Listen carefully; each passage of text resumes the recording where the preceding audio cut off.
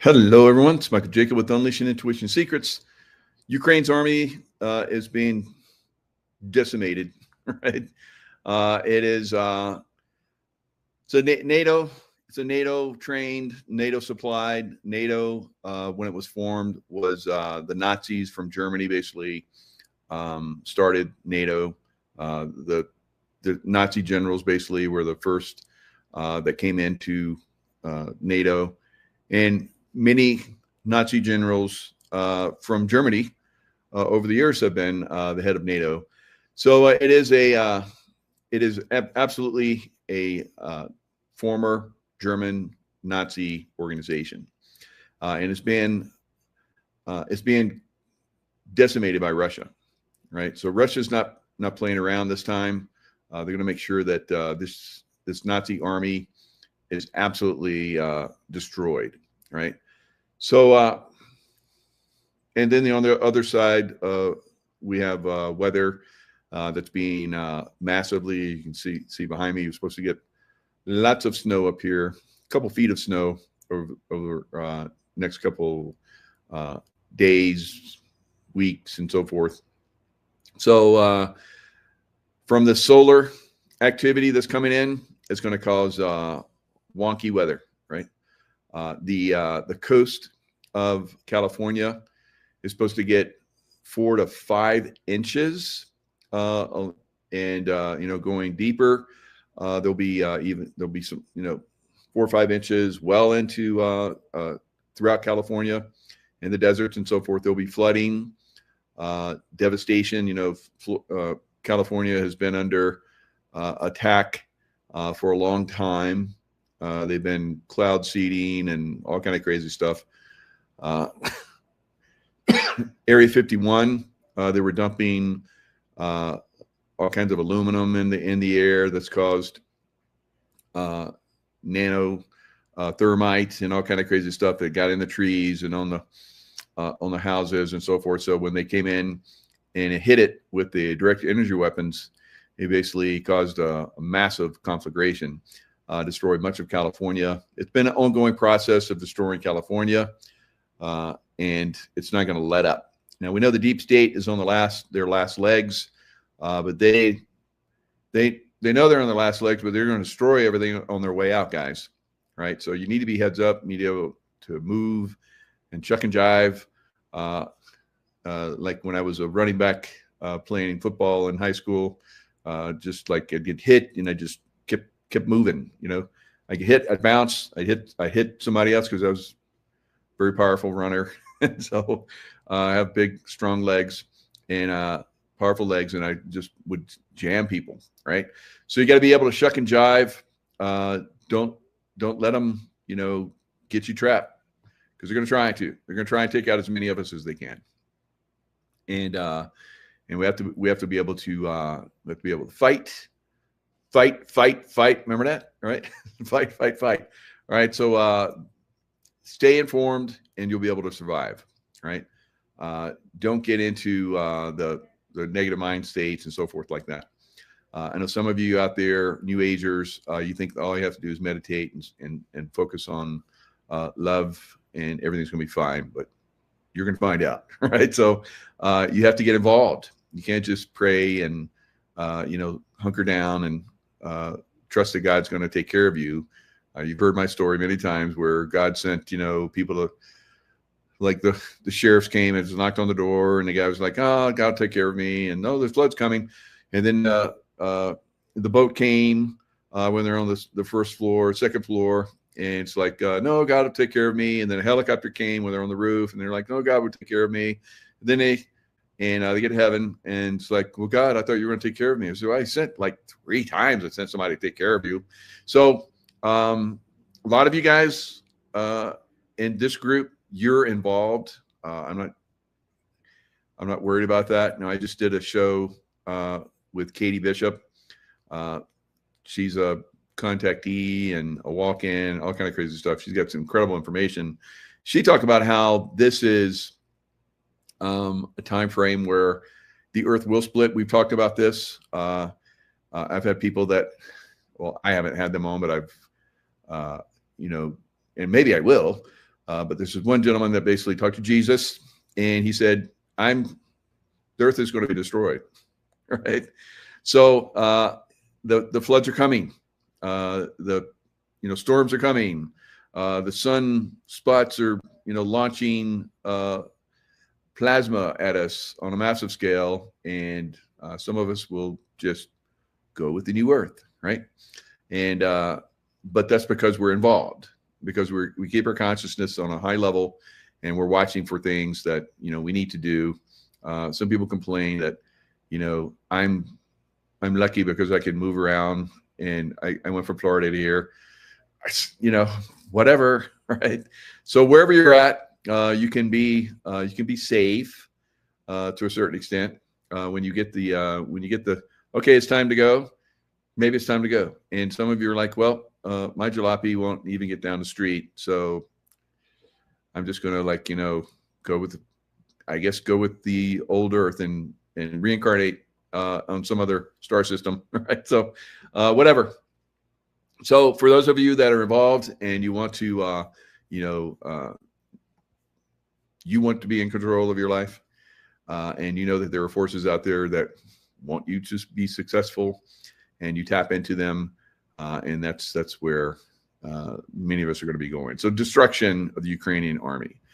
It's ongoing. The Ukrainian army, of course, like I said, is NATO. That's basically the Nazis. And they're being decimated, right? Decimate is from, I think, a Roman term. It was think deci is like 100. So when you had the 100 come in, the 100 Roman legion, right? They were going to decimate you. So anyway, Ukrainian army is being decimated. And I've been saying this is going to happen. It's going to start to accelerate. It's going to move very fast. Now, this is very important, I think, going forward, because the destruction of the deep state, the reptilian, Draco, Anunnaki, and so forth, the negative ones. Of course, there's some positive ones out there, but the negative ones that are, very much in control still in some areas. In Ukraine, they're still in control. In NATO, they're still in control. But we know that they're running out of money. They're running out of material. And they're being decimated. And very quickly, very fast. It's picking up speed, like I predicted about a year and a half ago when Russia started its big push, its offensive. And probably coming up on 2 years now. When we go into the new year, it'll be around 2 years that I predicted that they would start, and it did in that time frame. So we're seeing them move very, very fast now. It used to take them weeks and months to take cities. Now they're taking them in a very short period of time. The bigger cities used to take them a year or more. Now they're taking them in a month or two.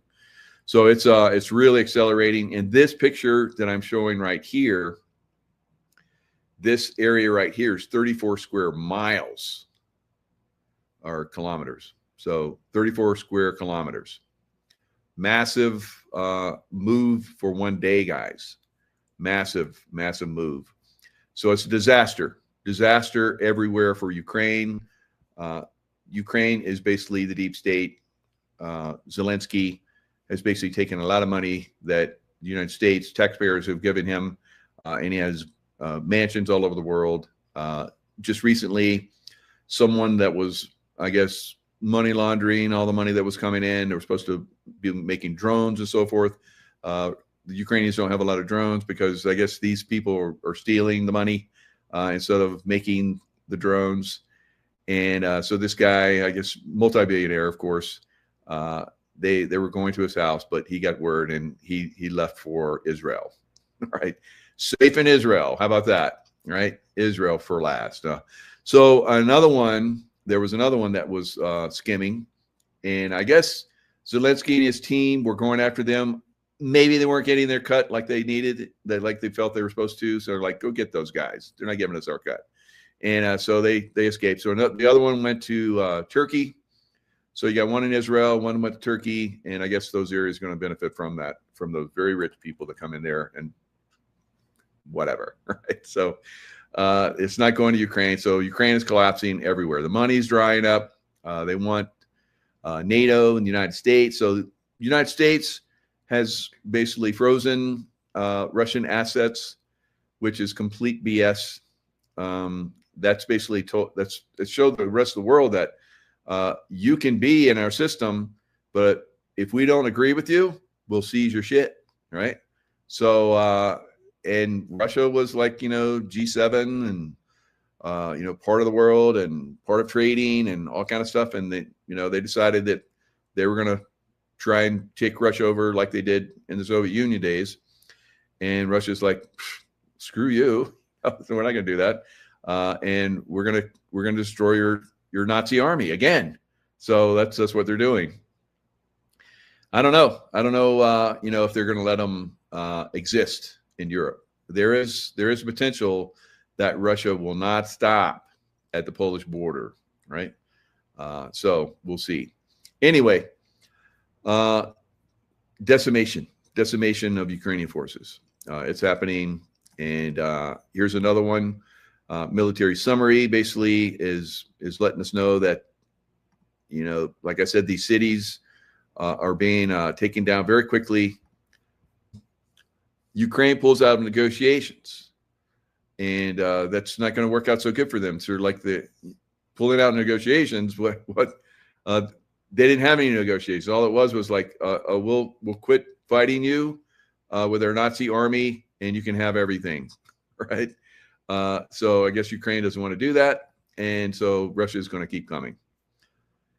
So here's a very good overview of this one city that's being absolutely Pokrovsk is being decimated, right?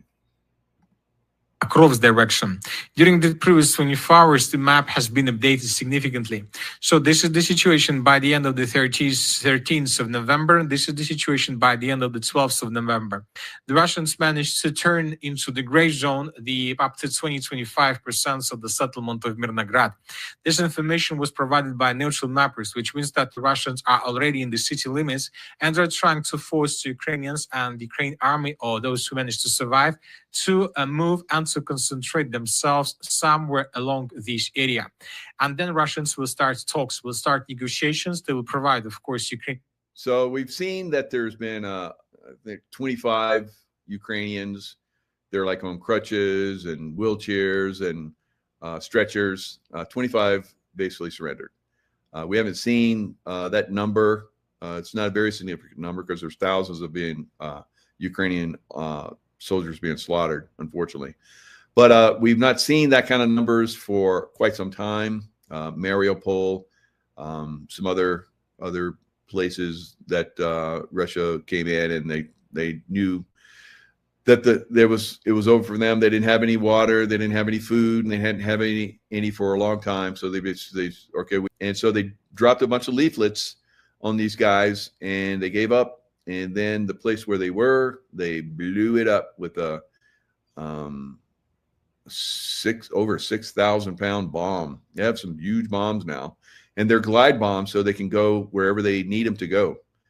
They're controlled glide bombs. They drop from aircraft, with GPS tracking and so forth, and they just glide right into the target and blow it up. Wow, devastates like massive numbers of buildings when these fall. So they dropped the leaflets. You can stay, or you can.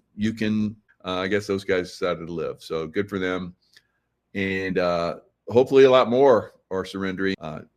This is the way it was on the Western Front during the Nazis, and they sent everybody to the Russian front. The generals that got out of the line, they sent them to the Russian front. So Zelensky, he's probably going to get those guys that were working the money and send them to the front. Right? And so that's the way I guess they pay them. It just got ridiculous. They were sending retarded people to the front, and so, they're desperate. But they're definitely being decimated. There was also a couple of days ago Some of you may have seen it. It was on the news where it was like Mad Max. And it said Russians are like Mad Max. No, Russians were taking advantage of a situation. There was a lot of fog that came in. And so drones can't fly. Enough. They can't see anything. They don't fly, right? I guess. There's IR and stuff. I don't know. But maybe the Ukrainians don't have that capability.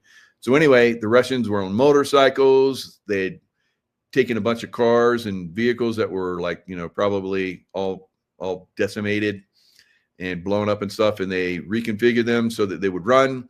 So they're on these like, vehicles. It looked like Mad Max. So they're like going into Pokrovsk, and they're, just came in and took over under the cover of fog. So they called it Mad Max.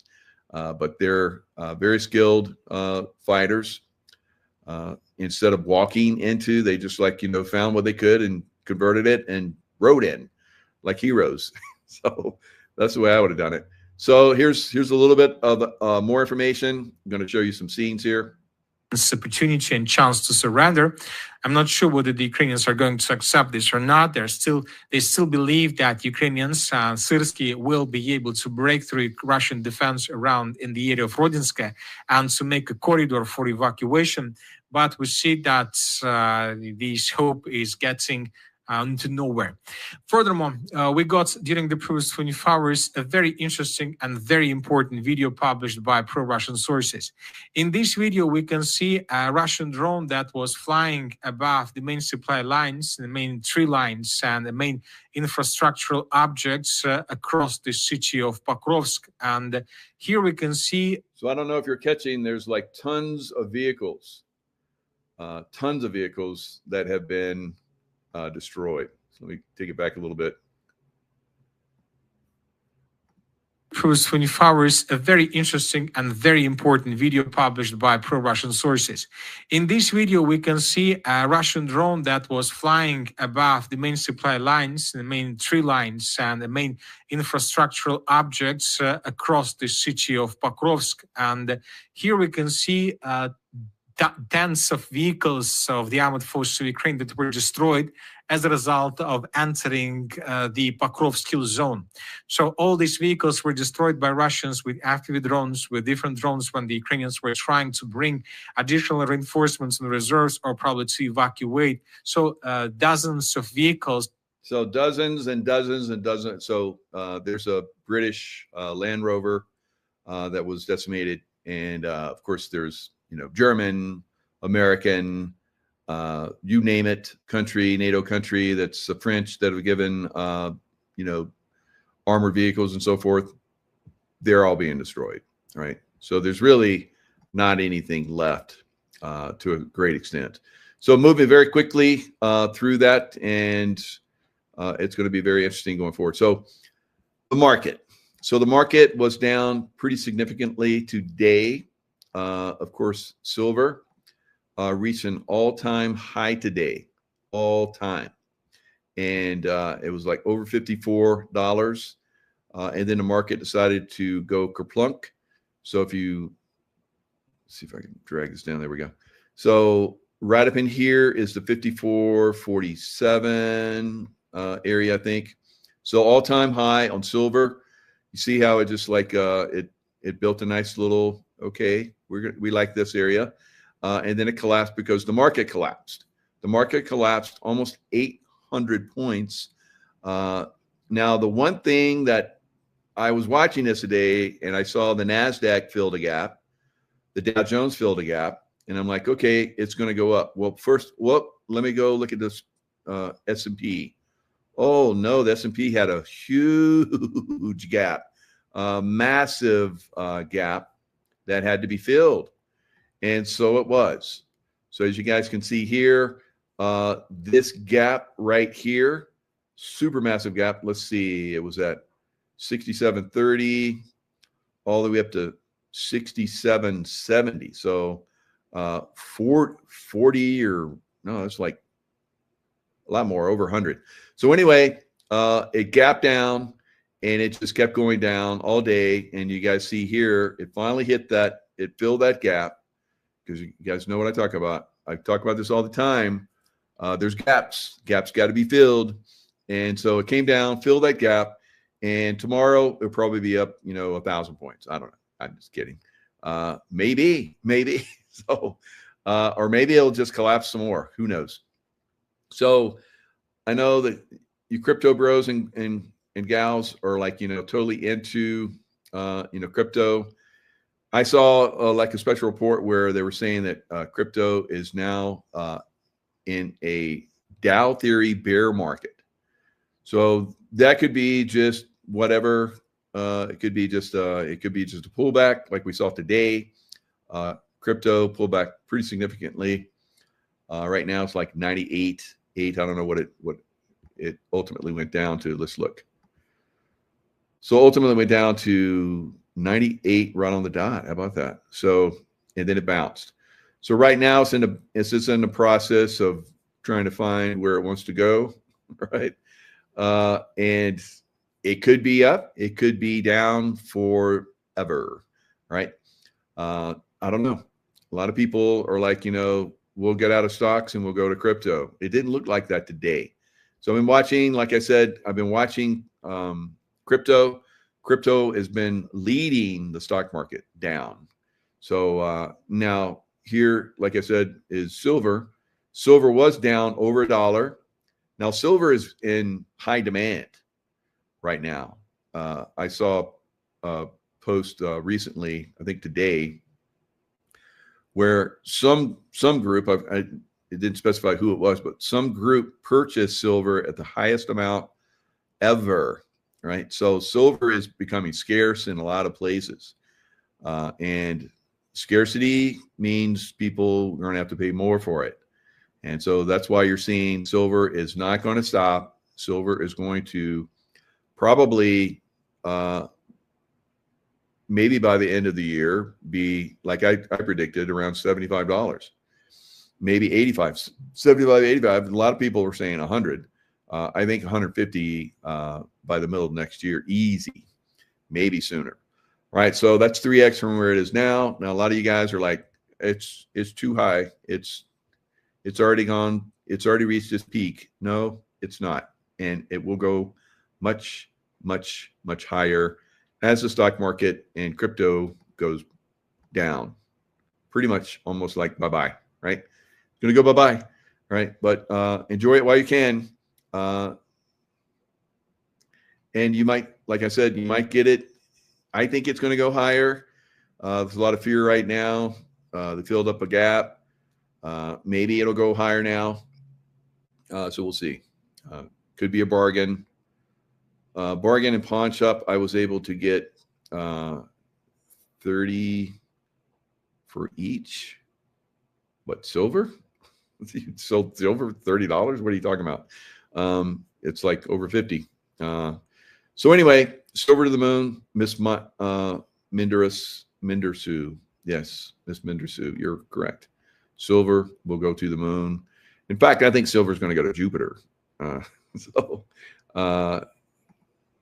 So remember that, what was that movie, something Jupiter, where that woman was like she was a maid and she was like a queen on Jupiter, but it was hidden. And she learned about it. There was like this special protector that came to keep her alive. Not Uranus, right? Not Uranus, no. Jupiter Rising, that's it, Wolf Mother. Good one. Good call. Good call. Jupiter Rising, great movie. If you've never seen it, they got the bees in there. It's like, wow.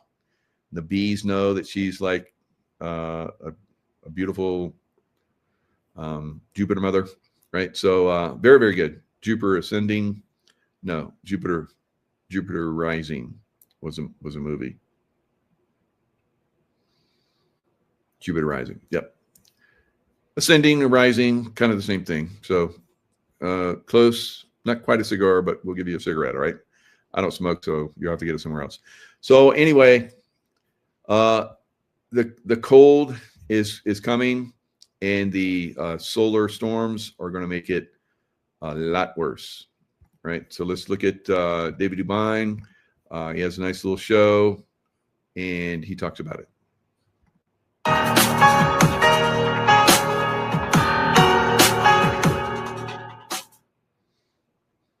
Now, you could be having a bad day, but in perspective, I think not so much. But the planet being... Yeah, that's really a bad day. But really, you know what?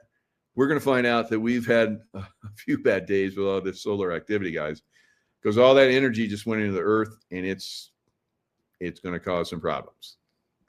Smashed by CMEs, auroras all the way down to Florida.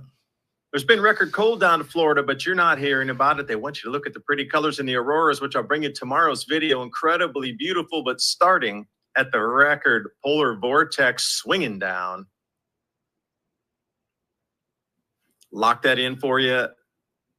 Right around 15,000 feet, it was 40 Celsius below zero, which is a negative 40, which caused those ground temperatures to, well, get chilly.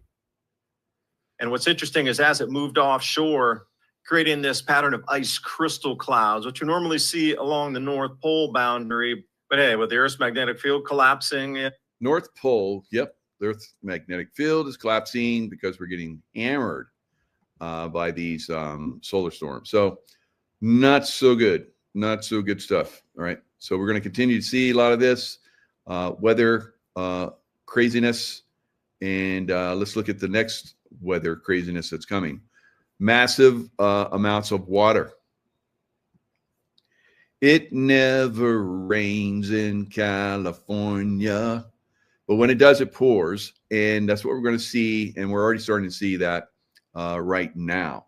So it's not looking so good for Cali. Back to Earth and talk about some upcoming weather. Our top story is going to be this big time storm that's hitting California, Oregon, the Pacific Northwest. We've got a really strong low pressure system here, very visible on satellite, slamming moisture into California, Sacramento, San Francisco area right now. And this is going to cause some big problems with flooding and winds and landslides. We're already seeing reports coming in about landslides, and this is going to go on for quite some time here in Central California. And slowly but surely, some of the effects are going to slide down into Southern California as well. I mean, the West Coast is just going to get battered by this atmospheric river over the next couple of days. But once again, it does look like over time, the low pressure system is going to weaken and kind of stall out as it goes down to the south and east, but it's still going to chug a bunch of Pacific moisture into the Los Angeles area. And it looks like it's going to be a lot of moisture. I'm expecting. All right. So Ryan Hall, y'all, he brings it. So it's very good information. Now, we've had a lot of dry stuff, like I talked about earlier, in California, burning the place down. And what's that going to do when a lot of rain hits it? We're going to get the equivalent of months and months of rain in a couple of days.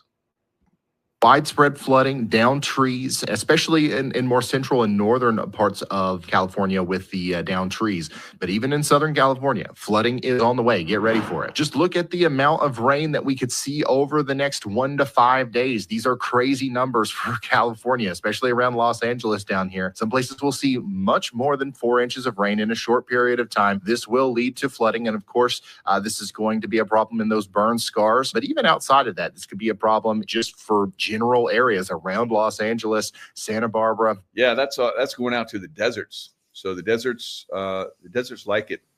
I've been in the deserts when there's been heavy downpours. When I was a SEAL, we used to train out in Nyland, California. We had our own little compound out there, and boy, when it rained hard, it was like rivers. One of the vans are out, tipped over into one of the canals there because they got hit by a tsunami, right? And the guys were fortunately able to get out, but the van was lost. And so that's going to be some cray out there in those deserts. Of course, they'll flower. It'll be beautiful. Maybe not during the winter, but when it comes around flowering time, it's going to be spectacular in the desert. But we're seeing. I predicted we're going to have wave upon wave upon wave for months of weather come hitting us into California, going over into Colorado, the Rockies. So the Sierras, the Rockies are going to get rocked with snow, massive amounts of it. And then, of course, the low-lying areas, the valleys and so forth, will get a lot of this stuff.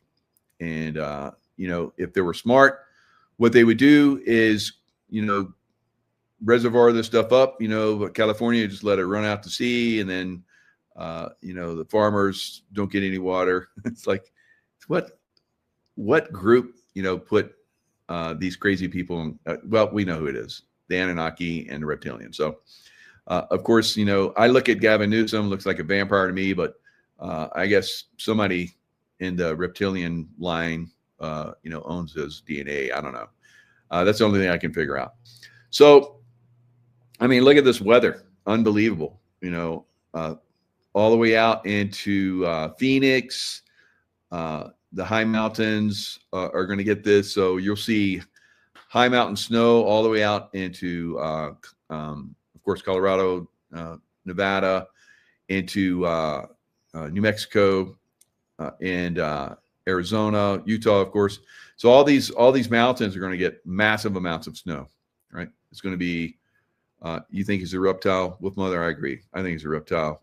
But a lot of people like him because he's a shape-shifting reptile. And I think occasionally some people catch a real glimpse of him. You know that in certain frequency vibrations in higher vibrational fields, you can see these people. I've seen some of these people. They're not pretty, right? So yeah, Newsom is very, very disturbing when you really start to see him.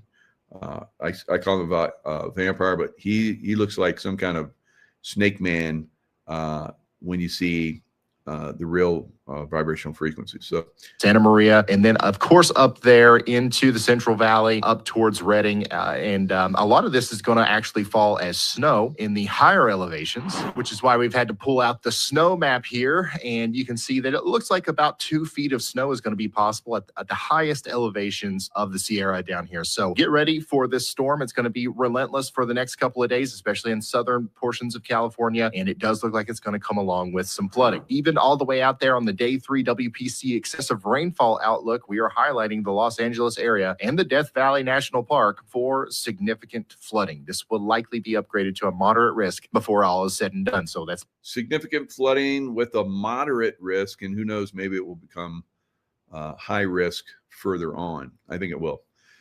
All right, so just be aware, it's happening. Now, global alert.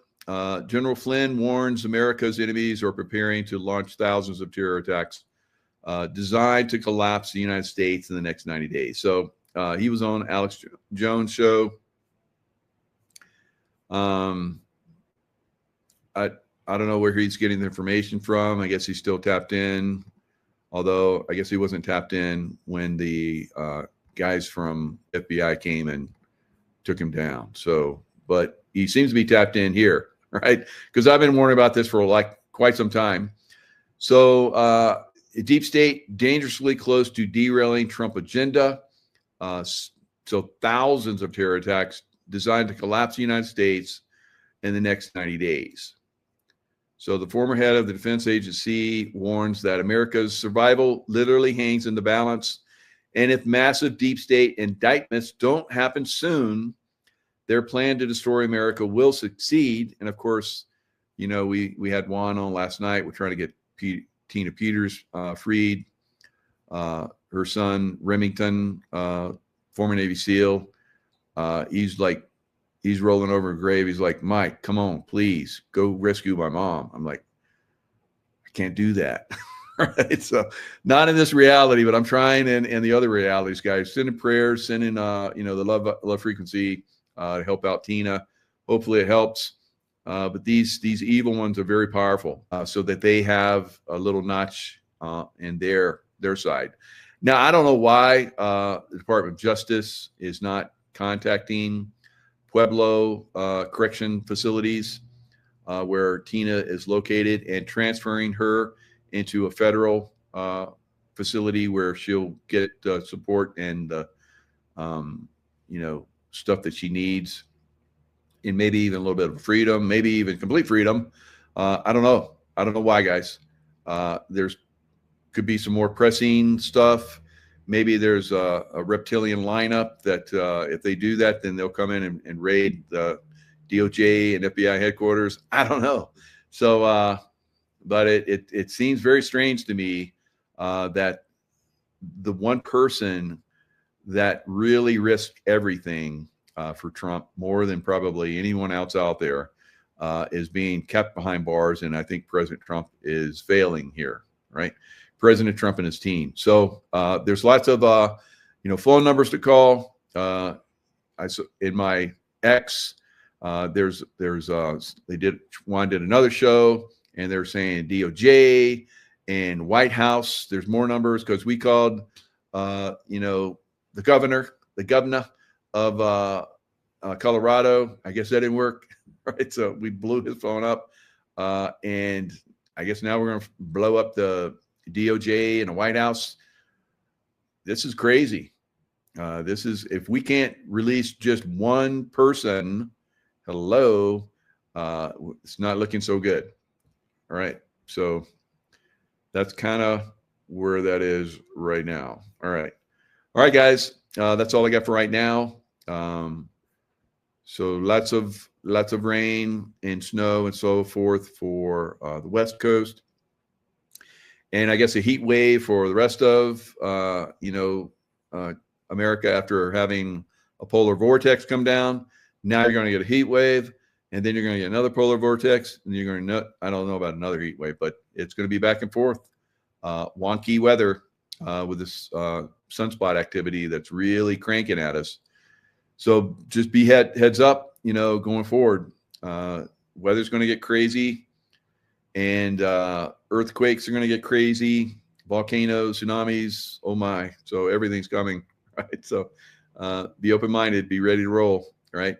All right. And, have the stuff you need to, survive, have extra food and water, blah, blah, blah.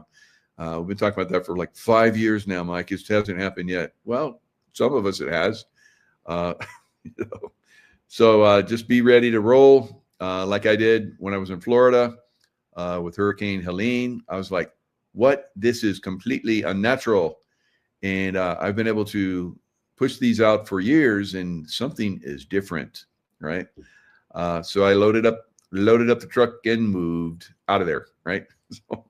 And we survived. So be ready to roll in a moment's notice. You may have to leave some stuff behind, but I had all the gold and silver and all the other important stuff, and the weapons and bullets and all that stuff. So be ready to roll with that stuff. You don't want to leave that stuff behind unless you have to, if you have to at a moment's notice. If I have to go on foot, I've got all the stuff I need to go on foot if I need to. Just leave everything. Go naked into the wilderness. I'll still survive, right?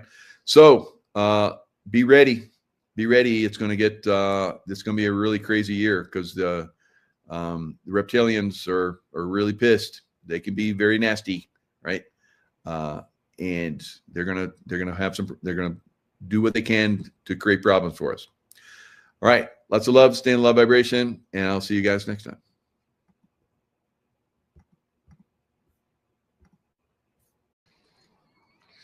Hello, everyone. It's Michael Jacob with Unleashing Intuition Secrets. It looks like a lot of people are starting to catch on with the space weather that could have a massive impact on Earth.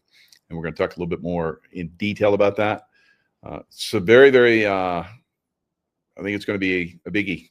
All right. So we need to be aware of that. And we're going to talk about that. But first, I did a show with Sheila Holm. Quite amazing show. And afterwards, we were talking a little bit. And we talked about how Donna Brazile had sent a email to Nancy Pelosi. So Donald Trump, and at the time, it wasn't J.D. Vance. It was the other guy that was like a huge failure for Trump. I'm not even going to mention his name because he who must not be named, right? The former vice president, who's traitor, I think. So they were both in the White House, and Nancy Pelosi was going on a trip to the Middle East or something. And she had all her family and all her luggage was packed. And I guess there was kind of like the same thing was going on right now. There was a government shutdown, and President Trump was like, wait. Okay, cancel. kind of like that. And so I guess what happened is they were going to, like, shoot a Russian missile that they had gotten at the White House and blow the White House up. So Donna Brazile sent a email to Nancy Pelosi, which was intercepted. I guess when they thought that she was supposed to be off, and saying, congratulations, Madam President. So, wow. There's a lot more that's going to be revealed, I think, in the future. So Donna Brazile, of course, I guess she has a squeeze, which is the former mayor. I don't know if it's the current mayor or the former mayor, female of the Washington, D.C. Is her squeeze, all right? Her significant other type. So, which doesn't mean anything to me. Love is love, whether you're loving same sex or whatever. So, but anyway, it kind of seems to matter to some people. But for me, it just goes to show that these people are full of lies and deceit, just like Obama's children, being from other parents that were donated to the Obama couple, who, of course, we know that Michelle is a transgender, Michael, and that's been, revealed. It's been revealed for a long time. Within a week or two after revealing that Michelle was a transgender. So, wow. So, I mean, these people, like I said, they're full of lies. Democrat Party, a lot of things are being exposed. President Trump blow him up in the White House with his vice president. And that was when Nancy Pelosi was the leader of the House. And the way it works, remember they did that one show where there was like, the presidency. So there's kind of, they show us a little bit, what's going to come, and then they reveal it. One of the things I saw just recently, I need to bring it up. I think I shared it on X. So let me see if I can get X up and share that. It is unbelievable. It's basically well, let me get it. So I don't want to screw it up. So I'll talk about it and I won't say it right. So hopefully I got it on X.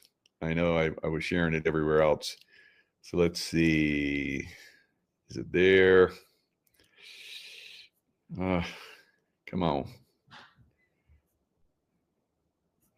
Maybe I have it on Facebook. So it is basically a massive share where we're seeing that recent plane that went down just recently, FedEx plane tied to 9/11, all kinds of crazy stuff. Hopefully I got it. Oh my God.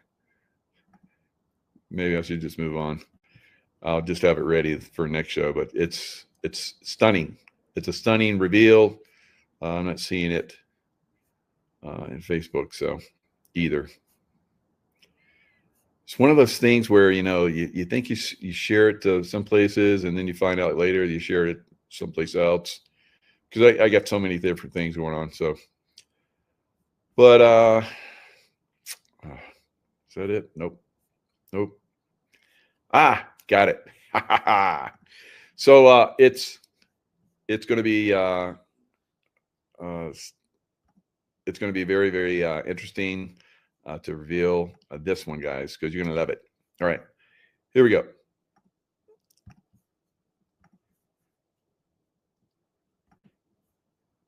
Crash that just happened and 9/11, I didn't believe it until I fact checked it, and it is completely real. Listen to this. This is an image of Dick Cheney watching the September 11th attacks. He passed away November 4th. So he was the VP during 9/11. Now, on the FBI's website, they state that 2,976 people were unalived on September 11th. What at first could be a coincidence is that the UPS plane crash that just happened was flight 2976. But there's more. So on the same day that Dick Cheney passes away, November. So, of course, I'm sharing this with you on 11/11. So, thank you to all you veterans out there. I know a lot of you guys have been saying thank you for my service, but my service has not stopped. All right. So I'm still serving.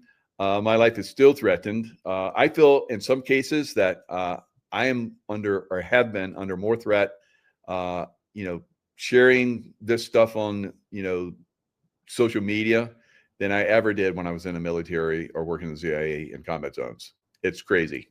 Right? So, yes, thank you so much, everyone that has, expressed your gratitude. So my gratitude goes back to you for, tuning in and staying informed. November 4th, we have 2,976 people who passed away during 9/11. We have flight 2976 that. All right. So 2,976 people, 2976. Wow. So it's like they script this narrative for us. It's like we're living in a movie. So, we've heard the thing a lot, and some people get really irritated when you say, enjoy the movie, get lots of popcorn, get your popcorn. It's not like it's being done by the good guys. It's being done by the bad guys, and it's constantly happening. All right. So, but calling it out and pointing it out is very, very important so that we understand their game. And when you diss them and like meme them and laugh at them, they hate that. So that's why you should do it a lot. Just crashed. That alone could just be a coincidence. I know there's no such thing, but let's just put that out there. But here's where it gets crazy. The model of the plane is the McDonnell Douglas MD-11. That was the plane that crashed. That was retired from passenger service 11 years and 9 days before it just crashed on November 4th, 9/11. And as of today, 9 perished and 11 injured in the UPS cargo plane crash that just happened. And then here's the cherry on top. The night that happened, Donald Trump tweets, "And so it begins," which is a famous quote from Lord of the Rings, The Two Towers. So how much of our reality is scripted and planned? I bet you if you type this in, not that you should use ChatGPT, but if you did, hey chat, what's the odds between this, and that all happening and these connections between them? It's probably 1 in several trillion. It is extremely unlikely to be an accident. Now, this kind of reminds me of the kindergarten class that was being, told to say with certain words, to spell out certain words, that George Bush was sitting in the class and they got the kids to read out plane, steel, beam, tower. Do you remember that? And then he got the call that was famously, they got the picture of him. Oh shit, there was an attack. This just gives me, I don't know, man. Absolutely shocking. Let me know your thoughts in the comments below and follow for more. All right. It's an altered reality. We live it, right? We live in an altered and basically managed reality. So that's what we're in right now. And one of those altered and managed realities could be coming from the universe. Right? So the universe, you're like, well, is it scripted from the universe? You got to start looking at everything like this now, guys. So it's very interesting. It's very, very interesting. So we're about to get a shock wave that's going to hit the earth, and we need to be prepared for it. There is a lot going on. There's a shock wave that's already interacted with the Earth following the large X-class solar flare that came right out of this sunspot and active region right here. Here's the sunspot that's been throwing a fit off and on for the last couple of weeks. When it was behind the sun, we saw evidence of what appeared to be a possible CME that came off the backside of the sun, moving at over 5 million miles per hour. That is nearly Carrington speed. The Carrington event of 1859 is the largest solar flare in CME ever recorded. All right, so the largest coronal mass ejection ever recorded basically knocked out all of the telegraph wires. That was like their internet back then, right? So is this going to disrupt our satellites, internet, cell phone, TVs, you name it? There won't be any popcorn eating because all that stuff be gone. right? So it'll be back to like tiddlywinks and playing cards. So I don't know. You guys just be aware that we have some very powerful storms that are coming. We've talked about this for years. I've said more recently that I really, really, really feel that this stuff is coming, and it's getting very, very close. And here we are. Looking at an event right here, you just saw a full halo. That right there you just saw that looked like snow is a proton storm that's currently got the Earth engulfed in charged particles. That storm is underway. We're about to enter a possible strong geomagnetic storm following 3 X-class solar flares that all sent CMEs flying through space headed towards the Earth. And here's a graph over here at the Parker Spiral. Let me show you what's going on. The yellow dot is the sun. The green dot is the Earth. The moving waves, the activity you see between the Earth and the sun, those are the CMEs. And you can see what's called a cannibal CME right in here. Let me show you where it's at. Here I put an arrow pointing right towards the cannibal CME. The cannibal CME. Wow, that's quite a name. So these, as you guys can see, one burst out from the sun, and then another one burst out with much more power. So it's catching up to the first one, and they're sandwiching together, and they're going to hit at the same time. And then we have this coronal mass ejection, which is going to catch both of them and hit the Earth, all of them simultaneously. Oh, that's going to stir things up. Basically, this is what's going on. The CME right here is moving much faster than the large CME in front of it. It's going to join with the larger CME. They're both going to impact the Earth at around the same time. When they do, like they did back in April of this year, it created a very long duration, strong G4 geomagnetic storm. Auroras were sent way down into the lower latitudes. That could happen again. You can see this big spike right here. That is a forecasted prediction of the plasma density associated with the cannibal CME situation. So we could see a large scale event here within the next 24 to 36 hours. The Ovation Prime. This is a graph right here that represents the Aurora Borealis and how far they could dip down into the southern latitudes. And don't be surprised if some of these auroras dip down into Kentucky, southern Missouri, quite possibly northern Arkansas, Texas, maybe even deeper than that. So a lot. Maybe even deeper than that. So many of us may be seeing Aurora Borealis. I've been up into Edmonton, Alberta, Canada, and I saw them up there. Spectacular in the summertime, many, many years ago. I was doing a course up there, teaching tracking and intuitive skills and remote viewing and all that kind of crazy stuff. So it is possibly going to be seen by a good portion of America. Now, right now we have an iguana apocalypse that's happening in Florida. That's right. Iguana apocalypse, which is basically what that means is when it gets really cold, which is happening now in Florida, 30, 32-degree temperatures deep down into Florida right now. You have the iguanas, which hang out in the trees. They basically freeze, not completely freeze, but they can't move anymore because all their blood, like, because they're reptiles. And so their blood gets centralized and they can't move their muscles. So they collapse and they fall out of the trees. So iguana apocalypse, that's what they call it. Poor iguanas. That's right. Hell bent.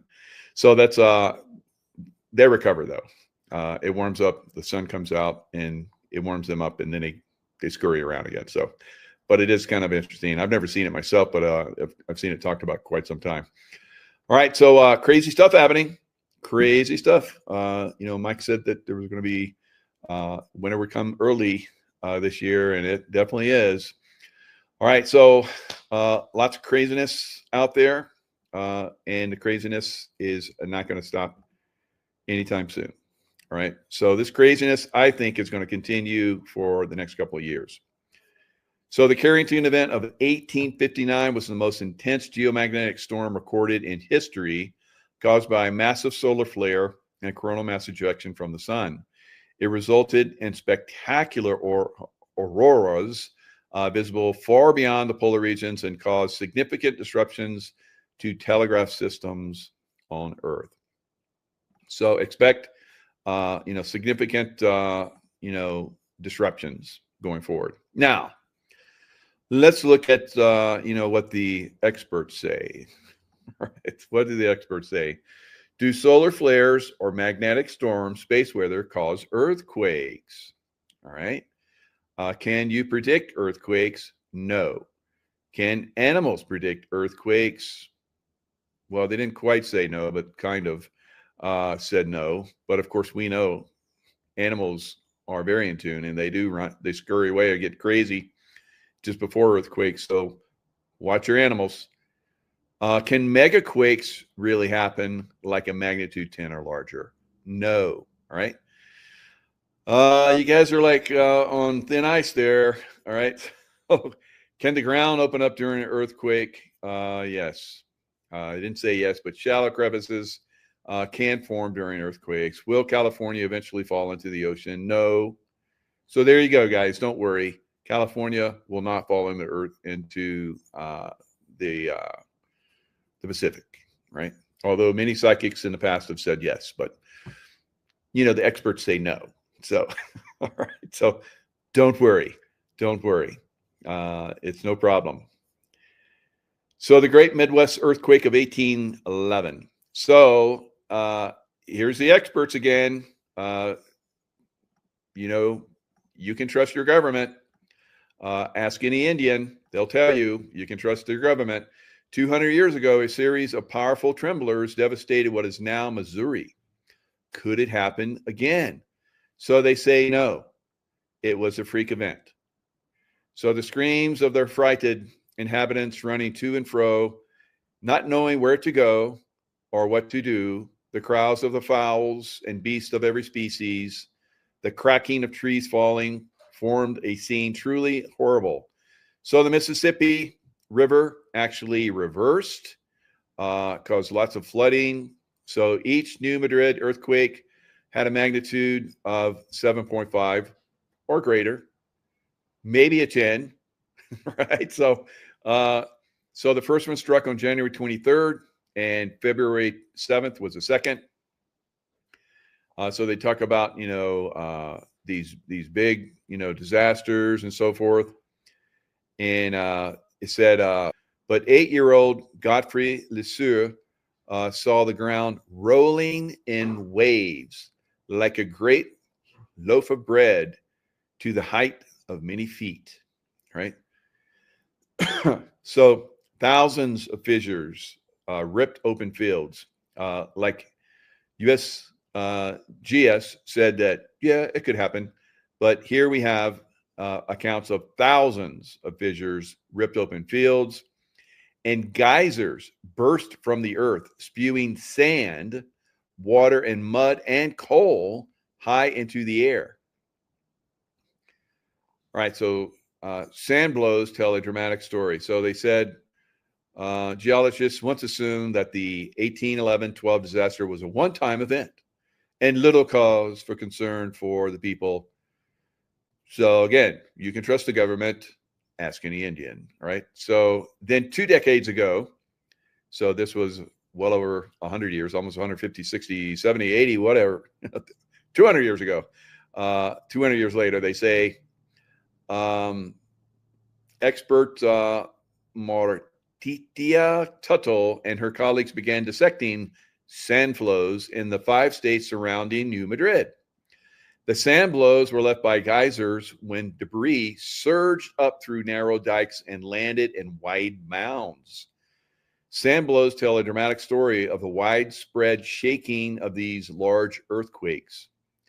So they excavated potsherds, spear points, and corn kernels, and realized that many of the sand blows were more than 200 years old. Oh, so it wasn't just a one-time freak event. Some had archaeological sites on top of them with 2,000-year-old artifacts. There's no way the New Madrid earthquakes were a one-time freak event, Tuttle says. The Midwest had been slammed by violent earthquakes around AD 1450 and 900 and 2350 BC, and probably more often. So, if the government says that you do not have to worry, then you need to worry, right? Pretty much, right? So, are we heading towards some significant earthquake events? Pretty much. All right. So now Dutch Sense. A lot of you guys have been following Dutch Sense like I have for, I don't know, a long time, 10 years, maybe eight years at least. And he's very accurate, very skilled, but he doesn't have a degree, so they discount his information. Although his information has been very, very good. In fact, it's so good that they often, take his videos down, kind of like they used to do mine, right? Let's listen. So these charged particles come in and scuff their feet across the magnetosphere and further all the way in towards the Earth's upper ionosphere. And as the charged particles scuff their feet across the Earth's atmosphere or ionosphere, you get northern lights, a buildup of charge. That builds up electric up in the upper ionosphere. It starts to glow, air glow. You get the northern lights and the southern lights. Now that electricity goes down into the ground, ultimately. And the ground isn't just the ground, it's the core of the Earth in this case. So we're talking about a boat. All right. So the electricity, right, the energy goes down into the ground, right? Very important point. Energy coming in, and it gets dumped into the magnetosphere, which then takes it down into the core of the Earth. And within a couple days of the arrival of the solar storm, or even less, in the same day, when the solar storm arrives, when the charged particles arrive, we tend to see a new beat of the drum come up from down below the plates, down in the core of the Earth. And electroplasma in the core of the Earth, like lightning times a billion, a trillion. I don't really know. It's somewhere between a billion and a trillion, let's just say. And so we have lightning coming up from the core of the Earth, electro, and it comes up to the underside of the plate, hammering in with a very low frequency. And that then gets us into, is there an earthquake? All right. So all this energy that's coming at us is going to go into the Earth. It's already into the Earth. The Earth is already active. So it's like we have a fire going on in the Earth, and we're going to throw some serious nitroglycerin, it's like propane, gas, and coal, and so everything. We're dumping it all. We're dumping it all in there. And what do you think is going to happen? All right. So this is what we have coming. After solar storms. Yes. And we can see big earthquake activity. Now that gets into the other part of this. I was clicking on my homepage. I'm not going to do that now, but I saw there were warnings from other researchers saying that there's a potential of a megaquake taking place in Japan. Now, I'm not going to dispute that at all. Japan has been moving. It went up to 6.8 just a day and a half ago. We went to 6 yesterday. And so we're flirting between 6 and 6.8 already on the coast of Japan. Then down to the south, 5.1, 4.9, and up to the north, 4.9, 5.4. So it's two of the same sized earthquakes equidistantly spaced out across the plate boundary, which is not even evenly spaced. Let's go over to the USGS plate boundary map and show you what I'm talking about here. So other researchers warning for a megaquake to take place. When I hear megaquake, I hear 8+. Like, that's just what I think of when I think of megaquake. It's not a definitive term for anything. So just a very large earthquake is what's being called for by other researchers. And I would say we need to watch it. Additionally, I mean, I'm not going to dispute them. Okay. So remember, the government agency, USGS, says that you cannot predict earthquakes, right? Especially big earthquakes. And there can never be a 10.0 or 10 earthquake, right? So we'll see. On this. that when we get 6.8 level activity going in the last day, along here, you see the H-shaped plate boundary here. It goes up to the north, up to Kamchatka, and it goes down to the south, all the way down to Guam, where our earthquake struck yesterday. Kamchatka broke 2.5, 3 months ago with an 8.0 right up here at Kamchatka. So this whole region has been in flux for 3 months. And now we have this taking place off the coast of Japan, 90 miles away from where the mega quake struck back in 2011. 90 miles south of here, where the current earthquake swarm is, right here, is where the 9.0 struck back on March 11th of 2011. And in the days leading up to the March 11th, 2011 megaquake in Japan, there was X-class flare activity coming off the western limb of the sun, the right side of the sun, somewhat like what we're seeing now in 2025. Earth-facing X-class flare with large CME and shock wave that goes out. So what are we going to look for here? I'm going to look for the next step up. We're already at 6.8. So the next step up for us means up to a magnitude larger. That takes us up to near 7.8 level activity. And then we can further reduce our areas to watch by finding the halfway points between our current earthquakes. And this gets into earthquake forecasting. If you want to know how to do your own earthquake forecasting, the directions are already out there. And I even shared a video this week from a different channel that's not related at all. They're doing audio acoustic sound wave tests, but these are small particles of styrofoam in a container where they're testing in a Kunst tube audio waves. But this same phenomenon is happening across thousands of miles with a very low frequency. So a very low frequency, you get the weak portion of the wave spreads out at a great distance. So it doesn't just end at the end of a Kunst tube, for instance, in a laboratory. But here, we're spreading out across a distance from Taiwan up to Kamchatka and over to Alaska. Same way, we're going down to the south across the plate boundary down towards Philippines. Let's go back over to the... All right. So this is where Dutch gets into his forecasting, which has been extremely accurate in the past. Not perfect, but I would say he's in the 80, 90 percentile, right? So he's not necessarily intuitive, but he uses his own science that he's developed over time, which has worked extremely well. And then, of course, we have other experts that do have backgrounds in the science and give us information, like Stefan Burns. So one of the things that we have seen more recently, just over the last, several months, and then more recently, just a couple of days ago, is Kilauea volcano has been really becoming more and more and more active.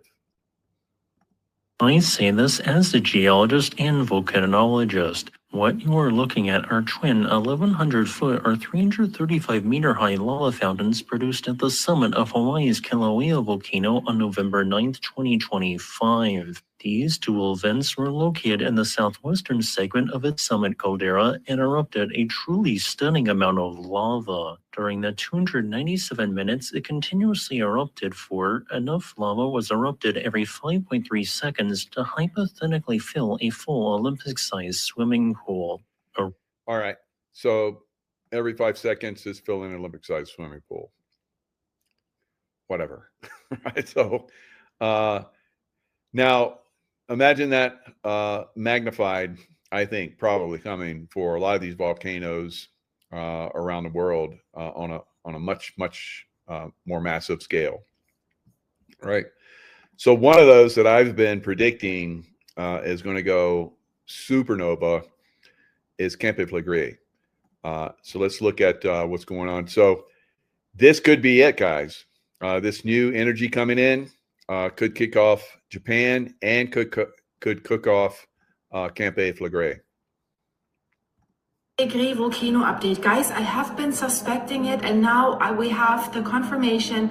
The new INGV weekly bulletin is out, and the measurements are accelerating, guys. The supervolcano in Naples, in Italy, is showing signs of accelerated unrest. And what will that mean, guys? We've talked about the ground uplift quite a lot in my recent videos, and I urge you to watch my last video about the new study that tells us what the earthquakes are doing with the volcano and how they weaken the crust, not by just shaking. There's something else going on because there is a different type of earthquakes going on. And what we've heard now from the bulletin plays right into that and makes the whole thing a little bit more concerning. So that video is in the end screen, but let's get to what really has happened. The ground uplift at Campi Flegrei has accelerated more strongly than anticipated. So this ground uplift has been going on for not quite a year, but it's been accelerating, and you're going to see she's going to give you a graph of that acceleration and how it's really lifting it so high that the port in Campi Flegrei is dry because the ground has lifted so much. So this has happened in a lot of other areas. When I was in Turkey, some of the old Roman cities, the ground uplifted, and they stopped being functional and people moved away, right? But they were once massive major cities. So will this just be an uplift, or will this be like the Naples explosion of energy coming out and ash and so forth? I think we're going to see an explosion, right? So the cap over Campi Flegrei, there's volcanic, one area that has a lot of magma under it is starting to crack from the pressure.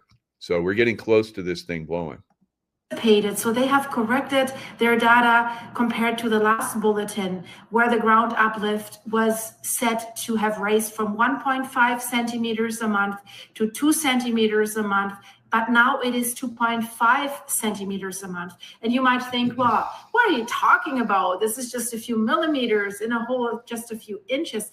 Guys, look at this. This is the Medusa station with the tide gauge that is measuring the unrest, and it's measuring the land rise. And you can see over the years how that has accelerated. We're approaching 1.60 meters. That's why the port of Pozzuoli is running dry. There's no water in there because the land is rising. This is significant. And guys, we had the unrest in May 2024, where the land rise had accelerated, and in February, March, where we had that seismic crisis at Campi Flegrei, non-stop earthquakes in the higher magnitude, 4.6. All right, so that puppy is getting ready to blow. So if it gets a little bit more pressure and energy, which seems to be coming right now, and this might not be the only one. This could, invigorate it more, make some more vents pop open, a little bit of volcanic seepage or so forth. And then we're going to get more and more and more. This is not going to stop, right? We're moving into a period where you look back into history, these periods have come, and you have the poles that are going to wander. The poles are wandering like crazy right now. And who knows, maybe they're going to reach another point, another level. Now, if you look at Siberia over the last, several decades, they've actually had woolly mammoths. So the woolly mammoth during the last cataclysmic event 12,000 years ago, when the ice age ended, all right, so all through this ice age, you have all these massive woolly mammoths that make the African elephant look like a little child, right? They're massive. And so they're all over the place. They're in North America. We have woolly mammoths. We have Siberian tigers with those great big teeth, right? They end up hammered. Massive numbers of them, along with trees and everything, get slammed into canyons for miles. Oh, that's just normal. That's just normal, right? So the woolly mammoths in Siberia, they're starting to thaw over the last several decades and more, like 50, 60 years. This has been ongoing. They have thawed out. They've been frozen. They were flash frozen. They still had, like, they had these flowers. So Sheila and I talked about this, how my wife has been telling me this. There's a biblical passage where two men will walk in the field. At one point, one will be there and one will be completely gone, disappear, right? So this has also happened throughout time, where cultures and groups of people have just disappeared. Are those of us that are enlightened and raising our vibrational consciousness, are we going to soon disappear from this craziness? I think there's a possibility, guys. So anyway, so stay focused. Don't give up hope.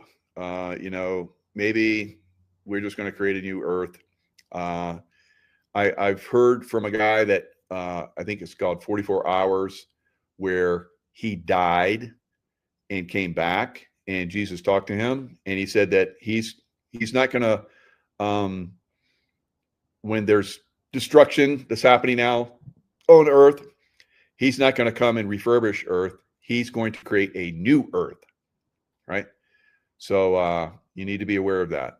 Don't give up hope. I've seen a lot of chat where people says, I just don't care anymore. It's like, okay, you're not going to come to the new Earth, all right?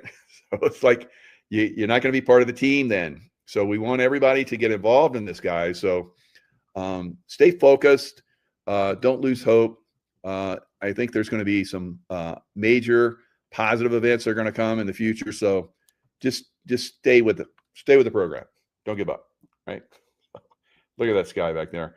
Somebody told me that yesterday when I was outside doing the show, they went super fast forward, and the sky was like changed. I got to go back and look at that. That must have been pretty cool. So now here is Stefan Burns. Stefan Burns is, I think, one of the leading, revealers of excellent information. So let's listen. So I posted this on my X account when it came out. I'm just like tapped into him, right? So within minutes after he released this, is 5 hours ago now, I was posting on my X account. I'm Stefan Burns here. We just had a 5.1 X-class flare blast off from the sun just a few hours ago. Boom! Shakalaka. That is the 6th largest solar flare that we've had in this solar cycle 25. Months ago, I was talking about how this fall we would very likely see a second peak in solar activity. That confirms it. That launched a colossal coronal mass ejection towards Earth that is expected to hit us in less than 24 hours. The initial velocity estimate on this is about 1,850 kilometers per second. You do the math, Earth and the sun are 150 million kilometers apart. And well, what you get is about 22 hours for that transit time. Now, there are already 2 solar storms in front of this one that are about to hit us and expected about less than 12 hours. And the first one launch was the slowest. The second one was faster. This is the fastest. It's a perfect situation for a pancake where one solar storm catches up to the other, which then catches up to the other one after that. So that is the situation that we have right now. And likely we're going to get a triple sequence where we get the first one to come in, then we get a bigger shock to follow, and then this third shock should really send us into a pretty crazy geomagnetic. All right. So I'm putting this, I don't know if you can see it. I'm going to stop the share so it will come out a little bit better. So Tammy Cooney said, be careful what you focus on. We create what we focus on. Observe, don't absorb. So excellent advice. Very good, Tammy. So, and a lot of people go crazy interpreting that and get a little funky with it. But really, that's what it is. You can look at your life. Whatever you have manifested in your life is what you have focused on. And you're like, well, I didn't want to focus on like losing all my money and being poor and so. Well, sounds like maybe you did, because I've been in those situations, and I know when you're in that situation, it's a gift. It's a gift for you to observe, don't absorb, and learn from that experience, and then go to higher levels, right? So wherever you're at in life is a result of your focus, right? So keep that in mind as we share this information. There's a lot of very sketchy people out there that come in and make really crazy comments in chats and so forth. Don't get sucked into that, right? Just observe this. You know, I put it out. Do you see me like, no, it's like dumb. Like, why would I be like that? Right. So I've been in combat zones. All the guys that have that kind of attitude are dead. Right. So everybody pretty much going to be in combat zones going forward. All right. So and I know some of you are hearing that and you're going, we're going to be combat. Yeah. So yeah, what you focus on. Right. So observe, don't absorb. Right. Now, what do you want to absorb? Beauty, peace, serenity, love from your fellow human beings. All right. From your animals, from your plants. All right. I have all that. I look at this. I look at the sky back there, and it's like, oh, this is so beautiful. I live in such a beautiful place. I'm gonna eat amazing, beautiful meat soon. So, thank you, cows that gave your life so that I may live. All right. So, you have to observe and not absorb, guys. All right. So, excellent advice from Tammy. I saw that just come across the chat. I was like, oh, you got to share that one. Good one. All right. Moving forward.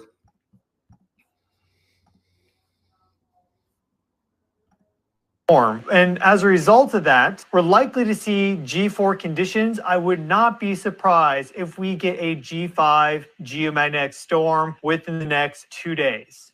I think we're almost certainly guaranteed Now, the G5 is the one that basically is going to shut down a lot of stuff, right? So it comes in, it's energy. It's electrical energy, plasma, and so forth. It's going to come in, and it's going to hit our electric grid system, satellites, cell phone towers, all that stuff's going to get wacky, right? I don't know. I don't think we're going to get a Carrington event where all of our, information is going to get fried. It could, but I don't think so. So I don't think it's that strong, but it's going to have an effect. There's going to be disruptions. Absolutely going to be disruptions. How severe those are remains to be seen. Preconditions. That's a strong geomagnetic storm. I'm putting the probability of G4 conditions at probably like 80%. And a G5 storm, I'd say it's probably about a 50% chance that we get a G5 storm, maybe even like 55, 60%. I think the combination of these solar storms 1, 2, and 3, with this new one being very fast and very strong, this being a very special event that just occurred on the sun, I think we're looking at almost certainly G4 conditions. Probably, I think the majority percentage is G5. All right. So, yeah, it's just information. You do with it what you will. Don't get all funkified by it. It is, just information. It's information that could, help you if you're prepared for it. If you're not prepared for it, like for us, Tracy went out and got more, propane, got another propane tank. I have, battery powers. I can solar, energize them. Because this window behind me, the sun comes through there during the day and it is super intense. So I could battery power some of the things that, like the fridge or whatever needs to be, kept online. Although if we get the storms, which we're supposed to be getting starting Wednesday night into Thursday, series of storms, which I said were going to come, then we'll probably get a lot of snow, right? So Tracy telling me there's no snow till Sunday now. We'll see, right? So there's like a warming trend, and then there's going to be a cooling trend, but there's going to be waves. Like I've been predicting, wave after wave after wave after wave after wave of storms are going to be coming across from the Pacific, coming across, and from here all the way into the Colorado mountains. We're going to see a lot of snow, right? So for skiers, it's great. I'm going to get my skis out this year. I'm going to get back into skiing. That's going to be great. Looking forward to it. So again, maybe the grid's down, but I'm going to be out skiing. Right? So just I got plenty of food, got plenty of stuff backed up. Got battery power, got kerosene heaters. Life is good.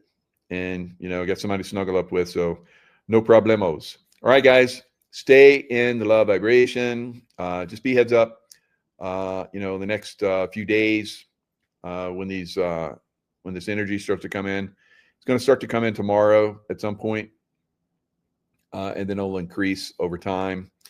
Probably be some disruptions, but then remember that energy goes into the ground and it creates this energetic lightning field under there, and lava gets all excited.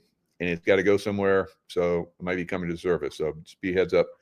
And that could cause earthquake activity, which probably is going to happen, tsunamis, and all kind of crazy stuff. So some areas will be impacted more than others. And some of you are like, I don't care. It's not going to impact me. So when here in California, when all the food supplies are like, stopped because there's massive earthquakes and stuff doesn't move out of California and you don't get your food, it's going to impact you. So don't be a little caustic, nasty, right? Be loving to all those that are going to be affected. And maybe that loving energy that you put out, maybe some of that will come back to you. Maybe, right? What you focus on most is what you experience, right? So if you're a nasty little negative, then that's probably what you're going to get. You're going to be like, why, woe is me? Why does this happen? Well, those of us around you know why. So, and we try to tell you, but you don't want to believe, right? All right, guys, again, it is a matter of what you choose to focus on. So some of you are like, I choose there not to be a massive earthquake in California and a tsunami. I choose to believe that, and I focus on that. It's always a pleasure and an honor to have you on your wealth of information. It's Veterans Day. It's perfect that we're going live together because you honor veterans so much. We all appreciate that. So thank you so much for your service and supporting and helping veterans. It's such an honor, and such an honor to be on with you on this day. 11/11. 11 means war. We could go into that too. The Warriors Battlefield Strategy Devotional. And everybody said, why did you put the word strategy? That's not the right word. I said, well, Father gave it to me, because if we don't know how to strategize with him, we're going to be in deep trouble. And so when he gives it to me, he gives it to me. And that's the way it is. So. Yeah, it's pretty amazing. I've been using this. It's a fantastic book, and it gives me a lot of insights, and I appreciate what you've done with that. Well, it's funny because it's all Hebrew. So when I did the new book and you told me about the Hebrew calendar problems, it has problems, but the Gregorian has so many problems. And he said, that's why I did that with you in the devotional. I'm like, well, what did I do in Hebrew in the devotional? And he had to remind me, we only did 1 through 7 more than 52 times, but we can't do a 13-month calendar of 4 weeks of 28. None of that works. So I'm working on combining, and our good friend, I gave him stacks of information on all this to put it through his mind. It's just let him put it through his meat grinder and sift it all out and see what happens. But what I gave to him is because I'm not trying to choose, But I don't want to be on a calendar with names of gods and goddesses for the months and the days of the week. I don't want to be living there, because that keeps us stuck where we are. It's just like that 1607. I've been going over the 1607 covenant because people think that's better than the Pilgrims, but the Pilgrims knew we had to get away from England. And Americans never knew we were never away from England the whole time until President Trump in 2017, which he reconfirmed in September when he went there. So if we don't understand how to come out of the mess and help each other come out of the mess, and unity is what you focus on all the time, we don't have a prayer, because this evil has been so organized, and they keep thinking that it's just a few of the past presidents. So we can get into that today if you want to, because nobody realizes 41 wasn't able to be a candidate. 42 is questionable about his father. Was he able to be a candidate for president? 43, son of 41, wasn't qualified. Jeb Brand, too, he wouldn't have been qualified. So it's not just Obama. The takeover of America, this evil, guys, it goes all the way back to the very beginning of the world. It goes all the way back to the garden. And we haven't had people go, why didn't this get cleaned up before? When did we have this level of communication, this level of technology, this level of, and yes, the Aztecs and Mayans had some kind of computer process. I get it. You know, I hear that all the time, but they didn't have the communication process. They didn't have the ability to get together with each other like we are, and fighting through this. I mean, what you've been through, taken off of this platform, taken off of that platform, deplatformed here and there. It's just, and it's like a whack-a-mole game that we've been living in. So I'm so excited each time we come on together, and the feedback on these interviews is just so powerful, Michael, because, and I'm so excited that book is a blessing to you. Really is. General Flynn, it was Nation Restoration. He wanted the second edition. I'm going to try and get it out this year, but I don't know if I can get it done by the end of the year, but I'm working on that. But it is such an honor to me that someone like you, who's fought this hard for our country, gets that much out of that warrior's battlefield, because we are on the battlefield and acting like we're not. That's where we are. Yeah, what I like about it is, there's something new every day that you read, and then you write down your insights and what you've gained and so forth. And it's an ongoing process. So you start to look deeper inside yourself, that in ways that, I thought I was already, well informed as far as like my internal workings, but this has really opened me up in a lot of different ways. So yeah, I definitely appreciate it. So we have Ma'am Donnie that's taken over New York, or will, I guess, January 1st, maybe. I don't know. There's seems to be a big movement to, restrict him from actually getting there. You talk about, people that, past presidents that really probably shouldn't have been there. They didn't fit the bill. Ma'am Donnie seems to be in that same category, but still we see these people continually getting these positions of power. And it's definitely crazy, because we have a communist, basically, Islamist communist, that's going to be in the nation's capitalist capital. So I don't understand, how this has come about. It's really disconcerting. There's a really good chance he isn't even an American. It's just a really good chance that he's not even American, because what they're saying now is he's absolutely not. I haven't seen the documents, so have you seen anything on the documentation for him? But it sounds like he has no he has no rights to even be here. He isn't even legally in this country. So it's going to be interesting to see what happens. President Trump's been very, very specific about it, saying that we don't have to worry, that it'll be taken care of, because the law is the law. Yeah. Seems like there's a lot of different laws that may be stacking up against them. Communist law of 1954.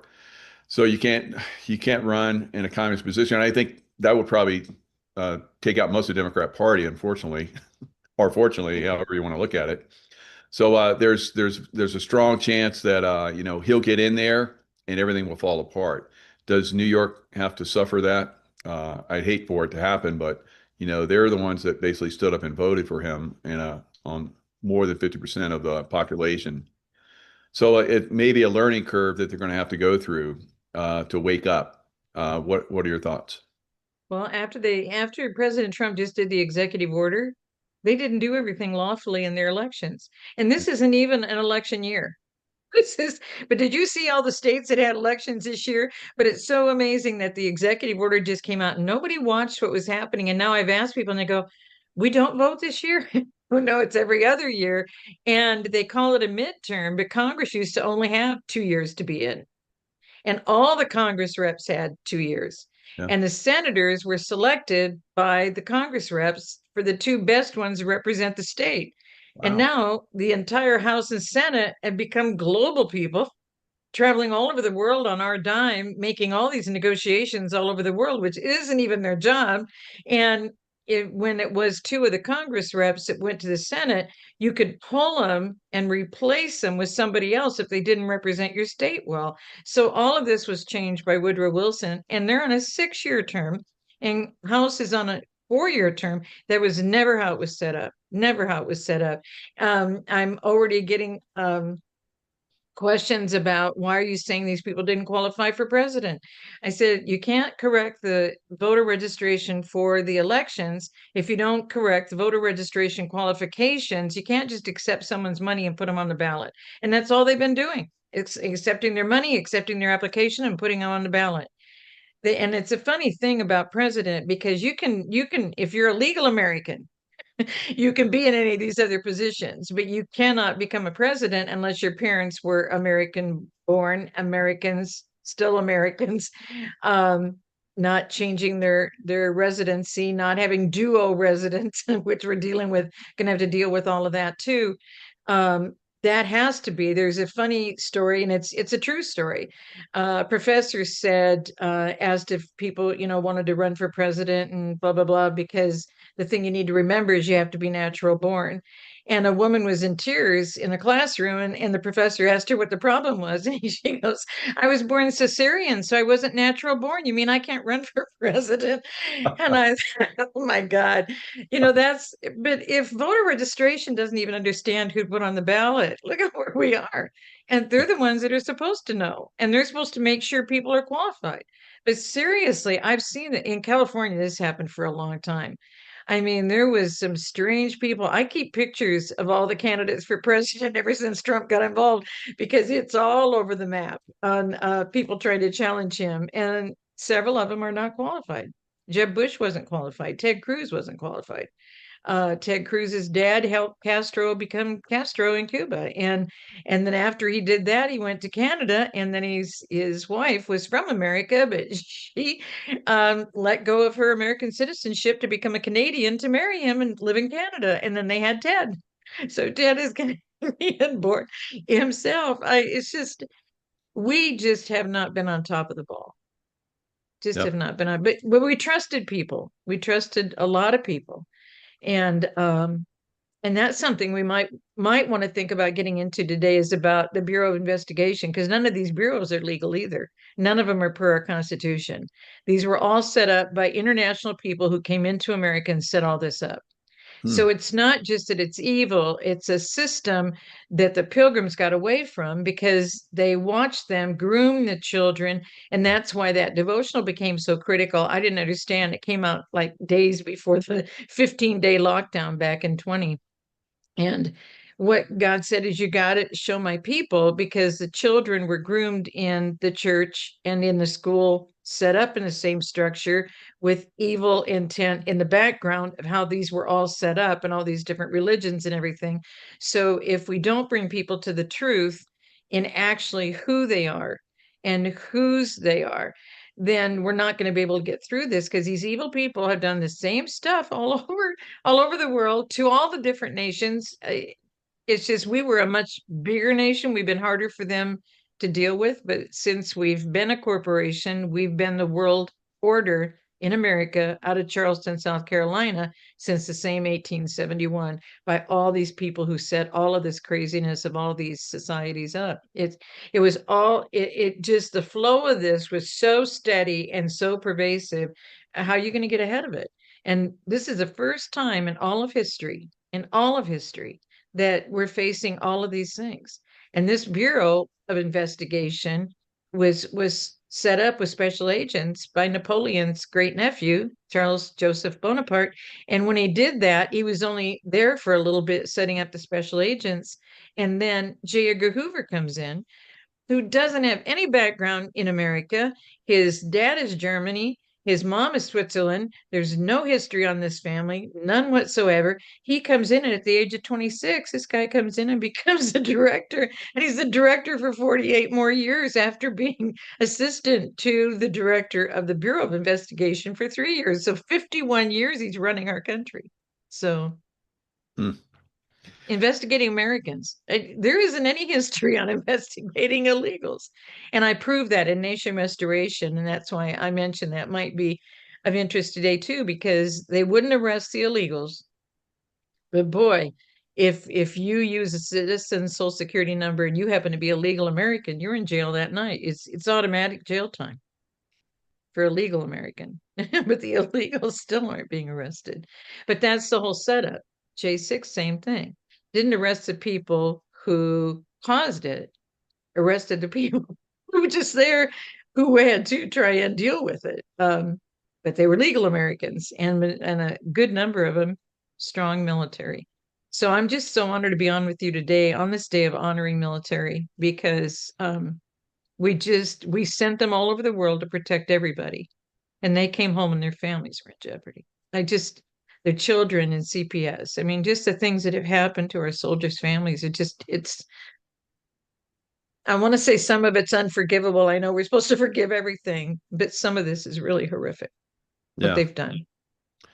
So, I mean, you talked about, presidents that were not legitimate. So I've had people on my show that gave really good insights, and that George H.W. Bush was born in Germany to a German parents, and then the Bush family basically, adopted him or took him in.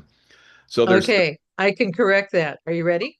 Yeah. Oh, Prescott Bush, and it's in this point 35 on the FBI, because Prescott Bush was his SS name in Germany. His name was George H.W. Scherf Sr. That's it. He was an assistant to Tesla, and Tesla called him like an idiot of an illegal immigrant. He knew then, Curious George. But, yeah, and Curious George, the son, was George H.W. Scherf Jr., and he was in the Navy at 16 in Germany before he came to America. Wow. And Kenny Bunkport wasn't a family compound. It was an infiltration center of Germans coming into America. That's all of Operation Paperclip came in through there. They only served German food. All of this is documented with photographs and everything. And I summarized a lot of it in this particular point 35. I think it's chapter 18 in the new book. But I've been talking about this family since book 4, because I said, Father, I'm not getting how the Germans came in and did all of this. And he said, well, it's all in print. And I'm like, well, where is it? And he said, Idaho Observer. And so I look up Idaho Observer, and he goes, go to archives. So I went there, and then he said 2007. So I went there, and then he said, go to April. And there's a whole series of articles, and I put it all together in a PDF. And all that information is in the reference center of the new reference section of the new book. And then in the chapter, I give you the picture of Prescott Bush, because he was also in our Senate. And when he was realized by Eisenhower to John F. Kennedy, and I'm sorry if I've never mentioned this before, but that George H.W. Scherf Sr., Prescott Bush, used that name to be in our government. And so they had sanctioned all of his industrial money that they made. They made all this money by shipping all of the patents and et cetera of Tesla over to Germany. And that was mainly what he did. And then he left the country for 4 days. And then his son with Bormann, and everybody heard about Bormann from Germany. The two of them are the two that are supposedly responsible for Tesla not being here anymore. And then everything got turned over to a very interesting man, John Trump, who was, I think, at MIT, famous professor, I believe, at MIT. And so he got the Tesla technology that didn't get sold to Germany. Right. So, But Prescott Bush met with President Kennedy and AG Robert Kennedy in September of 1963. And he had to sign a document. They wanted him to sign a document saying none of this family will ever be in our government again. So he signed that document. And then in November, the head of the team in Dallas, Texas, was supposedly George H.W. Scherf Jr., again, not adopted. And I think I sent the family picture. I mean, the So he family wasn't picture, adopted. He was actually part of the family, but the family name was changed. I got it. the family name. In fact, they used both names. So they used Scherf with one F and with two. So that's why in all the articles, it's CHSCHERF parentheses F parentheses, because they operated under both names. But everything they did was in Germany. But on page 336, I don't know if you want to pull up your Kindle, there's a picture of Prescott Bush. And then if you look at the very next page, there's a picture of George H.W. Scherf Jr., son of Senior, who went by Prescott Bush. But only in America did they go by Bush. Only in America. And so, but that was the SS name when George H.W. Scherf Sr. Was in the SS with Hitler during World War II. So are you talking about an eternal plan, or which book are you talking about? In an eternal plan, page 36 has Prescott Bush, Oh, page and then 36. Okay. 336, and then 337 has his son George H.W. Scherf Jr., who was our 41st president, and then Father had me put in his whole background. So if he wasn't supposed to serve in our government, he served in our government all the way through. And then when I get to the Hoover part of that FBI section, did you know that Hoover, only person he debriefed on November 23, 1963, the day after Kennedy was shot, the only guy he debriefed on that day was George H.W. Scherf Jr. They look a lot more similar to each other when they're at those kind of the same ages. Right. Yep. George H.W. Scherf is a little younger than where his dad was, but that's his dad. And they were both born Germany. Barbara was born Germany. Wow. German parents, the whole lineage is at Unbelievable. So they had no right to be in the presidency. That's incredible. No. Wow. No, and there's no documentation about them. Oh my God. There's no documentation about Hoover. This is an amazing reveal. Look at that. Oh my God. Wow. So you see how similar they look? I've seen other stuff on this, but this is far more insightful. Wow. Incredible. I've never shared these together like this. I never shared the George H.W. Scherf. I did put Prescott Bush, I think, in book 5. It was book 4, I'm pretty sure, that I first had the picture of them with Otto Skorzeny is the article in the Idaho Observer. Otto Skorzeny was the right-hand guy to Hitler during all of World War II. And Otto Skorzeny had a shoebox of photos. Right. And he had just shared them with a guy that wanted to marry his daughter because he said, look, I don't want any problems, and I don't want you to have any problems, and I don't want to have a problem with you. So I'm going to give you this whole history. And if you still want to marry my daughter, then we can have that conversation. And so he brought out this shoebox, and in the shoebox is one family photo. And Otto Skorzeny's in the back with Joseph Mengele and other people in the back. And then Bormann is with George H.W. Scherf Sr.'s mother on the piano bench with Bormann. And Bormann's in his Navy uniform. This is all taken in Germany in the 30s, 38, I think. And then George H.W. Scherf Jr., he's sitting in his Navy uniform. Okay. And then in front to the side is this guy that went by Prescott Bush in America, sitting with his wife, the father and mother of George H.W. Jr. And has everybody identified by name. In the book? That picture is in the book too. Let me see if I can find where that picture is. It should be near here. see. It moves on to other. Let me click. Oh, I don't want to do that. Let me send you. I'm so glad because see, we can talk about these things, Michael. There's so many people that I don't know if we should go into this, but the truth is the truth. You Oh yeah. can't change the truth. I think I may You- have seen this photo. Someone else shared it with me.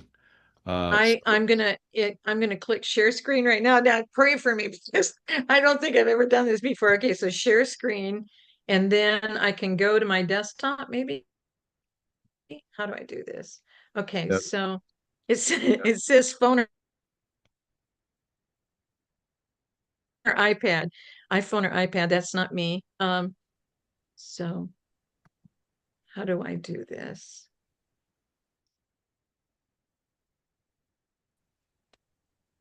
I have to find it. Okay, let me make this smaller. Okay, and then I'm going to go into and then what I have to do is put it on my desktop and then pull it in to share it, right? Right. Okay.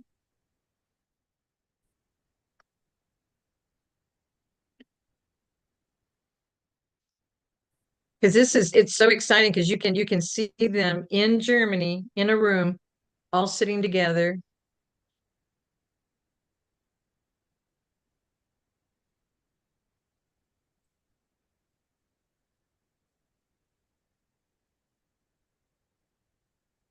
Okay, I'm going to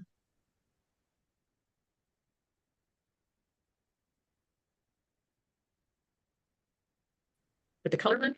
Now the color one has the names, but the brown scale is the one they're going to see in the article.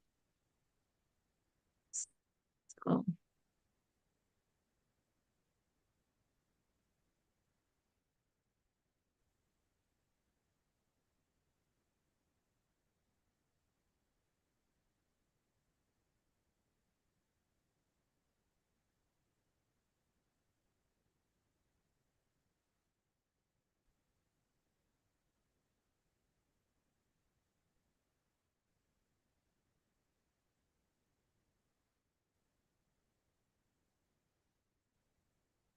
So that would be interesting if they, that would be interesting. you got a little background noise, so I'll just wait. If okay, if it what?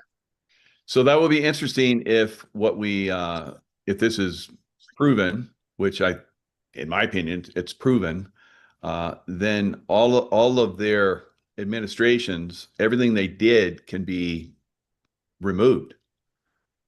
Bills they signed, Yes. just kind of like what happened with Biden. So we know that Obama was basically controlling his administration. So the auto pen stuff, all of that stuff, in my opinion, I think they're moving in that direction, can be basically removed.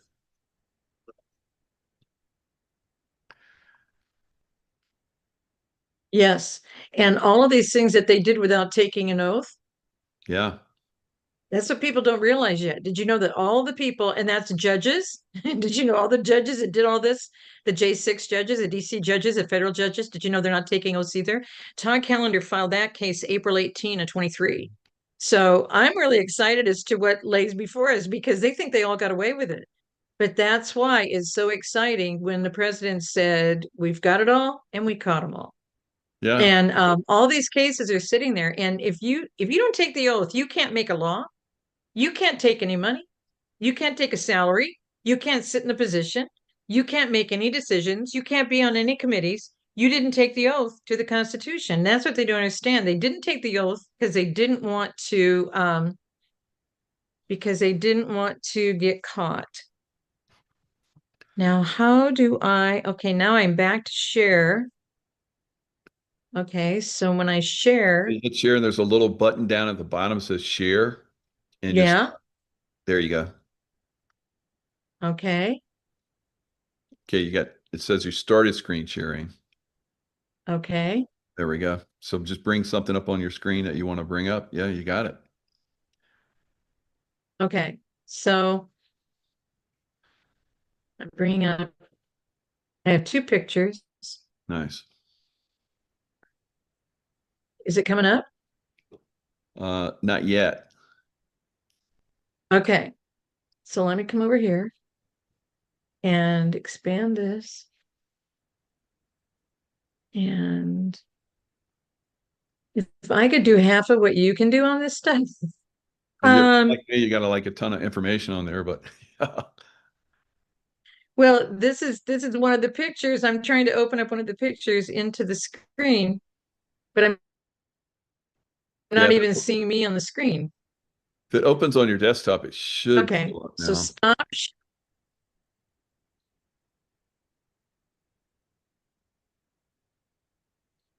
This is what I'm trying to open. Hmm. Okay. I see you're clicking on it, but it's not. It doesn't seem to be opening on the desktop. Yeah. Yeah. Okay.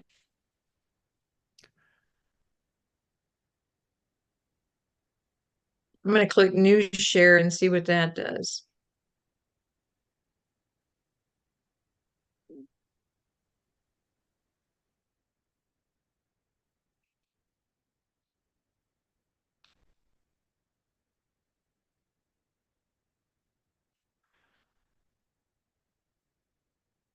So this is amazing. So all of the what you're talking about is available. The public can actually look at this. So who at that point pushes this forward into like revealing that these people were illegally in positions of power, and that's the because if once you start that process, then it's going to be a domino effect, and there's going to be lots of people that are going to fall out. So you're looking at, like you're talking about, treason charges and so forth. Looks like we lost Sheila, so she'll be back. But you're looking at treason charges for a lot of these people, and that's treason. That's long prison sentences probably, and or execution, depending on severity or what they did. Now, I would think that if you knowingly came into the position of the presidency, knowing that you should not be serving in that position, and you promulgated laws and you started wars, which both of those presidents, both of the Bushes started wars and so forth. That's probably executable offenses there.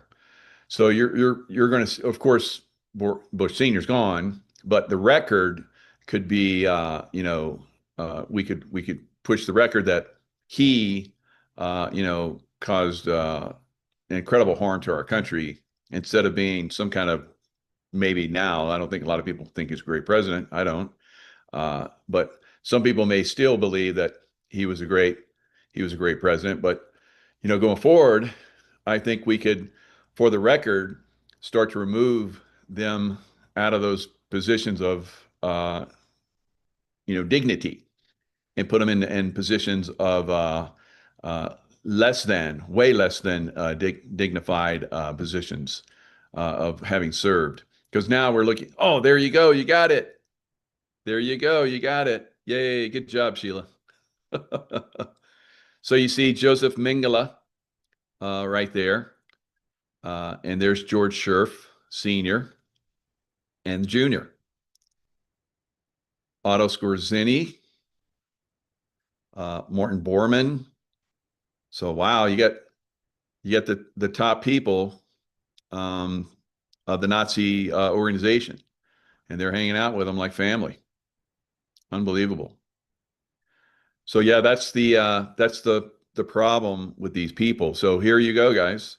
We're basically proving that these guys are extremely corrupt. And where do we go from here? Do we like I said, hold them accountable on treason charges? What do we do? I'd say we just basically try them. So I stopped your share. Hopefully we can get you back in the picture and talking again.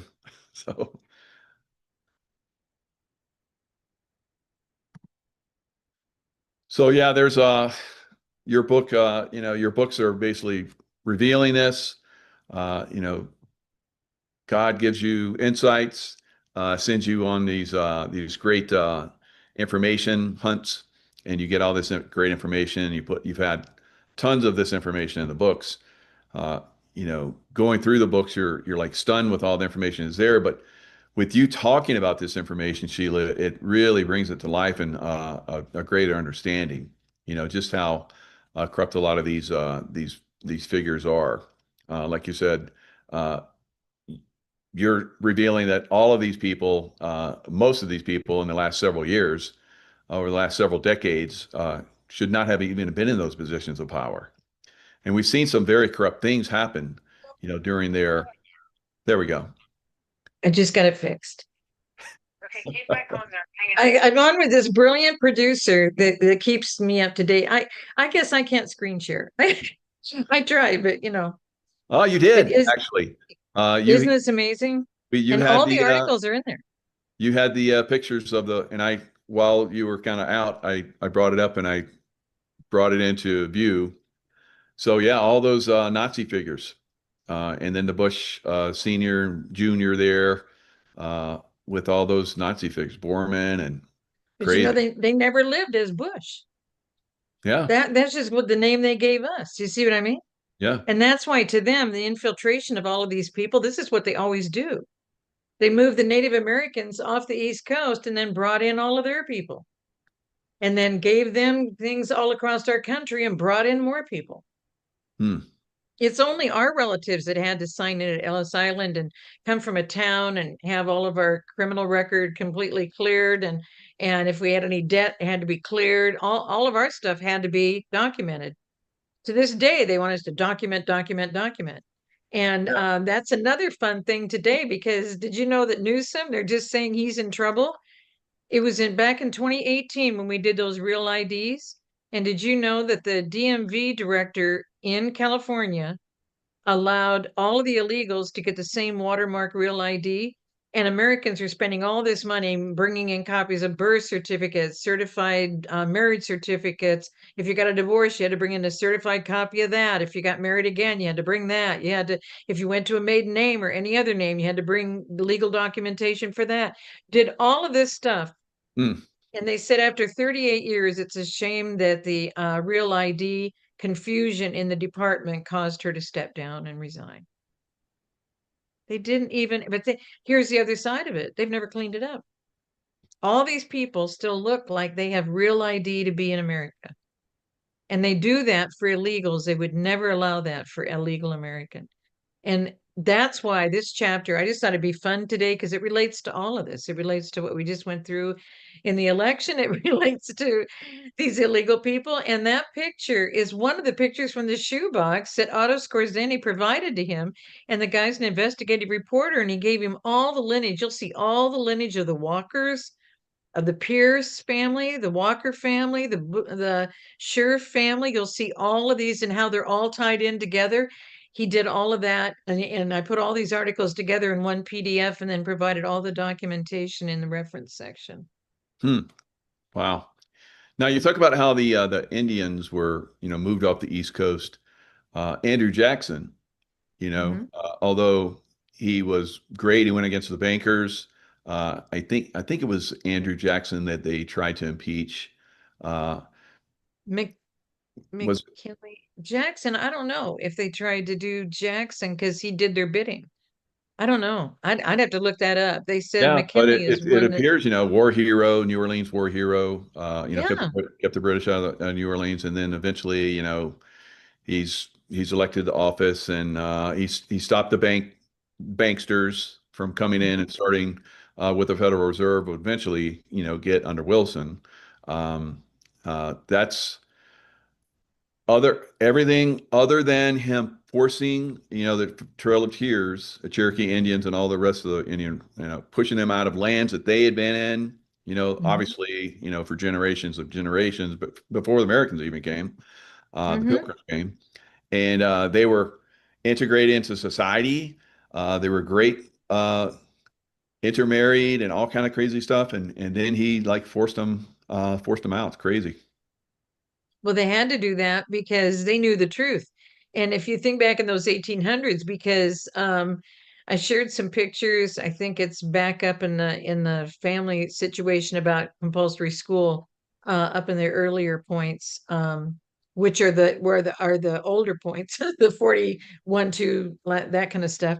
The school bus was led by a horse in 1912. The roads in California were built out of lumber and braced out of lumber. The coastal road in California was all lumber in 1912. So when you Wow. think about how did these people get around, it would take days. I mean, it took 5 days for my great great grandfather to use a buggy and get my great great grandmother over to Iowa to see relatives from Nebraska. Jeez. And people don't realize that and how this would happen. So the reason why to get him on the other, that was his third goal. But it's so awesome what you were saying, because that's how he did it. That's why I think Trump is honoring him. You do the tariffs. And then that straightens these things out. So he balanced the economy, did the tariffs, and then Right. his third goal He was was one of get the all the Native Americans. only presidents in history that had a balanced budget, actually had a Yeah. surplus. Yeah. Yeah. Well, and But that's why they did that Andrew magazine. But the thing that's so bad, he knew in our Constitution, the president had to enforce the win that the Cherokee got in the Supreme Court. And he refused to. He said, if Justice Marshall wants them to not go, let Justice Marshall enforce it. And he knew Justice Marshall had no opportunity per our Constitution to enforce it. It's only the president who can enforce a ruling for the benefit of the people. Hmm. Because it's just an opinion, a ruling. We've been operating like it's law, and that's wrong too. But that's in another chapter.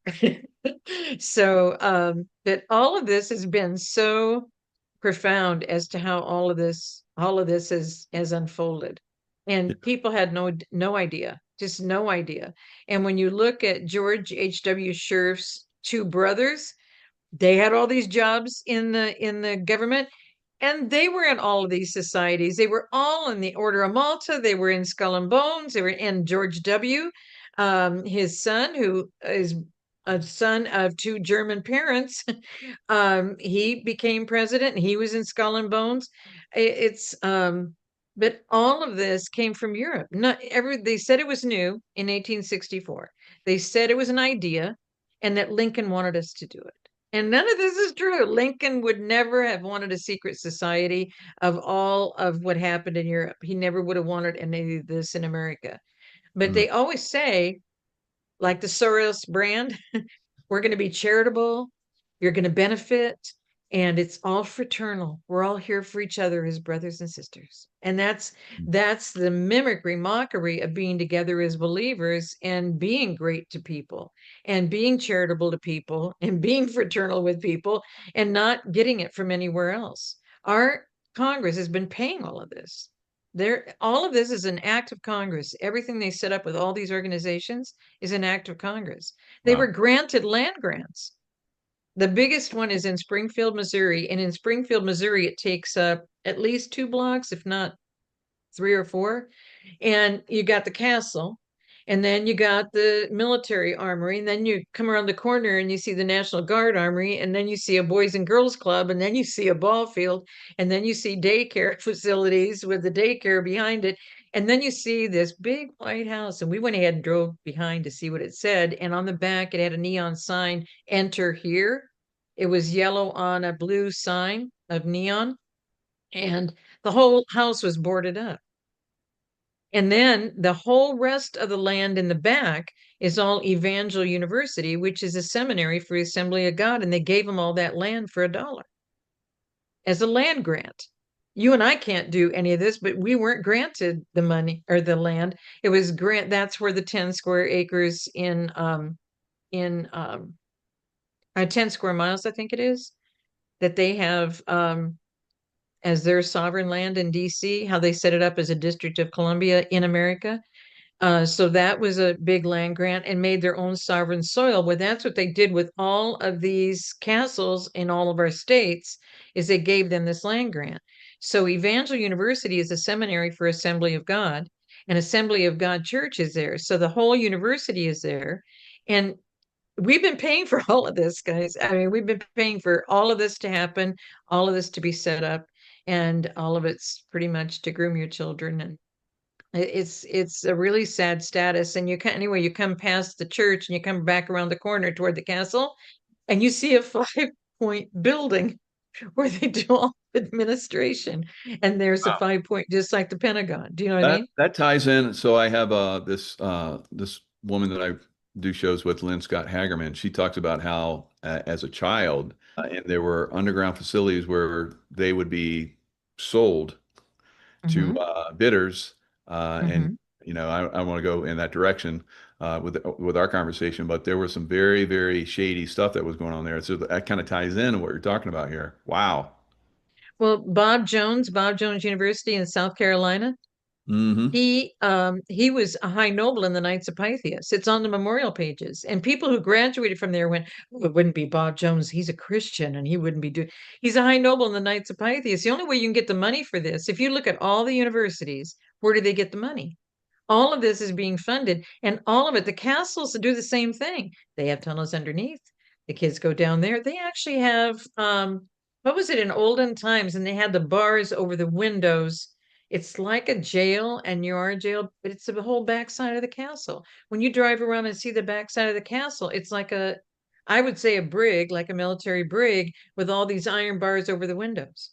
So why would they be? But they're over the Sunshine Boys, Sunshine Girls. They had seniors living there. So the elderly and the children, and what are they still focused on? What the status for the elderly and the status for the children? Same thing. So Bob Jones, are you talking about Bob Jones?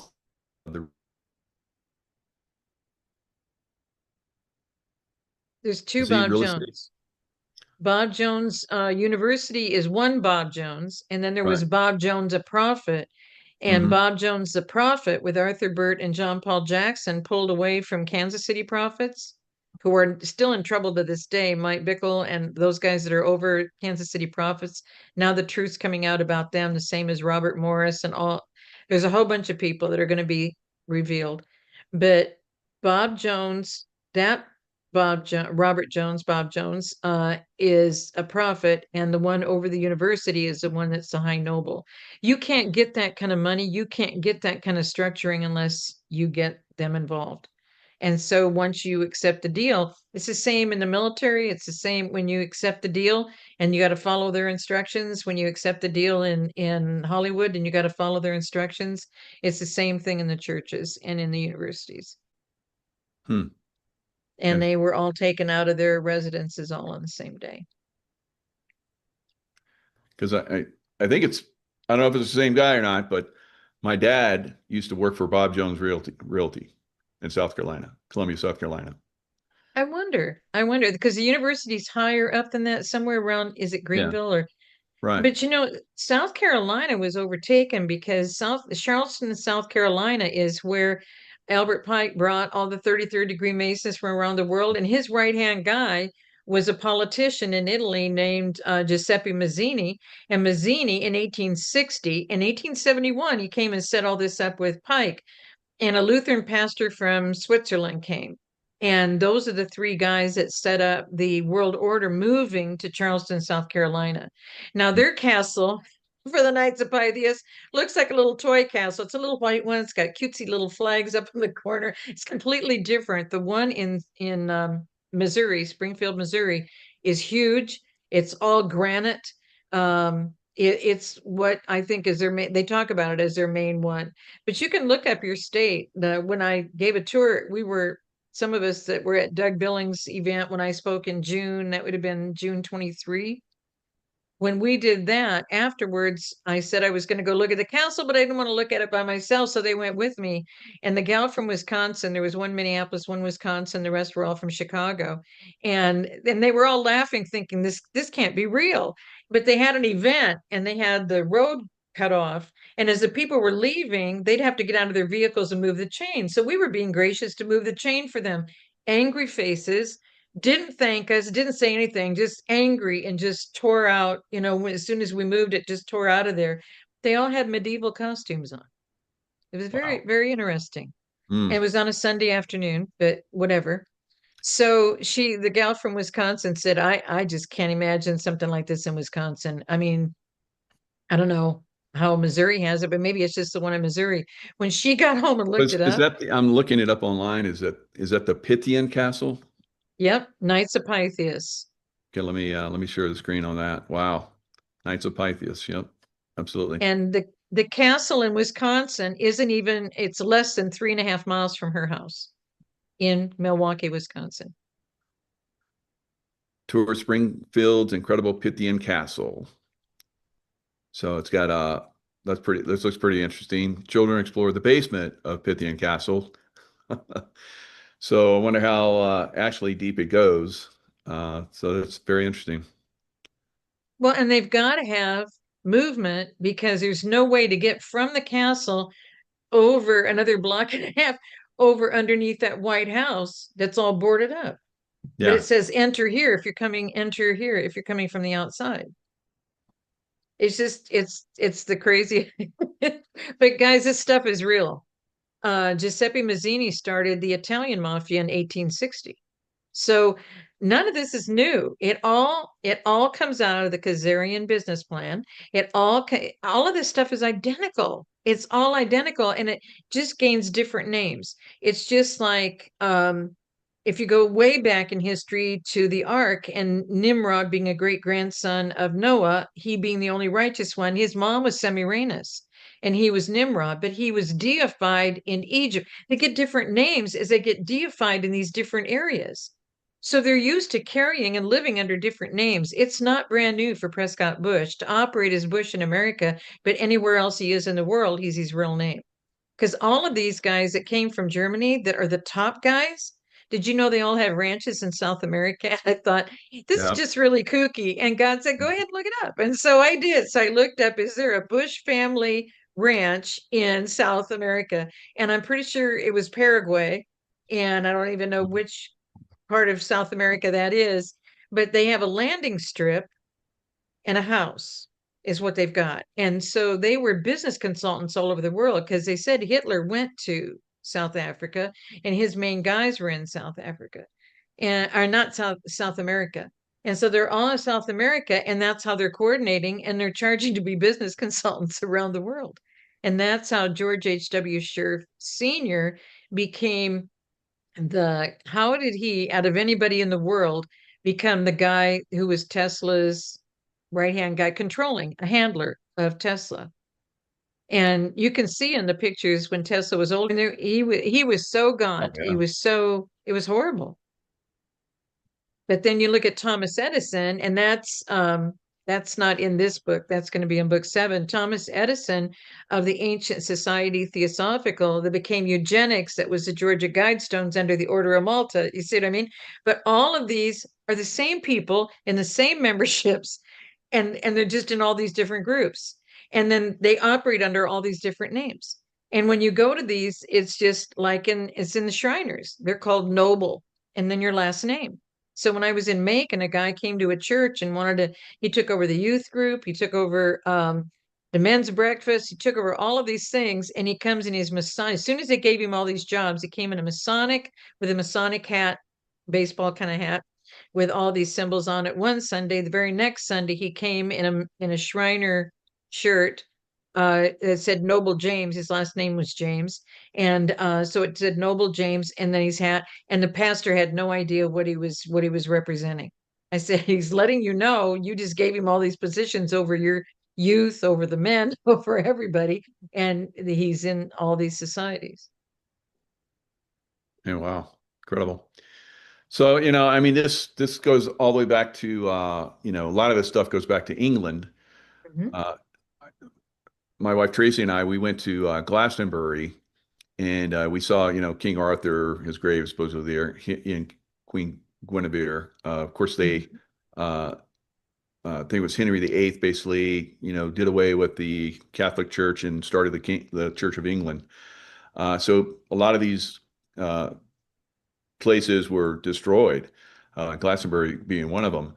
So we stayed at the pub that was across the street from Glastonbury Cathedral, and we were told that there were tunnels that went underground to the pub so that the monks could like leave and come over and enjoy themselves and partake of the females and so forth.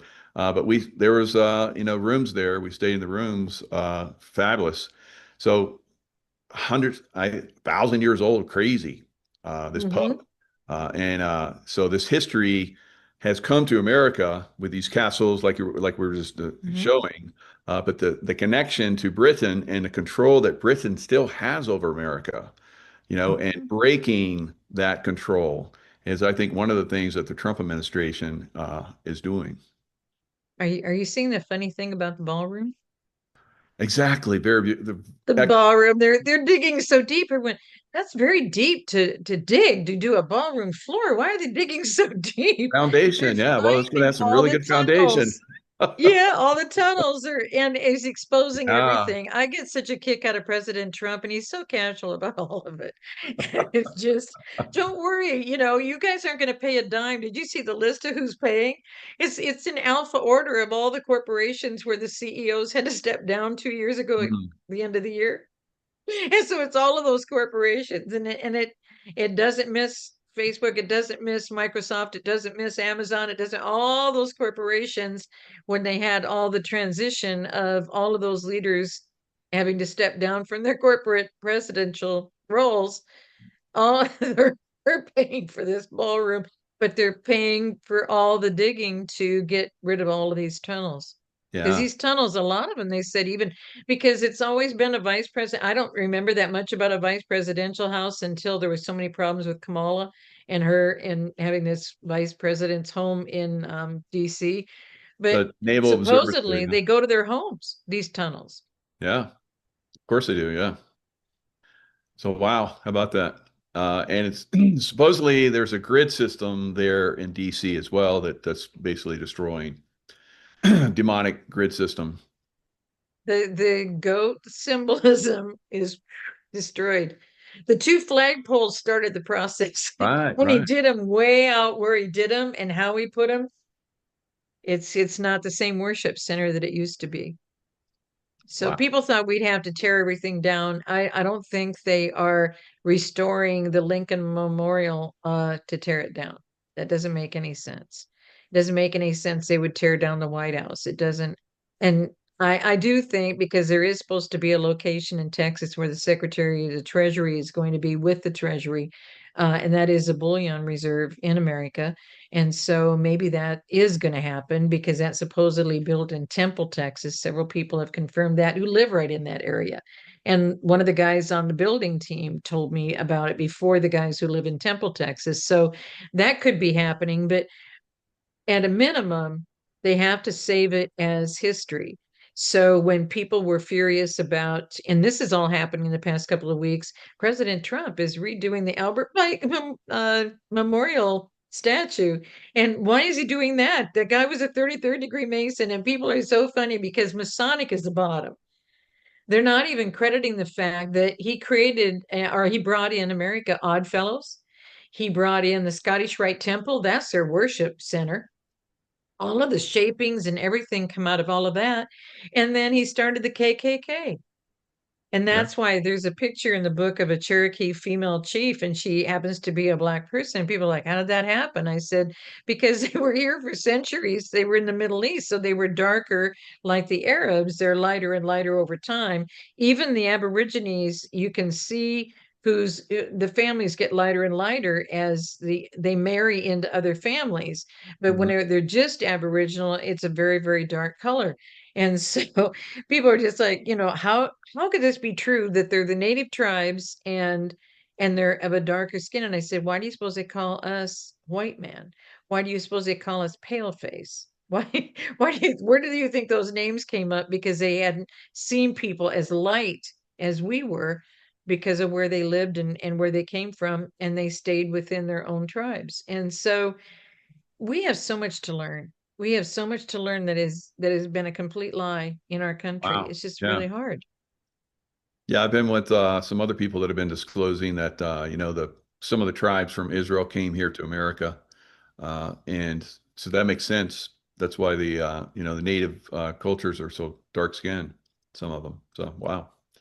They went to all of the uninhabited lands. That's in the Apocrypha. And there's a good guy. I can't even compare. They have a little red hardback, but it's like a 5 point. So who wants to read that one? That what they pulled from the 1611 Bible, the King James Bible. And so please don't go out and buy don't go out and buy a King James Bible and think you're going to see the Apocrypha, because there's nobody that can get a 1611 anymore. And so they pulled it out in 1804, same time they were moving the Native Americans off our land. In 1804, they're over there as a British and Foreign Bible Society, removing books from the Bible, because they don't want you to know these things. They don't want you to know about Kofefe, which is in the ancient book of Enoch. And they don't want you to know about, what that these came, but they came to all the uninhabited lands. There were only 70 little nation areas over there that had people residents, because there was no way to get around anywhere. I don't even know how many centuries they had maps that had dragons, where is the unknown, you know? So it just took a long time. And that's why I think we went through 43 on takeover before we're self-governing. They knew exactly what to do, exactly what to set up to put us in this position. And it was Jefferson, and to what you were saying just a little bit ago, Michael, is that Jefferson knew you cannot, once they start corrupting all of this and operating the way they operate they've used identity theft to take over every rulership of every nation, and they did it to us. We haven't had American-born people in control of this country for generations. And that's our Congress, they were all in agreement, guys, Knights of Pythias. And so John Wilkes Booth and the team, and that's all in this particular chapter, because it was all a setup to get rid of him. They had just started the Republican Party. So when people say now you want to be in this party or this party, you don't want to be in either one of them. It's all the same people who all came here to do this to us. So people are shocked. Right now, Marjorie Taylor Greene is brand new to people. Right. So this was I love oh, did I miss what happened? There it is. There it All right, is. so I love this one. We talked about this before, but I think it really comes into play now during Veterans Day. So Ulysses S. Grant, of course, we know that basically this was a dividing line between the constitutional America and then, when Abraham Lincoln was assassinated. Then after that, it seems like not too long after that, this traitorous group came in. So Ulysses S. Grant, there are but two parties now, traitors and patriots. And if we are to have another contest in the near future of our national existence, I predict that the dividing line will not be Masons and Dixons, but between patriotism and intelligence on one side and superstition, ambition, and ignorance on the other side. Now, we look at the way the voting has been going. It seems like we're at that dividing line between people that are ignorant, superstitious, and then the patriots and people that have critical thinking on the other. What are your thoughts? That is exactly what it is. It goes all the way back to the Revolutionary War. When you brought that up, I don't think I put it in this book, but it's in my other books, the book series. Samuel Adams, one of the best patriots, because what happened with Ulysses S. Grant, and we have a U.S. Grant Hotel in downtown San Diego because they thought so much of what he had done. But in 1870, he signed in, because once you become a president, nobody's going to know, because they're not going to know what happened to you. And so this is what Samuel Adams said. It's one of my favorite of his quotes. If ye love wealth better than liberty, the tranquility of servitude better than the animating contest of freedom, go home from us in peace. We ask not your counsels or arms. Crouch down, lick the hands which now feed you. May your chains set lightly upon you, and may posterity forget the ye were ever our countrymen. I love that quote by him, because that's the Revolutionary War, and that is exactly where we are in any day, anytime. You choose, I just want to be comfortable. People just wanted to go back to normal. And that's why I said, you don't want an ounce of normal. You don't want an ounce of where we've been, because that's how we got here. And look at what it has taken just to show the people what we've been dealing with, Yeah. because we don't get together as true speakers because they made us a silent majority. Yeah. So what kind of people are they? And you want to be in their council, and you want to be living with them, and you want to be operating like they do? Well, then you made your choice. Yeah. We're going a different way. And we've talked about that. I mean, both of us have been targeted for destruction. Mhm. So during COVID, that was where a lot of people just let me have my freedom. I just have to take the shot. I'll take my freedom. But that was basically being enslaved, like you were just talking about. Unfortunately, a lot of people didn't Mhm. realize that. They were saying, whatever it takes, keep my job, be with my family, get out of the house, go to the Mhm. concerts, whatever it takes, so sad. But now we're at that point again where I just saw this one show with Tucker Carlson and a guy that was talking about the chemtrails. So that he was talking about how the chemtrails are destroying not only us, killing us, but also plants, and Mhm. the bee population is almost completely gone. If the bee population goes, then we lose all these crops and so forth. So there's a, and then I believe they know that we're going through earth changes. The earth Mhm. changes. The sun is like just kicking all this energy at us. All this electromagnetic plasma energy is coming at us as we're speaking right now. It should be impacting us within the next several hours, and it's going to cause a major disruption on the earth. Maybe we won't be able to have shows for a while. Maybe we'll have these massive earthquakes that happen every time this massive influx of plasma comes. Right now, it's looking like Japan is going to get a massive earthquake with this influx of energy. So they know this. They have been controlling a lot of this, not completely control it, but maybe taking it to another level of destruction capability. We've seen this year was one of the first years that we have not had destructive hurricanes. So it seems like this technology that's been used against us, somebody or some group has gotten control of technology that keeps that from impacting us. So we're having all these different things that are going on right now, impacting humanity. We know that this death cult is trying to destroy us, trying to destroy humanity on a massive scale, dumb us down, kill us off so that we're manageable. Where do you think this goes in the future? Depopulation down to 10%. That's that's what the Georgia Guidestones. Yeah. 500 million people on the whole planet. I mean, really? That's depopulation from every angle, every layer, every process, everything they've done to us, and we did not have any idea that it was going to go down this slippery slope. And they had us there. I mean, there are no natural fiber fabrics, whether it's for you to wear or for upholstery or for carpeting or for anything.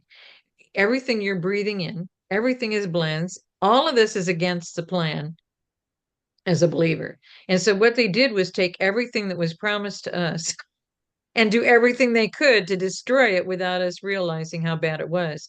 And the chemtrails are ruining the soil. They're already finding that some of the soil may never recover.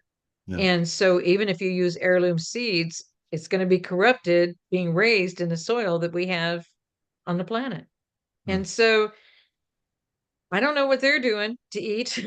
I don't know where they're getting their things. Is it all in Antarctica? I don't know. I've never been anywhere near Antarctica. I'm not into ice. I grew up in Nebraska. That was enough. Blizzards and ice. And so I don't know. But it's unrealistic to think that's what they could do. But just like we had a Tesla, so they had a Thomas Edison. Thomas Edison was a president of the Theosophical Society. So that's why he won and got all the funding, even though it was a lie, and put us into all of this, pay for all this energy and electricity and everything when we shouldn't be paying anything. We shouldn't have been putting up all these wires. We shouldn't have been paying for all this stuff. But the only way to keep people paying for their own utilities to give money to the elites is to put us down a different path. We didn't know that they were destroying the people that were trying to give us the things that would have helped us. How would you guess? I mean, how would you be ahead of every technology in front of us and be ahead of it and know that that's what we needed, and so let's support Tesla, let's not support Edison? How would you know? It's just, we have been living in really, really crazy times, really crazy times. But how amazing is it that we're able to get to the point of sharing the truth in these days? Because there's a promise in scripture that there will be a generation. I think, we've come to this point many times throughout history where the earth has been destroyed, and catastrophism was part of our understanding for a long time. And then we had Charles Darwin come in. Of course, he was part of a Masonic group that basically wanted to, push out new information that was controlling and did away with catastrophism. So we, throughout history in the biblical, text and so forth, there's catastrophes have happened. You just over and over and over again throughout history, catastrophes come. But I think it's dependent on our consciousness. If our consciousness is at a certain level, then I think we can bypass it, or maybe start a new timeline. And then there's another group that continues on the other timeline. I think we're at that separation. My wife Tracy talks about how there's one passage where two men will walk in the fields, and one will cease to exist and the other will continue. I think that's where we're at, where we're going to basically see a parting of the ways. Those people that, like General Grant was talking about, there's patriots and then there's treasonous groups. And it's not really that they understand themselves as treasonous. They're just uninformed and superstitious and so forth. So that's where we're at. You, I, and other people, we have the critical thinking. We can see the things that are coming. We're trying to inform people the best that we can, keep people calm, keep people focused, work through all these issues. Some people just give up. When I talk about some of these things, I see a lot of the comments and people are just like, I just don't care anymore. It's like, well, then I won't say that you're part of the problem, but you obviously won't be part of the team that goes forward, because we have to work together to overcome these challenges. And that's a key.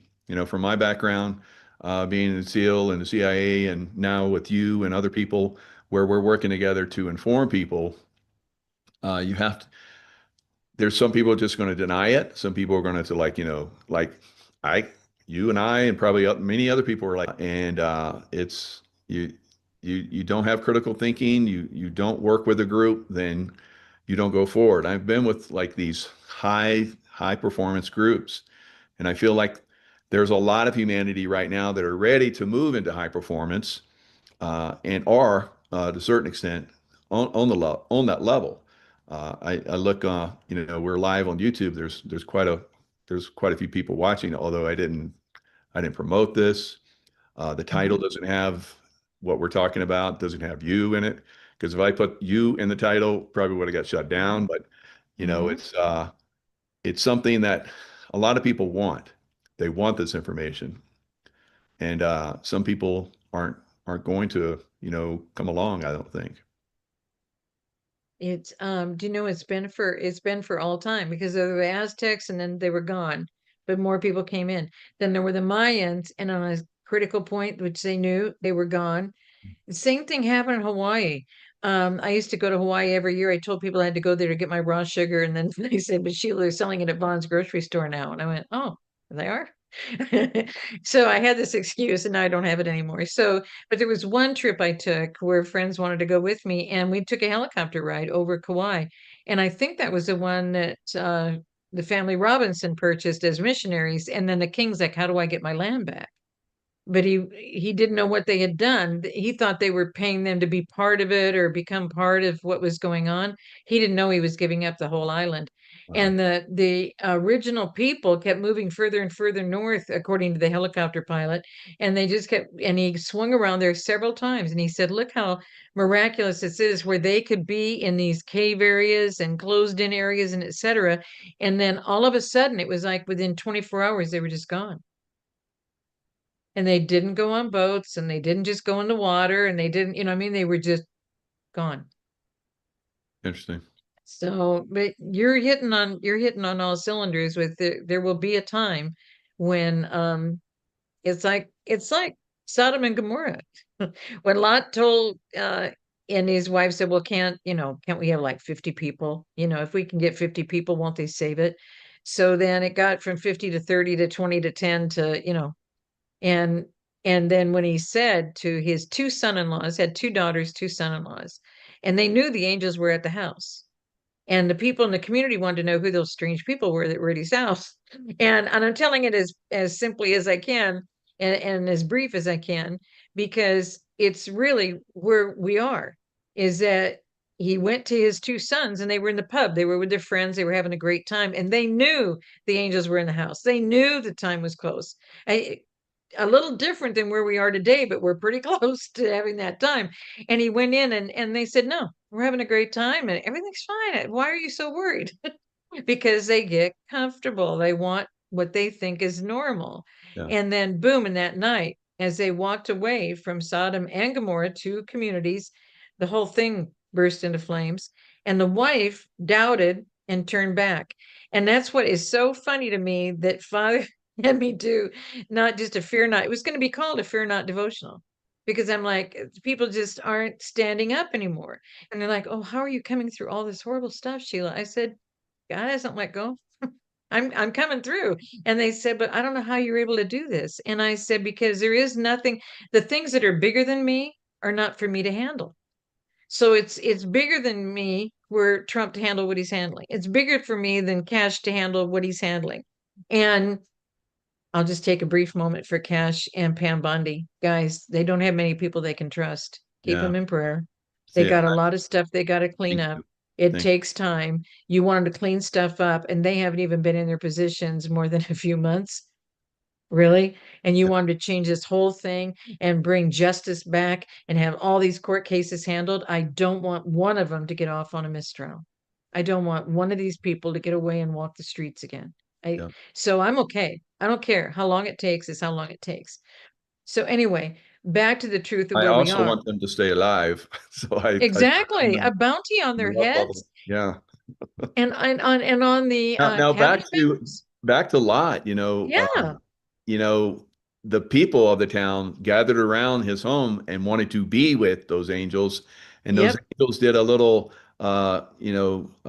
what's that one show or that one movie where Men in Black, where they come out and go and everybody and you forget it all. Yep. And so then they walk through the crowd. No one, molested them. And then he goes up to the caves, and there's obviously, something happened where his wife goes out to look back and she turns into a pillar of, salt. Sounds like a atomic bomb went off. And where that area was, they actually went in, and there is high radiation areas. And it looks like there was a piece of land that was blown, and part of the sea came in and basically took out Sodom and Gomorrah. So very interesting. But that happened in Georgia. When they did all this to the Native Americans in Georgia, the guy that became the governor of Georgia, Bibb, and now Bibb County is where Macon is. So that's where God stuck me for the first 15 months while my car was still in California, trying to tell me what all I was going to be doing. And so by then I wrote 5 books in 2014 and 6 books in 2015. So I thought I was done. And at that point, Father's showing me that he then, because he was a high noble in the Knights of Pythias, he went over and became the territorial governor in Alabama. Well, where was he raised? And this is, I'm pretty sure, in my first book, could be the second, but I think it's in my first book. God had me put the sign of the town where he was raised that is now completely underwater. people can once in a while see a horseshoe or a brick or something, and it's Clark's Hill Lake is now filled in. The whole thing got destroyed, okay? Because they built that town when they came from Europe. They built that town on funeral mounds of the Native American Indians. And so when it sunk, then the water came in and they had no town. And so Wow. it's not just happened in a couple of areas, but we don't really look at these things. If Father hadn't pointed all that out to me, and that's why I thought when I come out with that first book in the series, well, I'm going to be done in Georgia. 3 years I've been here, you know. Little did I know. But anyway, that book and that summary of all of that development led to this new book. Everything that they had done, because Georgia was named after King George III. And when he did all of this, and he was the architect of it, as soon as they won in 1820, as soon as they were going to be able to stay in Georgia, that was the opportunity they took to take out King George III with arsenic. And then in 26, Jefferson and Adams. In 1831, they took out Monroe. They just kept taking out the people who were then like, wait a minute, maybe we shouldn't be doing this. You know what I mean? That's interesting because, Jefferson and Adams both died on the same day. Wow. Our 50th anniversary, and on our 55th, I mean, the exact day on our 55th, Monroe, because it Wow. was in 1820 that Monroe came out with the Monroe Doctrine. And I remember hearing about it in school, but none of this history ever, and it's probably because somewhere we know that it wasn't the truth. History was just I thought it was like, that's too much of a coincidence. There's some fishy about that. Yeah. And so but what's really amazing is we had no idea, because Jefferson was fighting the centralized banks in 1791. And he was the one that formed the Marines and sent them to the shores of Tripoli. That's right. And then as soon as they take him out, they bring in Charles Joseph Bonaparte and put him in as the Secretary of the Navy. Do you see what I mean? So they're always removing who's making it happen and replacing them with people who are going to destroy this country, because they've never, ever, and that's why you hear this from them. They don't like America at all.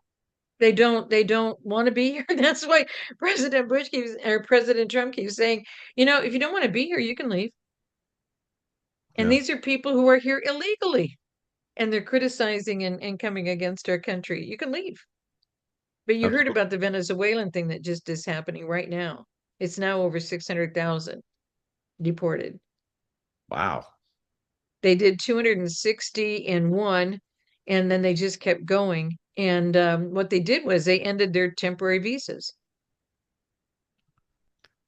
So you think these are the bad hombres that came here, or was it just they were sending the good people back to Venezuela?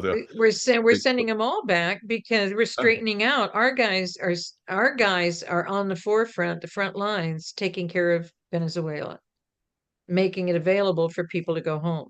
Because see, when they did that with Saddam Hussein, why didn't I mean, we have entire communities in San Diego that are the Chaldeans and from Iraq. And why do we have all these communities of these people who wanted to get out from Saddam Hussein? He was hung within a few months, and they're all still living off of our Section 8 housing. They built all new townhomes for these people. Our retired people in San Diego are on a wait list for a remodeled apartment complex. It's not good. I don't want to. I could have words for it because I was in development with AVCO for a few years as an HR director. And when you know development, and then you see where these seniors are put to live, if you can't afford the regular housing, then they put you in Section 8. It's horrible. It's absolutely horrible. And they were building new townhomes, and people were asking me how to get Social Security numbers because they weren't leaving. And then they were asking because they were filling out the forms for Section 8. And not only did the couples get Section 8, who aren't even senior age, they got them for their aunts, their uncles, their and spouses. They got them for their grandparents and spouses, their parents and spouses. Every one of them got individual townhomes that were built brand new in Section 8 for those people. I don't know, I'm say illegal. It's just happened in America again and again and again. We got all the Shah's people, and they all said they were Persian, and they came in and they all got these advantages. None of this is new that we're dealing with right now. Since Vietnam, we got all of those, and then we got the people from the Philippines, and then we got the Shah's people. All of that's in one little decade, part of one little decade, because I think Vietnam fell in 1776, was it? Something like that. 1976, because the lines for gas and stuff were 73. So, but all of this was under Carter then with the hostages in Iran. I mean, all this stuff that they've never cleaned up. And so our guys are in trouble everywhere, and their people get to come here and have all the benefits that we won't even give our veterans. And so since we're on Veterans Day, I'm so upset that the majority of people who are homeless as Americans are our veterans. Yeah. And the rate of suicide is just over the top. I've seen that the suicide rate is like 22 a day. And I've heard from a lot of professionals and people that are working in that community. They say it's like double that. Mm-hmm. That's pretty disheartening to think that 44 veterans are committing suicide a day. And there's no reason for that. There's no reason for one person. That's easily. There's lots of different ways to overcome that. He was coming into Vietnam, and there was a huge explosion. He said they were integrating him into. He's going through processing into the country, and there was a huge explosion, and shrapnel everywhere, and gases, and all kind of crazy stuff. They didn't know what it was from. He didn't find out until decades later that they had blown up the Agent Orange gas canisters that were using to do the jungle and so forth, and of course American veterans are in those jungles too. But it blew up on that base, and lots of these guys were exposed to it. He didn't even know it till like decades later when he goes in and is like, "Oh, you've been exposed to Agent Orange.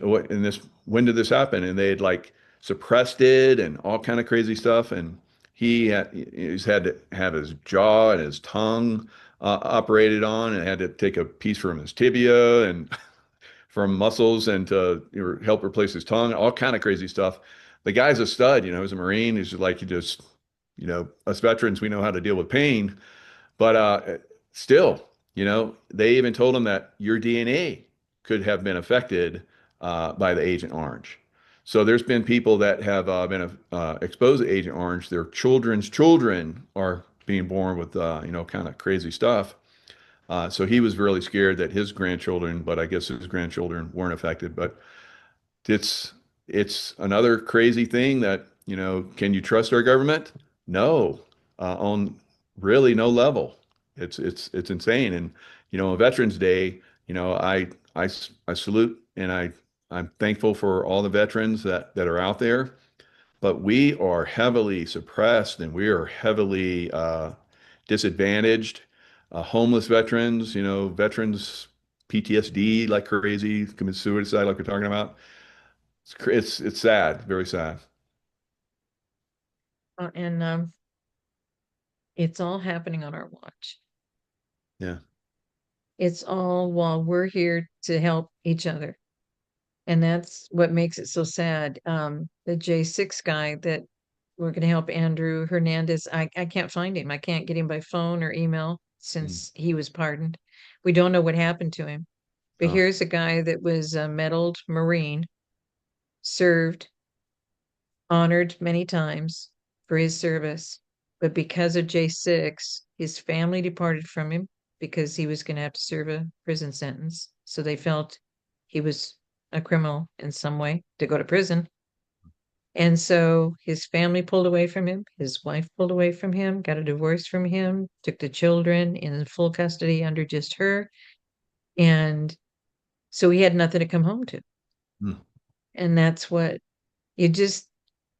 how they were treated. And then boom, what just happened on BBC? Did you see where BBC was now revealed that they took part of Trump's first part of his speech about we'll go up there and and meet with the real people who are serving you in the Capitol. And then in a different part of the, like, I don't know, 45, 50 minutes later, he said, we're going to fight for our freedom and our rights. It's, you know, the news department took those two sections and made it as though he said it all in one fell swoop at the end of his speech. And so today it just came out that the newscaster who did that, now she wasn't embarrassed back then in 21 or 22 or 23 or 24 or 25 until now it's been revealed that she did that. She was part of this. So she stepped down over the weekend and wanted people to know that BBC is a stellar news corporation and blah, blah, blah, blah, blah. And she made her own personal decision to step down. Well, when these people are in the club, they never lose their income. That DMV director in California who was confused about Real ID when they were supposed to be handling Real ID and they were telling us what to do about Real ID, they never lose their income. They just moved her over to the Secretary of Transportation. Wow. And so when they do this, they don't lose their job. So she's saying all these glowing things about BBC as she's walking away from the building. I just decided over the weekend that I just don't want this to impact BBC because they're a wonderful news operation, blah, blah, blah, blah, blah. And they knew what they did. And as a newscaster, if you're going on air, you know what's coming up on the teleprompter. You know what those pictures are that are coming up. That's what I was going to be doing with ABC in San Diego, and God pulled me out of that. And the medical industry, and he pulled me out of that after being in human resources, and he pulled me out of that, and then trying to handle work comp, and he pulled me out of that. But it was, I got to see all of these things of where this country is in order to talk about it now. I never would have guessed. I never would have guessed. But it does not compare to one day of what you guys have gone through for the sake of our country, and then come home and find out your families weren't even protected while you were gone. That everybody was vulnerable because all of our fighting men were elsewhere in the world. That's why I hope it's really going to happen where all those bases get closed down. Every country defends themselves, and we stay as a Department of War, and we get I'm concerned so glad about you what's said that, happening in 'cause AAA. I didn't know how I was going to work that in, but I feel that, we are going to pull our troops back and we are going to defend America from the domestic Mm-hmm. enemy that has infiltrated. Now, General Flynn just recently, he was on a show where he was talking about Alex Jones, where he's talking about over the next 90 days, they're going to release thousands of attacks across America, and in their attempt to destroy America forever. Mm-hmm. So Mm-hmm. we've talked about that. We've warned about that for a long time. But this is the same thing we've said about, like we talked about before, 80% of people didn't Mm-hmm. listen. So how many people have listened? I've been talking about this for 5 years. I said that get out of the big cities because we're probably going to lose a lot of those big cities. So we're going to see these attacks coming. A lot of people are now, beating that drum and trying to wake people. We're in the last hours of it, the last days before Mm-hmm. these things start. So I believe very strongly that President Trump has already started to preemptively push troops into positions, like we've seen with the National Guard in some locations, forming groups that will be quick reaction force, QRFs, that will move very quickly into areas that will need them. But you're looking at millions upon tens of millions of potential combatants here in the United States. In our military, I think all of the military combined is a couple million, and only a fraction of those are fighters. The rest of them are service oriented. So it's going to depend on American veterans going forward, and that's one of the reasons why I think they have really come after American veterans, taking away benefits and so forth. And like you were talking about that one gentleman that was at J6, they went after a lot of veterans that were there. So fortunately, I was not part of that. So, but I was threatened quite a few times on shows. Oh, you're a J6? Oh, we need to get somebody to come investigate you. And in chats and so forth, it's pretty crazy. So that has gone to the wayside for the moment, hopefully forever. But Yeah, I think we're gonna. This is a great day. I've seen probably an outpouring of support for American veterans like I've never seen before on this day. The day before, people were saying, Happy Veterans Day and thank you for your service. I think it's going to become very, very prominent to a lot of people going forward. How fortunate America is to have kept their Second Amendment rights and have lots of veterans out there that are ready to serve still. We're very fortunate, and the ones who kept so steady during the midst of all of that, because they had no way to help their families, no way to save their homes, no way to save their businesses, no way to have an income when they got out, no way to get a job now that they're out. Um, we got to start standing together. And what Yeah, they sacrificed for us, and then the way they were treated, and they focused on SEALs, Green Beret, yeah, really top did. Marines. They focused on putting them in prison, and look at how many took their lives, went to other countries Mhm.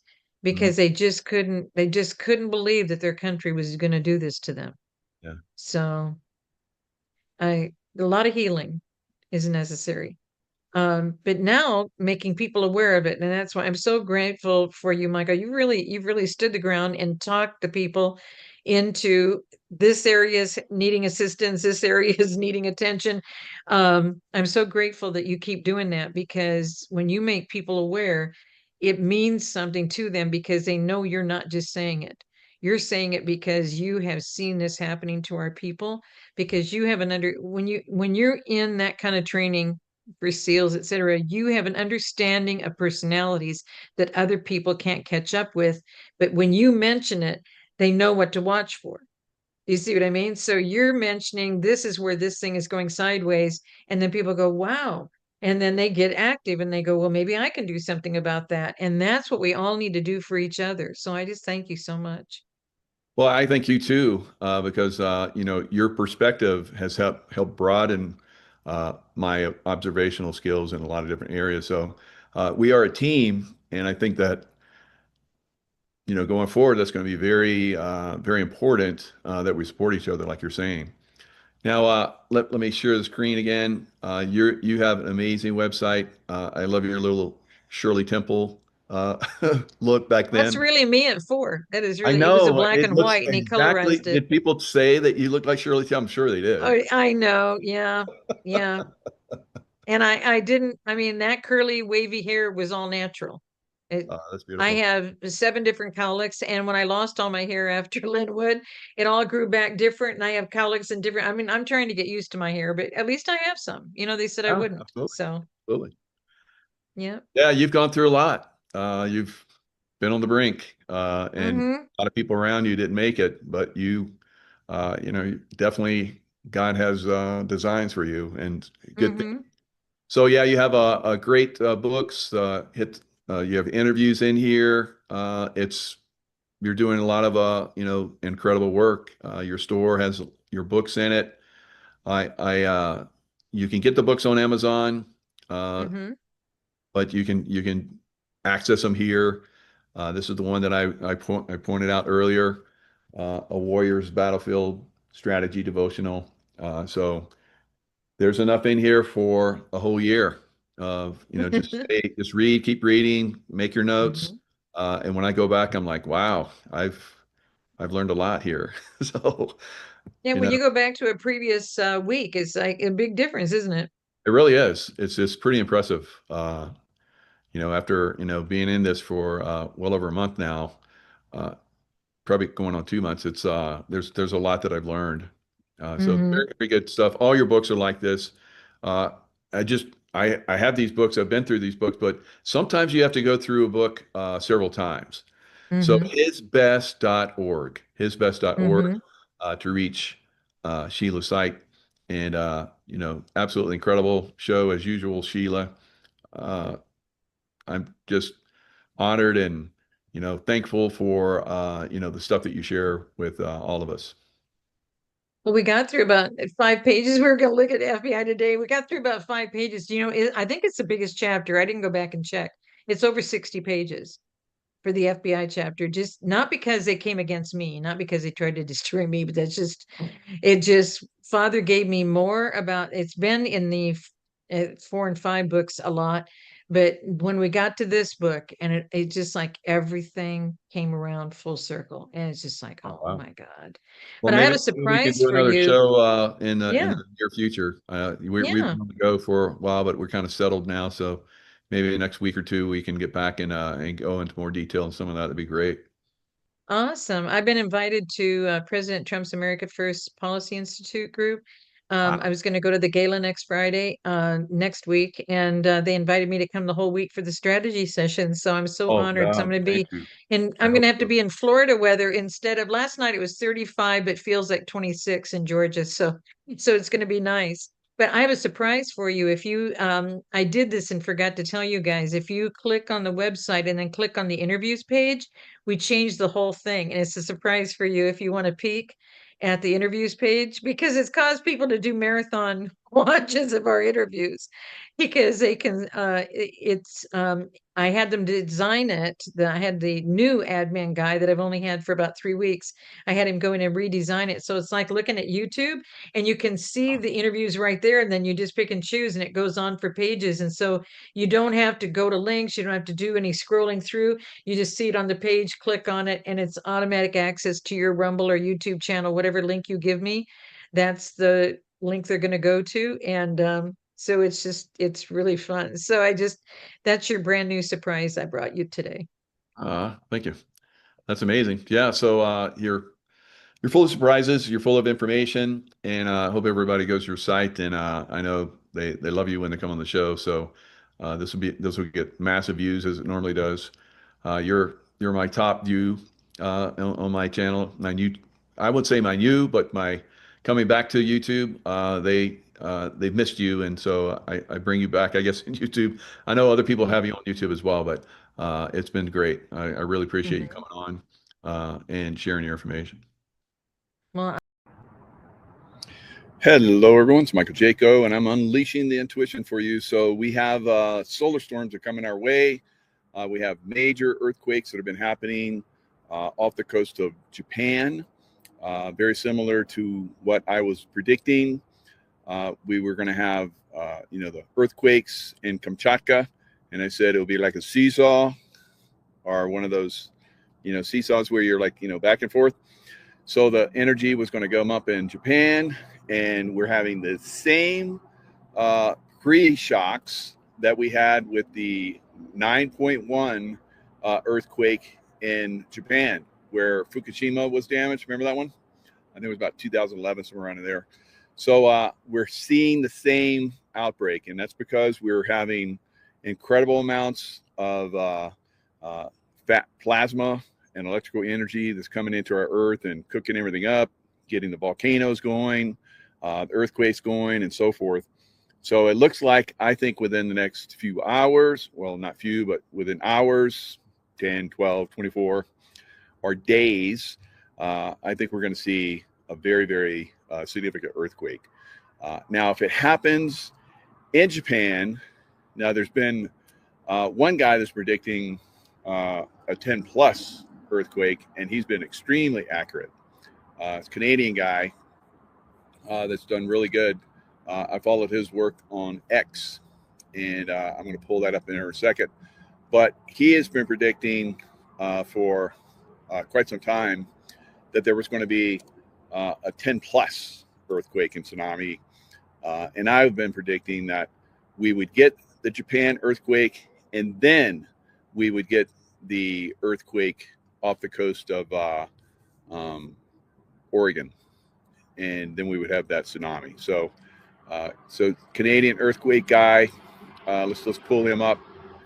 I'm going to share the screen so you can see he's on X, Canadian Earthquake Research. So I've been following his work for a little bit. He's been, like I said, very accurate. And then, of course, we have the activity that's coming off the sun, plasma, all kind of crazy stuff coming off the sun on a massive scale, very massive, a direct impacts coming at us. So it looks like we're going to get something major, guys. So he says, brand new update to fully replace the pinned tweet. That's an old one. Let me go back here. 15. So new M6 in the Japan cluster. Now this was these were significant 6s, and they upgraded from like 4s to 5s to 6. Boom. Now will it go to 7s? I don't know. Will it go to 8s and then 9 and maybe 10? Very strong possibility. So 3 each spot this week. This tweet will go down as a critical example of detecting something in its very early stages. And I agree with them. We're in the very early stages of a very, very significant earth change event that I think is the beginning of major earth change events that are going to be coming. Funny thing is, it didn't truly replicate Kamchatka, like I said when tweeted, but after I tweeted it, it quickly was fulfilled. Now that we achieved 3 Mag 6s for each Kamchatka and Northeast Japan, it's that I could tell those early magnitude 4s had something very different about them. So he talks about the swarms and how we're moving into significant activity. So very, very strong earthquake coming, I believe. It's going to have a major impact on the earth. There's a lot of weak points on the earth right now. We have, of course, off the coast of Oregon, with the volcanic activity off the coast. Very strong possibility, I believe, that we're going to get a massive earthquake there. We have another one in Italy that's right on the cusp of going Campo Flegrei. That's right on the point of going major. Maybe all of them could go major very quickly, one right after the other, or they could be spread out, right? So 2 huge solar storms are coming. We're going to look at Stefan Burns. He's going to describe the energy coming off the sun.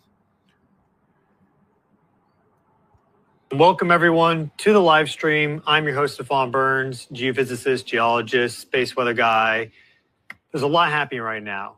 Because I look at all these different things, solar activity, space weather, earthquakes, volcanic events, and more, also examine interstellar forces, comets, all these things, there is a big convergence of factors taking place over the next 10 days between solar storm impacts, between very unusual earthquake swarming in Japan, extremely similar to what occurred directly before the magnitude 9.1 Great Tohoku earthquake in March of 2011.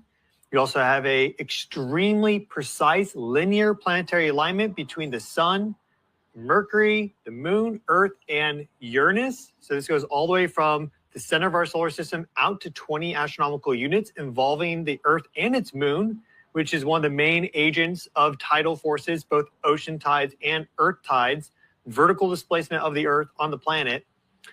And these solar storm impacts, these solar flares, there's a ton happening. So I am getting actually pretty worried about what's happening with Japan because this earthquake swarm has not stopped and we are getting new solar flares. Each of these explosions charging up the global electric circuit by blasting the Earth with its high frequency light radiation, extreme ultraviolet light, X-ray light, the same sort of X-rays that you receive at the doctor's office. The doctor says, oh, it's fine, but then they hide behind the wall, right? It's the same frequency of light, except a huge, massive amount of it that the sun will blast off. Light travels in a straight line, unaffected by electromagnetic fields. It's creating these electromagnetic fields based on impact coming in. I'm expecting G3 levels minimum. That would be a strong geomagnetic storm. So we can see here with our scale rating, 1 is minor, 2 is moderate, 3 is strong. We could even get to severe levels. I don't think we're going to go extreme with these impacts, but you never know. But probably G3 minimum, and I wouldn't be surprised if we have G4 storming. This does bring into question issues with the power grids and satellites and radio communication and more. Headed inbound. So we know we've had the lockdown. We haven't been able to look at a lot of this stuff. Of course, 3i Atlas which I believe is a craft, highly intelligent beings on that craft. Now, will they have an intervention in what's coming for Earth? That's possible. I think what they're going to do is they're going to watch how we respond when we do get something major. And that's going to tell them how advanced we are, if we're ready for help, if we're ready for the ascension, consciousness ascension, the renaissance in consciousness. I think they're watching. I think they have the ability to intervene, but what they're going to see, because these earth changers are coming whether they get involved or not, right? This is a pattern that's been coming throughout time. It's not like speculation. It's an absolute, right? So when Charles Darwin came in and talked about the selection of species and so forth, and survival of the fittest, that changed a lot. The catastrophism, right? Catastrophism has been part of our existence since we've been on Earth, right? So there's many cultures throughout time that have talked about it. Worlds in Collision by Alexander Vygotsky. So his work was massively suppressed, but he talked about how throughout time there's been many cultures that have talked about these events. Biblical references, many biblical references have talked about it, but they've been brushed over and talked around and so forth. And you look throughout all of ancient technology. You look at pyramids all over the world, pyramids in Mexico, massive pyramids, pyramids in Egypt and so forth. Some of these pyramids were there to make the earth stable, right? So they have actually looked at some of the Temple of the Sun and the Moon in Mexico, and they've noticed that there is some calming effect on earthquake activity from those pyramids. So a lot of pyramids around the earth, a lot of them are no longer active, unfortunately. A lot of them were destroyed for different reasons. Man, throughout time has, been impacted by ET forces, guys. Right. So we're getting to the point where many people are like, of course, there's ETs. We have ETs here. We have negative ETs. We have positive ETs. So we have to start to look at the possibility of them getting involved on a positive basis. But our consciousness is being watched. So how we respond to these upcoming traumatic events, I believe, is going to be very critical for our human race, whether we get slammed again, almost into non-existence like we have on many occasions, or whether we break and move to a different frequency. There's maybe a splitting of the earth. So we've talked about that. We could be seeing all of these different things that are going to come in. So watch the energy that's coming into the earth over the next several days, the next week or so. It's going to impact Earth, and it's going to have a massive effect. Quickly, too. The one from the 1.7 X-class flare was not as nice looking as this. It wasn't as fast. So I think this is going to catch up to the one that was launched yesterday. They're going to sandwich together and then probably sweep by the Earth around the 12th of November, sometime the 12th. Maybe pushes out to the 13th. I think it's going to be the 12th. And then you have this planetary alignment that's forming very rapidly. And that is a big concern because we see these sort of enhanced energetic events on the planet during significant. All right. So a lot of people are blowing off the 3i Atlas stuff. Like I said, I remote viewed it. There are intelligent beings on there. There's different races of intelligent beings on there. So they're here for a positive effect. This 3i Atlas has shown it bursts in speed and it slows down. It definitely is an object that is moving with intelligence, right? Intelligent forces are on 3i Atlas moving it. And I believe that they're watching Earth during this time. All right. So let's look at what's going on in Japan. So the Japan earthquakes are probably going to result in a massive earthquake.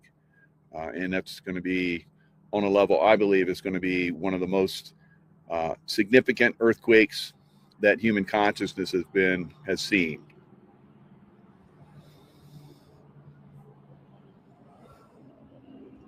Of another magnitude 9+ megathrust earthquake, like it happened in Japan in 2011 with the Tohoku earthquake, because we have an earthquake swarm going on there right now. Maximum magnitude so far, depending on who reports it, between 6.7 and 6.9. Before I tell you more about this, have a look at this, how they keep coming, starting from November 9th up to November 11th. There you see, the bigger the circle, the bigger the magnitude.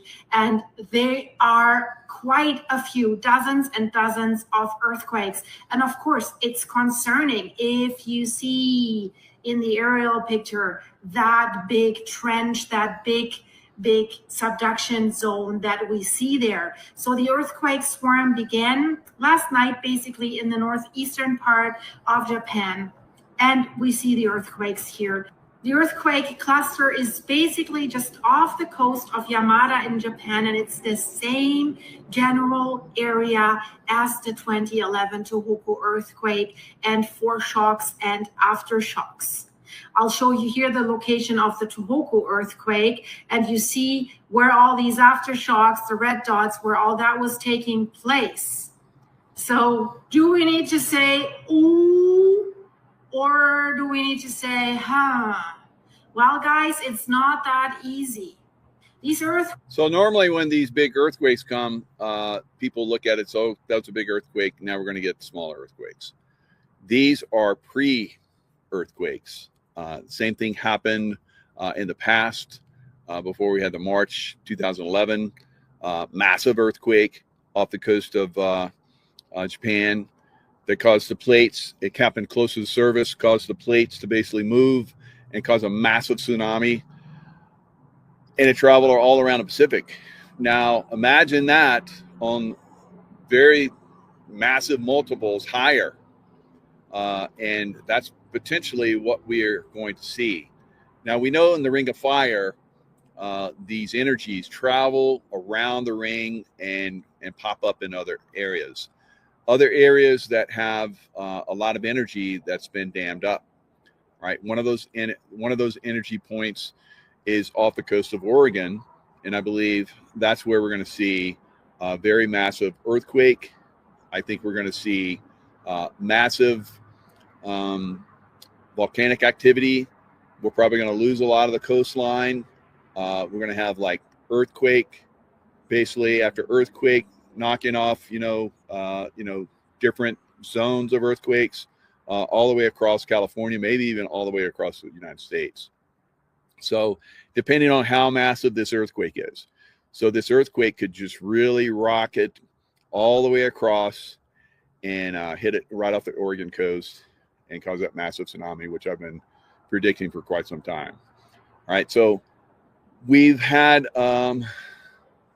this one gentleman that was on Nino's show, Swearlow, I believe his name was.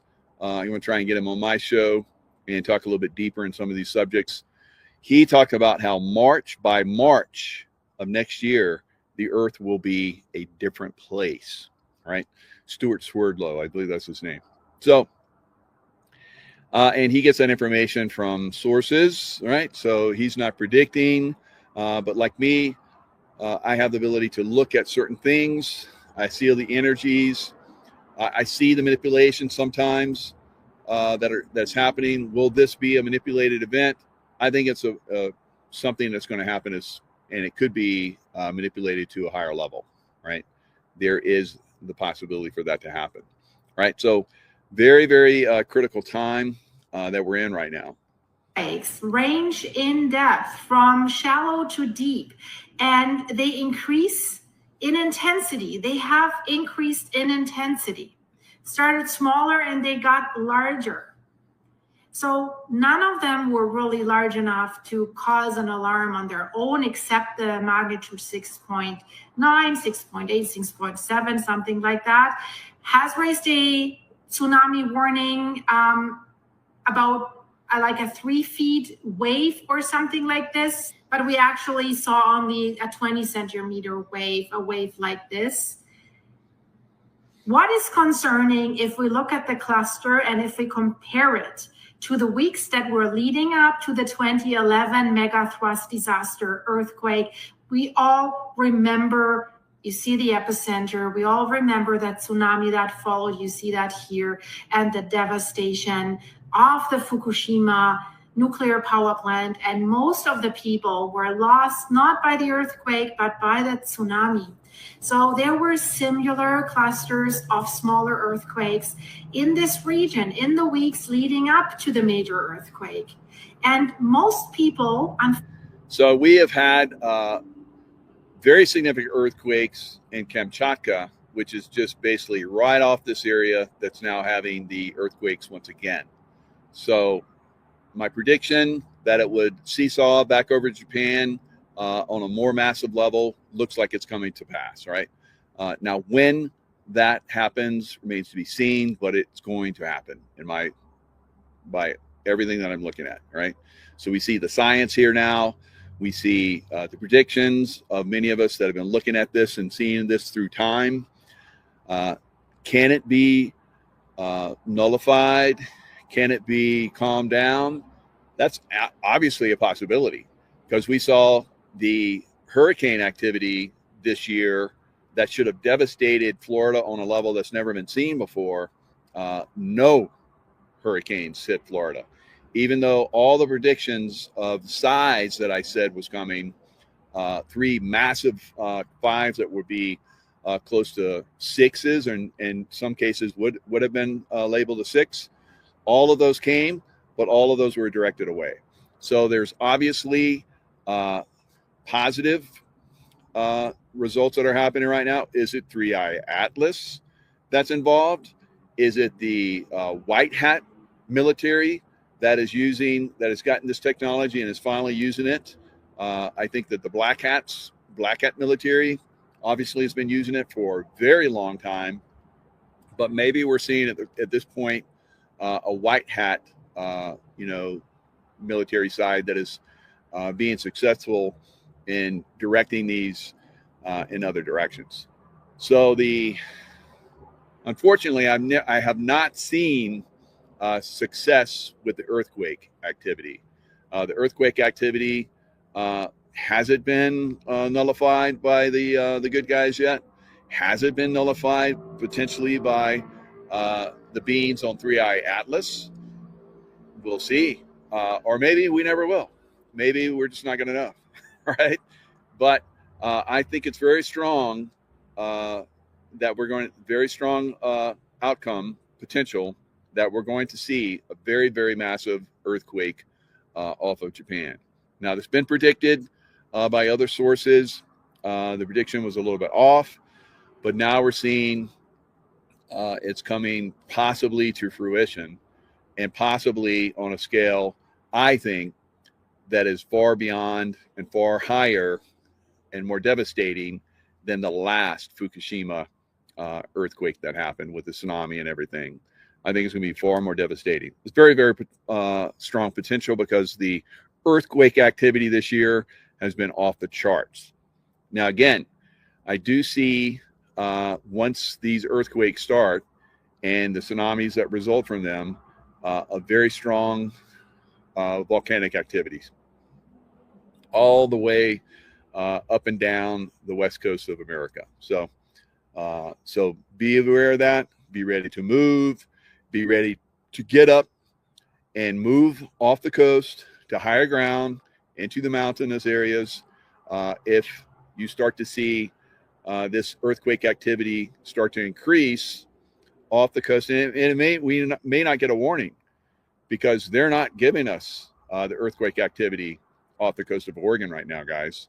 They've suppressed it. They've suppressed it. They suppressed the earthquake activity in Oregon for quite some time.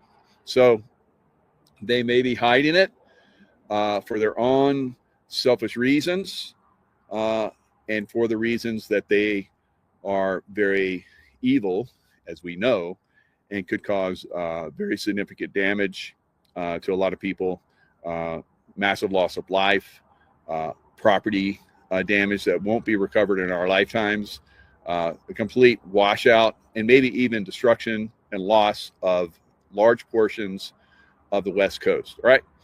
So if you are on the West Coast, which a lot of people are, there's a massive multi-millions of people all the way up and down the West Coast of America, even up into Canada. You need to be aware that if this earthquake happens off of Japan, there's a very strong potential that it's going to carry over and rock Oregon, off the coast of Oregon, right, and hit that area. So just keep that in mind. It's not something that you want to blow off and say, if it happens, I'll deal with it. They've been talking about this for a long time, and I know a lot of people have been saying, they've been saying this for decades. Well, you know why they do that? So that you'll just go to sleep. So when the real warning comes, like we're having right now, you're not going to respond, because for years and years and years, they knew it was coming. They know the cycles. They know all these different events, when they've happened in the past, how things happened that led up to them, like we're describing right now. Fortunately, we have people that, can look at this information, gather this information, and help us stay informed, right? It's not just the psychic guys that are out here, telling you, I got a bad feeling about this. So you need to be heads up, because now we're getting the science behind this, right? Science, and a lot of people are predicting this. All right. So trust your own intuition, of course. If you don't feel it's coming, and it does, so that was your destiny, I guess. So it is what it is. So be very, very cognizant of what's happening over the next week or so. If it just stalls out, everything shuts down and it gets calm, maybe we got the white hats involved. Maybe we got 3i Atlas, ET activity that's happening. Just keep an open mind. So they haven't contacted me yet, but I can reach out and touch them. And like I said, I think they're very, very positive, and they're here for very positive reasons. So earthquake activity has been crazy for the past few days everywhere. Yeah, that's good for us. So it's been crazy for weeks and months, really. But the last few days, over the top.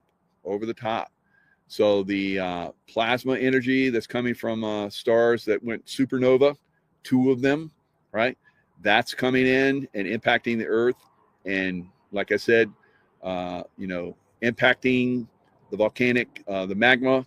The magma is spreading, and it's getting the bedrock and so forth, and melting it, and it's getting ready to come to surface on a massive level. So whether that happens or not, like I said, remains to be seen. But I would be very, very watchful at this point. Don't worry. Worry will basically shut down your intuition. You're going to need your intuition going forward, right? So stay in that love vibration like I talk about. All right, so the markets, today the markets were up quite significantly. So they did a pullback, which I said was coming. I can't predict the exact days, although I've done on my own. I'm not telling everybody, because I don't want you to invest and get slammed if I make a mistake. But I've been moving in and out of the stuff. I've been feeling it. So my feel right now is that we're going to continue to see upward movement. We're going to see crypto go up, maybe to new highs. We're going to see gold and silver. Gold and silver were up massively today. Massive upswing in gold and silver. There's a lot of people predicting 5,100 in gold. There's people that are predicting $100 in silver. My own prediction is 75 to 85 in silver. Dr. Kirk Elliott, who we all love and invest with, he's predicting 65 to 75. So a lot of us are looking at significant upswings in silver and gold. Today was a major up day, almost a 5% move upwards. Of course, it can move down the same way it moves up, which it has over time when it hit almost $54. And everybody was FOMO'd. They went in and bought at that. And now they're saying, oh, it's just like 1980 and 2011. It popped and then now it's going to crash. No, look at it. If it goes past $54, which I can almost guarantee you, I can't guarantee everything, but pretty much I feel very confident about that. Once it goes past that and keeps going, then it's on, right? So if you have invested and you're a little nervous because you just started investing and now it's pulled back and you're like, oh, is this the crash? Because you're gonna have the naysayers come in and talk it down, because that's part of what they want. They want to suppress silver. Now gold is going to take off because the banks are buying gold on a massive level. At some point, I think they're going to do the same with silver. Now silver just got I think it's like some kind of metal that's very high value metal. I don't know what the wording of it was, but the United States just basically said it's a very, very high value. It's a needed metal, silver, right? So if you go back to 1980s, go back to 1911, 1980s, we didn't even have personal computers or phones or anything like that. Now we do. So silver, chips everywhere. You have silver in cars, you have silver in planes, you have silver in jets, you have silver in rocket ships, you have silver in solar power. It's everywhere, guys. And it's a valuable commodity investment. So it's going to go way beyond anything that we've ever seen. It's a generational event where you can make money on a level that is beyond your imagination, right? So now, will you get that with crypto during the next maybe couple months, maybe into the spring? Maybe. I think there's a high possibility that crypto is going to get another boost, maybe to new highs. But on a percentage basis, if you look at what's going to happen with silver, you would be better in silver, although diversify is fine. If you got a little XRP, a little bit in, triple Qs, maybe some options here and there, then you probably will do okay, right? But that's on you. All right, you're going to have to figure that out, trust your own intuition or whoever is guiding you investment-wise. So there is a very strong possibility that we're going to see very significant new highs. It's going to be the blow-off high, right? Just like we saw in 2009 and 2000 and all the way back in the 1980s and 1929. So you get a blow-off high. So we're moving to a blow-off high, and then we're going to get a collapse, right? My best guess is that my read on it is that sometime in the spring, maybe late spring, this thing is going to start to crash, right? So right now, everything goes up. Like today, everything went up. Crypto's up, silver goes up, stocks are up. It's everything up day, right? And we're going to have those going forward. So pick and choose. Some of you guys don't have anything to invest. You're like, you're boring me. I don't care. So, but it's going to be very important going forward. If you're like, oh, I'm going to take all the money I saved and buy a house now because it's cheap. It's cheap now. It's down 20%. You're going to get slaughtered, right? You would be better off taking that money and put it in silver. And with silver, like 5, 10Xs, it's probably going to 2X, 3X over the next couple of year, 2 years or so. You can take that money, that you would have put in a house that's probably going to crash 80%, and that's going to go up like couple times, 3 times, whatever, and you'll be able to buy two dream houses. All right, so be smart, guys.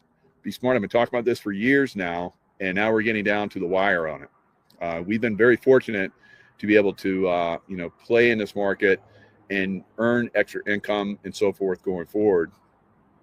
Silver has been incredible. Silver's been incredible for a lot of us. So stay focused. So let me show you guys what the market did today, in case you don't follow the market. Very significant. So as you guys can see, as I spread it out, silver blew up. And let's go back over here. What's happening to my big picture? See if I can just get it. There we go. All right. So as you guys can see, the Dow Jones up, almost a percent. NASDAQ up 2.2. You're going to see a lot of movement in the triple Qs going forward. Same thing happened during the dot-com bust. So you will see the triple Qs and NASDAQ reach unbelievable highs. We may see the NASDAQ close to 30 or at 30. We could see SPX around 9, over 50,000 on the Dow Jones. But it's going to be a very, very fast, very, very unbelievable move, right? So if you're like today, I was positioned, fortunately, to take advantage of that, and it was quite a stellar day. Can I do that every time? No. When the stock market crashed over the last couple days, I took advantage of that, and then I took that money and I was like, okay, it's going to turn around. And Friday, I got in a position where it turned around. I was at the bottom, fortunately, and it's like it's time for it to turn around. It basically went down and it covered all the positions, gaps, and so forth. I say gaps got to be filled, so it filled the gaps, and then it started to even out. And I was like, okay, it's done. Flip it, and let's ride it high. So rode it high, and unbelievable results. Unbelievable results going down, unbelievable results going up.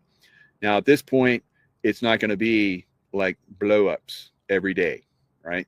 You may tomorrow see it go sideways to up, maybe even a little bit of a pullback because it went up so much. But I think it's going to go. I think it's going to really go. There are going to be days where you're like, what the heck? It's like this thing can't go any higher, and it's going to, right? It'll be the same for crypto. It'll be the same for gold and silver. It's going to be unbelievable. This will be unbelievable. The next several months are going to be unbelievable. And they'll get back in, and it's going to repeat and go back and forth. Now, I'm watching Ukraine and Russia. Russia is right on the cusp of annihilating the Ukraine army on a massive scale. And I think we're going to see, I predicted this almost a year and a half, 2 years ago, that we're going to see Russia start going across the landscape of Ukraine and just basically just eating it up, just grabbing massive amounts of real estate, right? I think Odessa is going to go. So a lot of big cities are going to go throughout the winter, right? Throughout the winter, this is when Russia kicks ass. They kick the Germans' ass. They kick Napoleon's ass in the winter, right? So we're going to see a massive, I think, push by the Russians. They just recently called up all of their reserves. Why would they be calling up their reserves when they're just destroying Ukraine on the battlefront? Imagine. So this is the battlefront. If you go from Miami all the way up to Maine, that whole coastline, that is the battlefront where Russia is destroying the Ukraine army across that entire battlefront. Ukraine cannot stop them. They don't have the manpower. So NATO brought all their horses and Humpty Dumpty and everybody else they could throw at this thing. Obama, from his basement in his Washington, D.C. mansion was directing traffic on the Biden administration, and it's like, send all the money, send all the money, send all the money, send all the money, send everything. Send everything. Yeah, Obama. Yeah, he was running from his basement. He had a skiff, a secure information facility in the basement of his home in Washington D.C.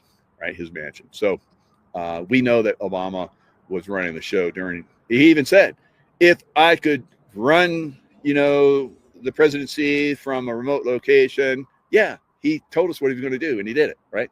So, yeah, he's going to be, and if he hasn't already, he's going to go bye-bye, right?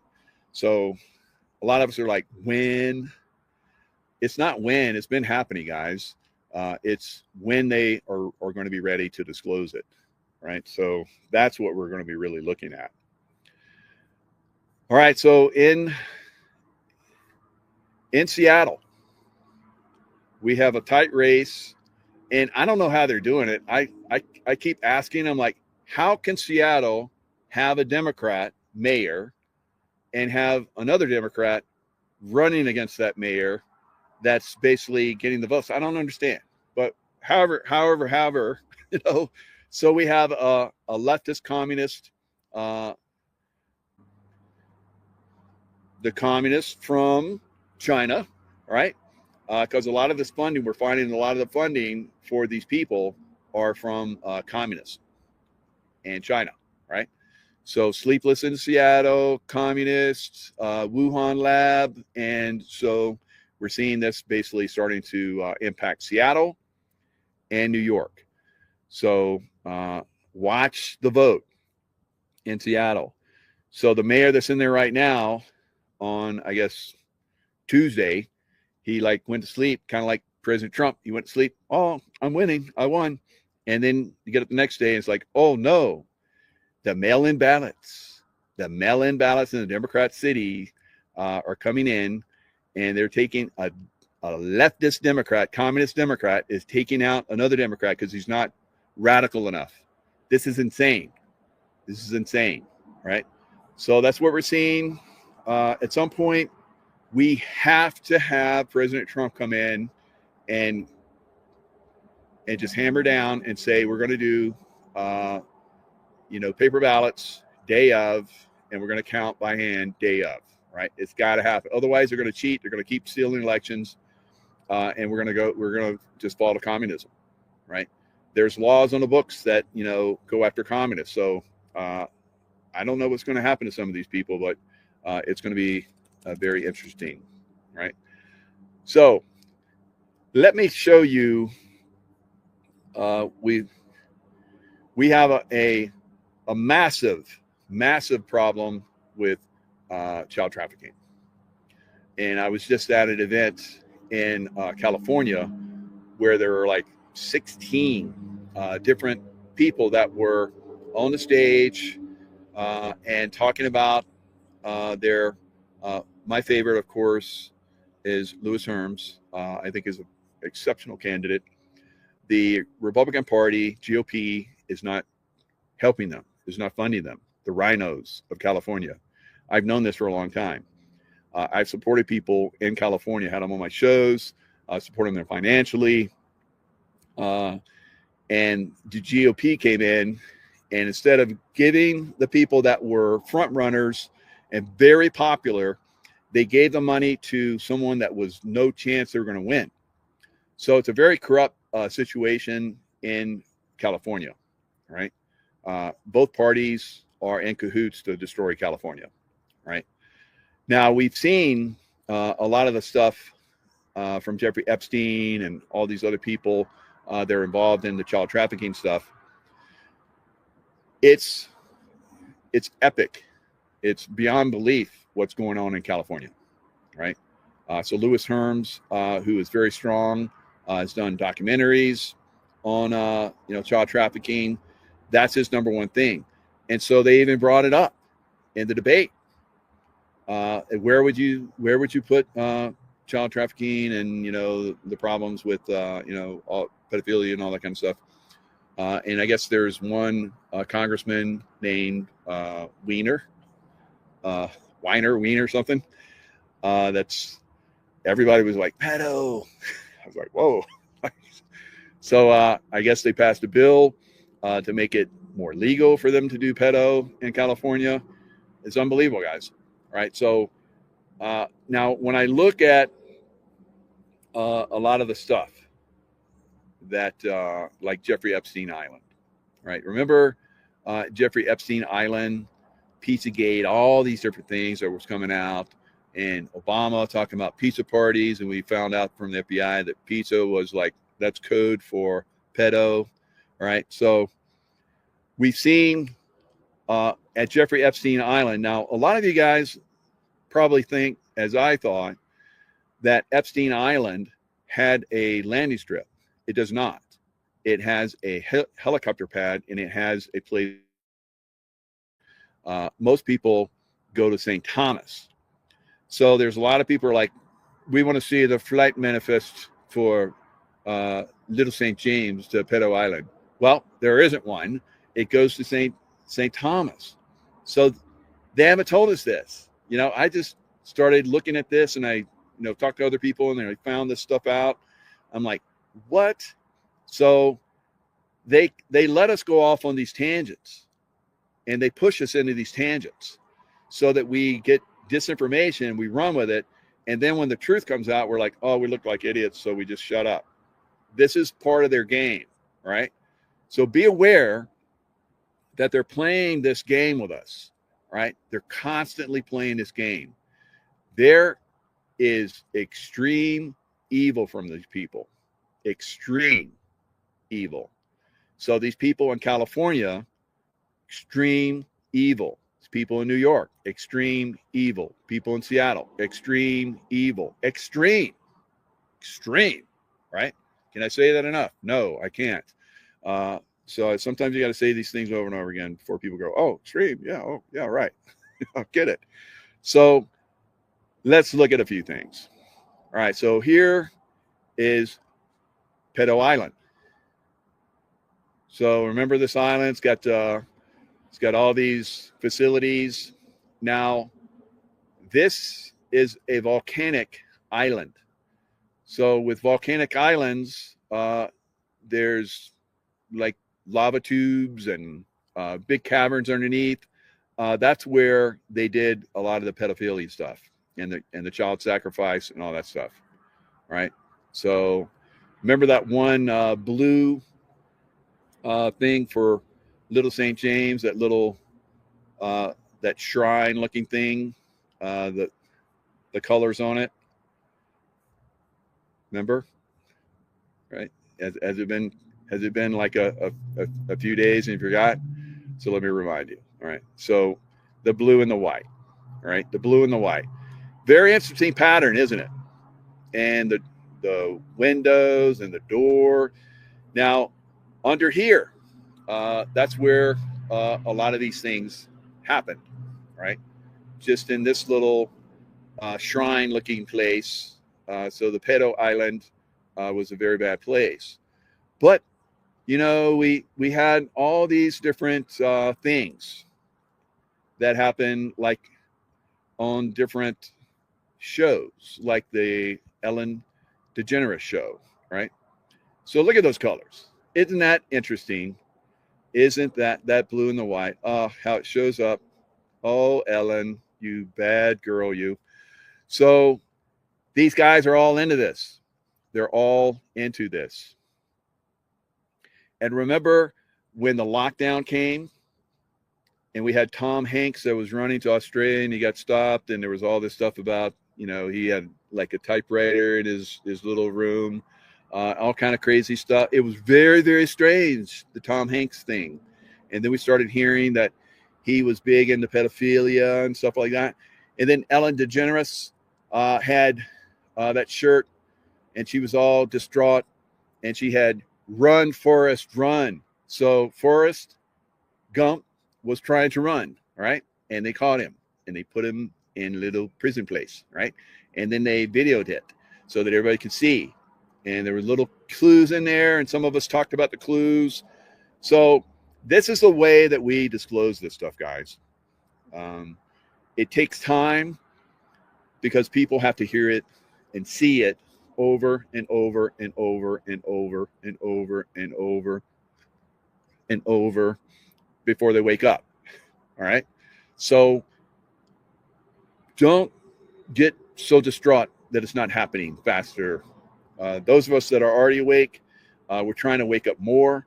The more people that we get involved, the less people we have to move through. Right. There's a wall of, people that have been conditioned, that have been brainwashed, MK Ultra'd through different systems, and waking those people up is a process. It takes time, right?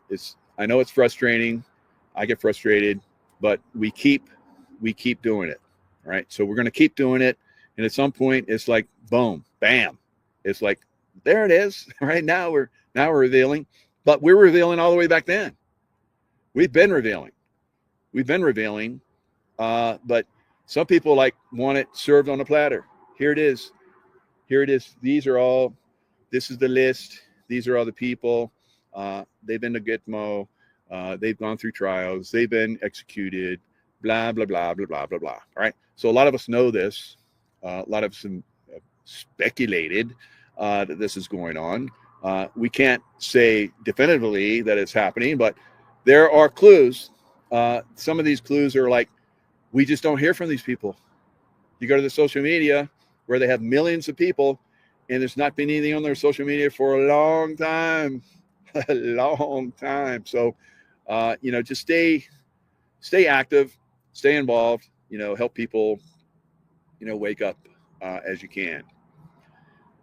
So, Mama Donnie, Mama Donnie, right? Mama Donnie. So he gets sworn in on January 1st. So the day after he's basically going to give everything away, he's asking for people to donate so that he can do the transition that is already paid for by the taxes that people get taxed in New York. So it's like, what? You want money? And then he jets off to Puerto Rico, and he stays in a luxury resort that for most of his base, one night that he's staying in that luxury place is like a week's worth of pay for them, right? And he's rubbing shoulders and elbows and tongues and whatever with all of these people that are part of the Democrat system that are trying to take over our country. Democrats, right? So very, very strange stuff, and I think a lot of people are waking up to it.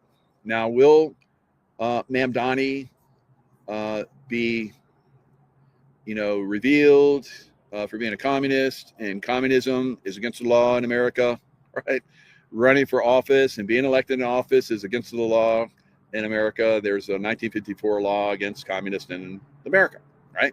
So will they use that law, or will it be like my friend Leo Zagami says, no, none of these people ever will see justice, because they're all part of a massive system, and it just keeps going around and around and around. It does seem like that, doesn't it? But I see evidence of some of this stuff being resolved. So we'll see. Look at that sky. Isn't that beautiful? It's lovely. All right. So we're getting down to the wire, I think. Be heads up what's coming earth change wise. We're in for some massive earth changes, guys. And that's really potentially going to affect everything. So we talk about, the change in the economic system.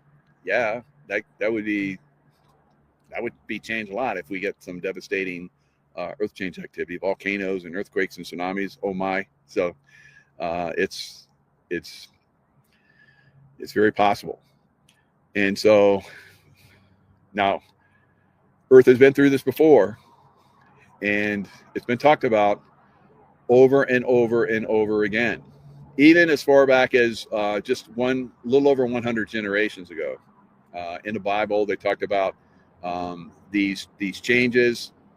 We know that Moses, took the Jewish people. They crossed the Red Sea, which had parted. Wow, just strange. It's just he just raised his staff and it happened. All right, so there were earth changes going on. Right. So if you go to Egypt now, you see that they have, sifted out the sand and they found all these temples. What happened? What happened? And they show where the Valley of the Kings. They would put their kings into these tombs, and they're like elaborate and full of wealth and so forth. I believe there were a lot of guards there at one time, a small army of guards to protect it. And then when the earth changes came, they're like, we're not getting relieved, and I need to go back home and see what's going on, because there's crazy stuff going on. The earth is shaking, and storms are coming in. I'm going home. So, and then no one went back, and then it just got covered up. And then thousands of years later, they're like, well, let's go to this valley. I've heard some stories, and King Tut, King Tut, King Tut. And then so King Tut, we found all this stuff. Thank you, Howard Carter. And then Howard Carter, the curse happened, and Howard Carter died. Better stay out of those tombs. I've been in King Tut's tomb, and nothing happened to me. So the spell is gone. So and whatever, right, already dissipated. All right, so this stuff has happened. Like I said, time over. I mean, we can go back. I can give you story after story. You look at Odysseus, sailing for 7 years before he gets back home. I don't think it was 7 years. I think it was a lot less. I think they said 7 years, which meant a long time, which was like maybe a year and a half or something like that. All right, so so the wifey is getting ready to go buy me and start to cook the lammy, right? So we're going to have lamb in celebration of those biblical times, right? It just happens to be. This is our first meal of the day. Yeah, it's our first meal of the day. So it's like we're ending the fast. Long day of fast. And look at that sky. They chemtrail the hell out of us all day long. So maybe that's some of the chemtrailing. I don't know. Looks like volcanic, doesn't it? You ever been to Hawaii where there's like those beautiful red skies? It's from volcanic ash. So, so anyway, all right, guys, lots of love, stay in a love vibration, and things are going to get. We've been talking about this. Things are going to get pretty cray, and just be prepared. Stay in the love vibration. If you feel the need to move, especially if you're on the West Coast, you wake up in the middle of the night and it's rumbling and shaking. I hope you have a plan. Hope you have a go bag, and you're like, jump in your car and get the heck out, because you don't know. They might not tell us. They might not tell us that, yep, that was the big one, and you have 30 minutes. All right? They might do it. Maybe everything goes out. So have a plan and be ready to roll. I'm always ready to roll. And tomorrow is Veterans Day. So all you veterans out there, happy Veterans Day. 11/11, right? So Wino Sabin was saying, I guess when the World War I happened, the Duke was shot or whatever, and they did the license plates, the numbers on his license plates or whatever, and it ended up being 11/11. I'm like, wow.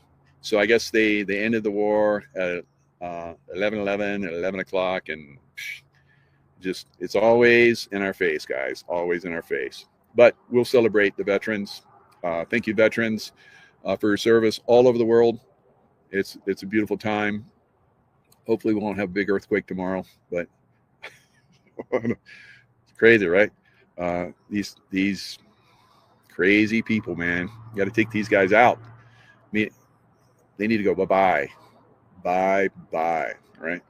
Stay in the love vibration. Get on that life wave if you're not on it yet. It's amazing. I have a team that basically will help you out. and you'll feel better about life. You'll live longer. So get in the life wave with Mike, right? Okay, guys. Love you guys. Stay in love vibration, and we'll see you guys next time. Yeah, the east wing of the. Oh, east wing. Yeah, there we go. So the deal is in the east wing. See, the rising sun is what in the east. Okay, so a city built around Freemason imagery and illusions has certain import within these classic things. When Trump brought the army in on the 250th anniversary, and here's something that's almost virtually unknown anywhere. At the same time the army was there, you had military troops in street clothes going into the Treasury and moving everybody out of the Treasury building while they did certain things in the Treasury and recaptured control of the Treasury. In ancient Rome, the Temple of Saturn was the most important temple within the Roman system. And the Temple of Saturn is where they minted the coin of the realm.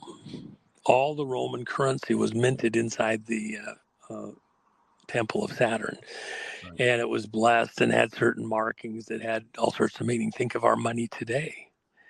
Our money has all sorts of secret hidden imagery on it that are iconic, that have certain meaning within their system. And so our current Federal Reserve money has all sorts of things that are on it. You're carrying the talismans of the cult in your pocket everywhere you go, your purse. You're using it to transact. And what are you transacting? You take your life energy, gift from God, and you exercise it in this world and the physical world. And then you trade your life energy for scrip, for fiat currency. It has no value of its own. You know, the paper isn't worth hardly the paper it's printed on, you know, the ink it's printed with. Yet you ascribe a certain wealth value to it of your life energy for an hour's labor, a day's labor, mental or physical. And all these talismans are attached to it. And then you trade with that within their religion. The money is printed in a temple. Okay, the Federal Reserve is a temple.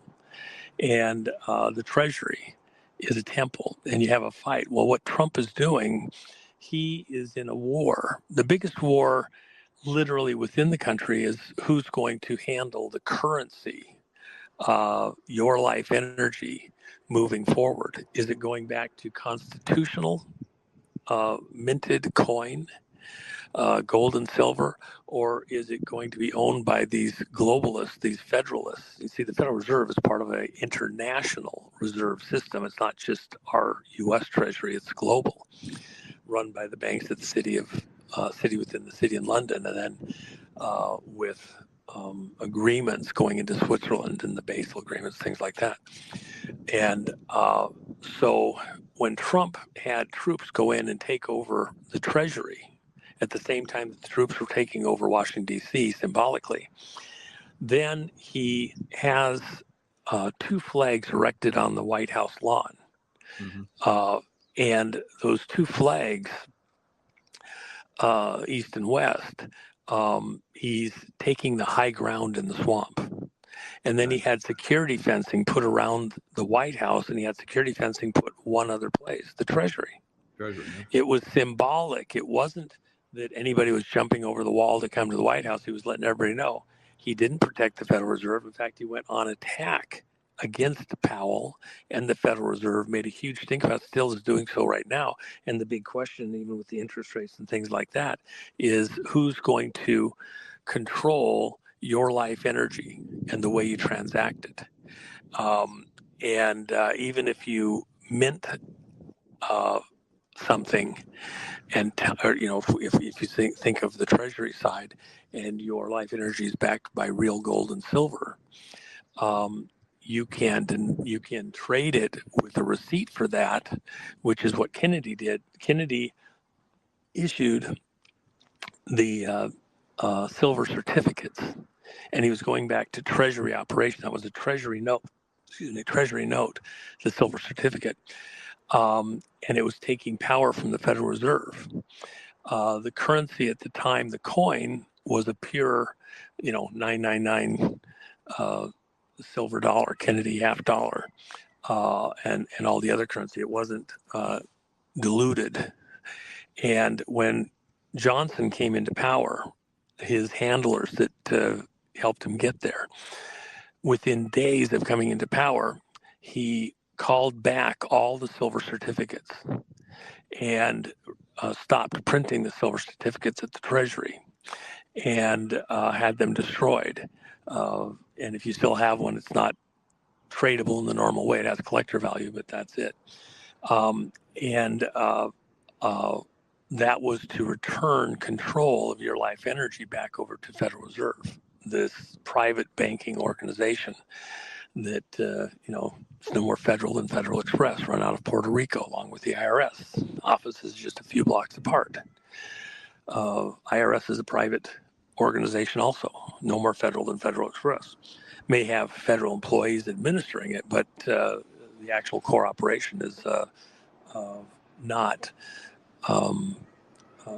It's administered by the U.S. Treasury, but it's not actually a Treasury operations run out of Puerto Rico. So anyway, that's the fight that we're in. Well, the East Wing is us taking control. Before you do that one, somebody just put in there, I remember this too, this is really good. It was Executive Order 11110. In their face. In their face. Yes. Well, and by the way, let me just add this. That's a great note to just add one more thing. For example, 17, the Q number. Both sides in this great cosmic battle that we're watching here across the world, both sides want to own certain numbers. Right. So, for example, 17, which is the 17th letter of the alphabet, is Q. 17 means victory. The 17th book of the Bible, which even the Satanists, the Luciferians, the Masonic crowd, want to own these numbers and own the Bible itself as like some core theme or whatever. So the 17th book of the Bible is the book of Esther. And what's the book of Esther about? You mentioned Roseanne a few minutes ago. It's about the boomerang. Everybody had a plan. The enemies of the Jews who were in exile in Persia. You had people that were in exile of the Jews. You had people in exile of the Arab groups and all that. They all wanted to be in a power position. And so Haman and his crew, families, decided that the Jews were a threat to them being in full power behind the throne and usurping the power of the king. The king was a drunkard. And they got the king to sign a decree that they would have a free-for-all day out in the future. And it was a date certain, and the king's ring, his signet ring, was used to seal that. Well, Haman had control of the ring, the power of the king to do anything. The king's a drunkard. He's got a bunch of wives. He's got, a harem girl house. I've done shows on this, and they're out there. Esther finds out that this is there by her uncle, Mordecai. And that, well, she's a Jew, but she's never acknowledged that. She's in the harem girl house. And so she has to decide, is she going to protect her people, of which, if it becomes known that she's also a Jew, she would be killed? Or is she going to stay silent and try to hide? So she does this thing where she puts on a couple dinners and everybody gets drunk. The king's there. And then at the end of the second dinner, she explains to him that king didn't even know this decree existed, didn't understand whatever it was when it was done. And now he's beside himself. And in a turn of events, he has Haman hung on a hangman's device that he himself created. It's just outside behind Harem Girl House. And in those days, when they meant hanging, it was literally stick a spike up their ass and then hoist them up high and let them slide down on the spike, and everybody gets to see them. And that was the symbology. And then there was still this date that had to occur where there was an all-out fight. So the king can't reverse a decree. He's beside himself, doesn't know what to do. And Mordecai says, well, you can't change the decree, but you can amend it by adding to it. And so he adds to the decree and says that the Jews have the right to arm themselves and to make alliances before this date. And so they do just that. They make alliances, they arm themselves, the date comes, and it's an all-out, free-for-all. And at the end, the Jews win over Haman's crew, family, etc. All 10 of Haman's sons are themselves hung, and says they're killed in one breath, in the same breath, is the way that Jews tell the story. And it was a reversal of fortune, as Roseanne says, a boomerang moment. Everything that was going one way turns around and comes back and goes the other way. Everything they had planned comes back against them. So 17 is the flip, the reversal, the boomerang. It's the 17th book of the Bible. It's Q. When you look at our situation in this modern period, those people that don't understand the Q operation don't understand that it was emblazoned that way for exactly that reason. It's all about the flip, the reversal, the 17th book of the Bible, the Esther moment. And we're right in the midst of that now. All these years, literally for the last 10 years, since Trump came down the escalator, it's all been attack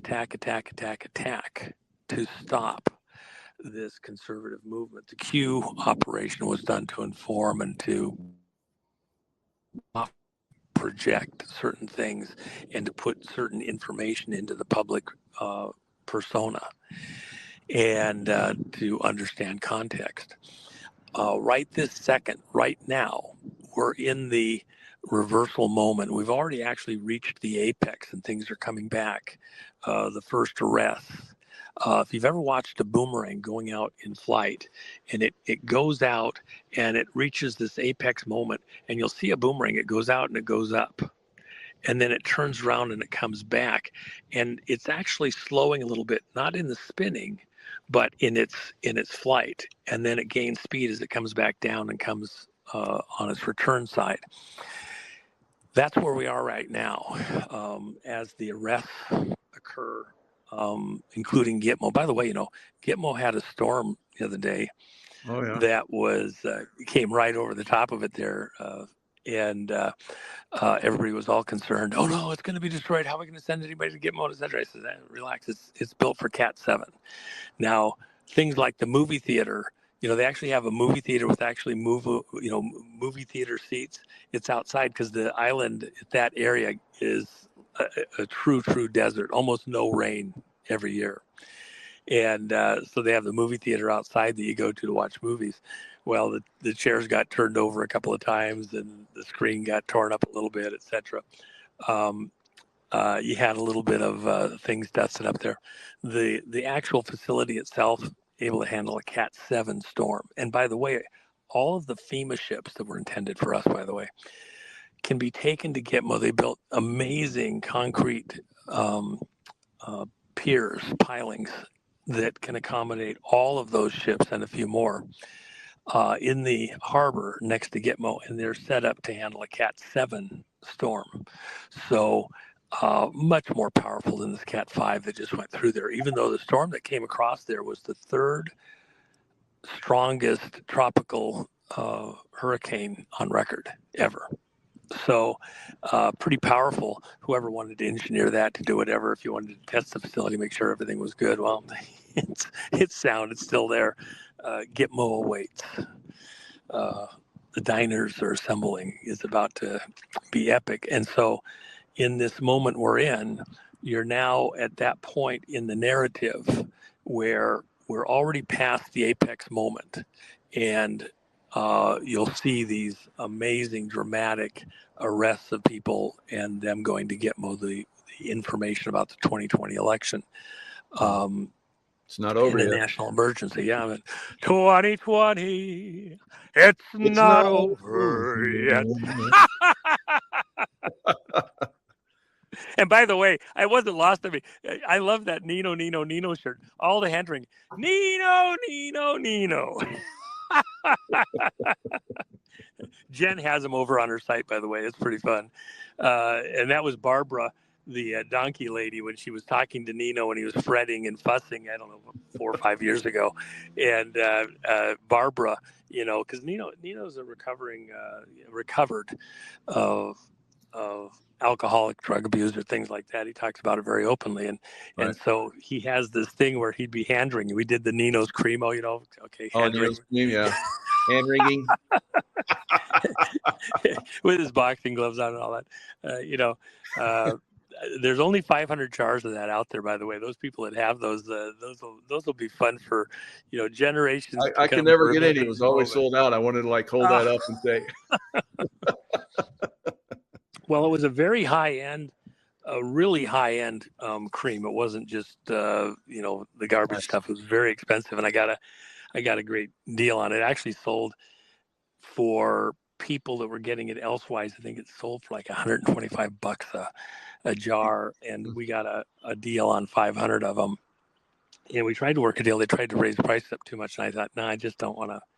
Just, you know, I wanted to make a point. We had a lot of fun, but I didn't want it to come across like a gouging thing or something like that. And I didn't want to use a lesser quality and all that. So we had some fun with it, but it had a brief lifespan, right? But the hand wringing, well, that is, you know, and you hear right now, by the way, is it going to happen? Is it going to be years from now? Are we, you know, are you sure it's going to happen? I imagine coming up on May, that was the day that was decreed by the king, this Esther moment where the Jews and Haman's crowd had it out once and for all. It ended up being 2 days because the king extended it a day for Esther because they hadn't gotten all their enemies completely. This moment, till the day it happened, you didn't know how it was going to come out. You didn't know if somebody might betray you. You didn't know if somebody was going to stand with you all the way or just watch. It came down to that one day. Even right now, look at within the country, you're even today still finding out about secret alliances that are aimed at us as a nation. People behind the scenes, we're still learning it. You know, just a short while back, through a particular process, we discovered a continuity in government operation that nobody knew about, not even Trump or any of his people through all of the first term and up till now. Nobody knew about this specific, very precise continuity in government operation that was hidden and had people through various agencies of government involved. Not SES. That's the other big monster that we're actually fighting. It's NORAD, nuclear arms, and the control and management and use of them. Versus SES, who claims that authority but doesn't actually have it. It was set up back in Jimmy Carter's era and is tied into the whole Homeland Security thing. And all the false flags, by the way. All these false flags you see, those are all SES operations aimed at continuity of government their way, create a crisis, and then we own the far side of it to manage America within this globalist theme. But we found another group embedded within all of these agencies that had people that was being paid for by all the taxpayers that nobody, even in the highest places, knew existed. That's how deep some of these threats are. This was a very serious, nasty little operation. And with several hundred people involved. In the course of, taking out USAID and the funding and all sorts of other things, Doge and all sorts of things related to that, this was discovered. And so there's still things that are in the toolbox of enemies of America embedded right there within all these agencies and things that could still cause a problem, disrupt as we go through this boomerang flip reversal moment. All things Q, that is what this administration is all about, returning power and authority back to the people. Trump wants to leave office when he does finally leave with two things accomplished. If you want to wonder why Trump would run for a third term, this would be the context if he's not done. The two most important things that Trump wants to leave as his legacy out in time. He can enjoy his grandkids. He could, enjoy his own properties and buildings and golf and all that, and not have to be president, not have to worry about any of this. But he has set his, you think, oh, he's president, he gets to enjoy all this stuff. Really? What a pain in the ass. You're missing it. He is making his own type of sacrifices, doing what he's doing for his children and grandchildren and children generations removed into the future. The legacy that he wants of his presence in public life is, number one, to return honest elections to the American people. Only American citizens get to vote. Mm-hmm. And their vote is counted as cast. It's not diluted. It's not tossed in the wastebasket and diluted by other people voting or entities voting. Here in Hawaii yesterday, they had a 5-hour hearing over votes from the 2020 election. They're still fighting that. Wow. And later elections, 2024 and things like that. They have tens of thousands of votes that were counted that supposedly were mail-in votes, but the post office doesn't have any record of the votes going through the mail system. We take pictures of every piece of mail transiting through the post office everywhere in the world at this time. There is no mail goes into the U.S. postal system. There isn't a picture taken of it at the point of entry into the mail system. Could be a landmark case. So here you have and they're trying to get through the judges and the courts in Hawaii. The courts, the judges won't let you get to examining those things. You're going to have to make it federal, and the Justice Department has been slow or non-existent in entering into these cases and taking over inside the states. So yesterday, there was a whole bunch of stuff that came up, but the one thing that was the biggest sticking point, 5 hours of discussion and arguing, nobody could explain the 19,000 votes that were counted in Hawaii County.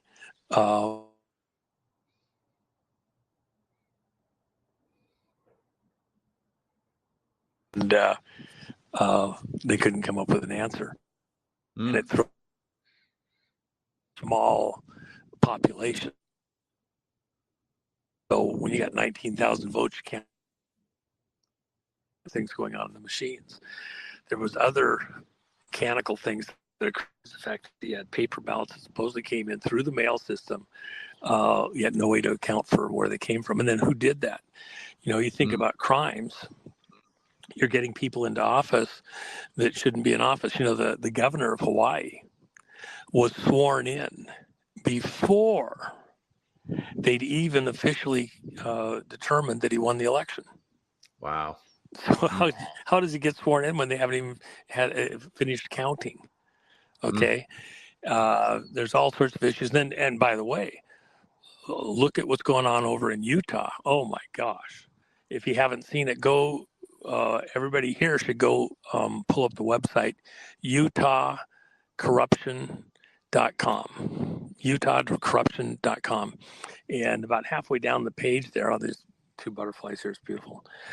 Halfway down the page at utahcorruption.com, a pro se case brought by Tracy Halverson there in Utah. The gosh, they're going to come right to me. The complaint is 92 pages. And then the exhibits, there's 92 exhibits. The total filing for the court took them like 3 days to scan it into the court system is 3,700 pages. So they served most of the people. There's a couple more to be served. Even right now, there's somebody being served. That's pretty important. They have to take a hand truck to take all the paperwork to serve these people, and 3,700 pages, double-sided print on the pages. Very well documented, where the sitting governor of Utah and the lieutenant governor and sitting U.S. senator who benefited, didn't directly do it. They don't have a Secretary of State in Utah, so the lieutenant governor serves as the person that runs the elections. Well, she's in office with the governor. She replaces the governor if anything happens. The governor, Cox, had been the lieutenant governor in a prior administration, so he knows how the system works. And in this thing, he didn't win at the convention. You have a caucus, people's houses. They decide who's going to go represent every neighborhood in the state at the state conventions run by, it's an official state function for each party. And then at the, with facilities that the state provides, etc. At the state convention, the state Republican convention, then all of the delegates vote. And if you get more than 60% of the delegates vote, you're automatically moved straight to the statewide ballot. If you get less than 60%, you and the person closest to you in this contest go on a primary ballot to decide who is going to be the official representative of the Republican Party or the Democrat Party or Independent Party. This is phenomenal. It says this action targets a racketeering enterprise within Utah, orchestrated by defendants including Governor Spencer Cox and Lieutenant Governor Deidre Henderson. Wow, to manipulate Utah's election law. Wow. It is a civil RICO, and it's got a lot of. It's got so many crazy, wild things. The big thing is that the sitting governor Cox, coming into the 2024 election cycle, didn't get the majority vote of the Republicans at the convention. Another candidate by the name of Phil Lyman, who has a history, is pardoned by Trump on a deal with BLM and all sorts of bizarre stuff. At the convention, Phil Lyman got like 67% of the vote. Another candidate got almost 70% of the vote for a Senate position. And so they would go on the general ballot as the Republican candidates against whoever the Democrats brought in on the general ballot for the fall election automatically, because they had over 60% of the delegate vote at the state Republican convention. Well, the lieutenant governor and governor couldn't have that because they're in office right now. The sitting governor didn't even get, I don't think he got even 20% of the vote. It was some ridiculous low number. And Phil Lyman's people got over 60, got 67%. So with that in mind, the governor's out as the Republican candidate. Now, he could get on the ballot if he had like 28,000 signatures to put him on the ballot. So they went out and got supposedly 28,000 signatures. And that's another story in itself, because people said you never got those legitimately. The company that was hired for $1 million to go out and get these signatures was actually under investigation at the time for falsifying signatures on ballot measures, on campaign measures.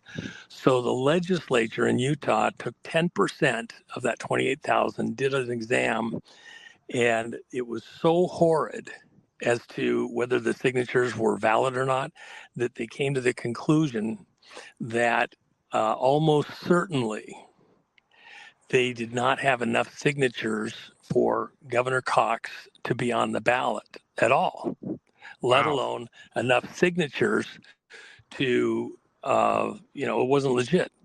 Well, what the lieutenant governor did is she put the sitting Governor Cox on the ballot as the Republican candidate. And Phil Lyman, who won the convention and should have been on the general ballot as the Republican candidate, was not on it. And they said it's because of this 28,000 signatures, which they didn't actually have 28,000. It was all a ruse by a crooked company. And since then, the people in that company have pled guilty to forgery and falsehood within stuff on a previous signing campaign.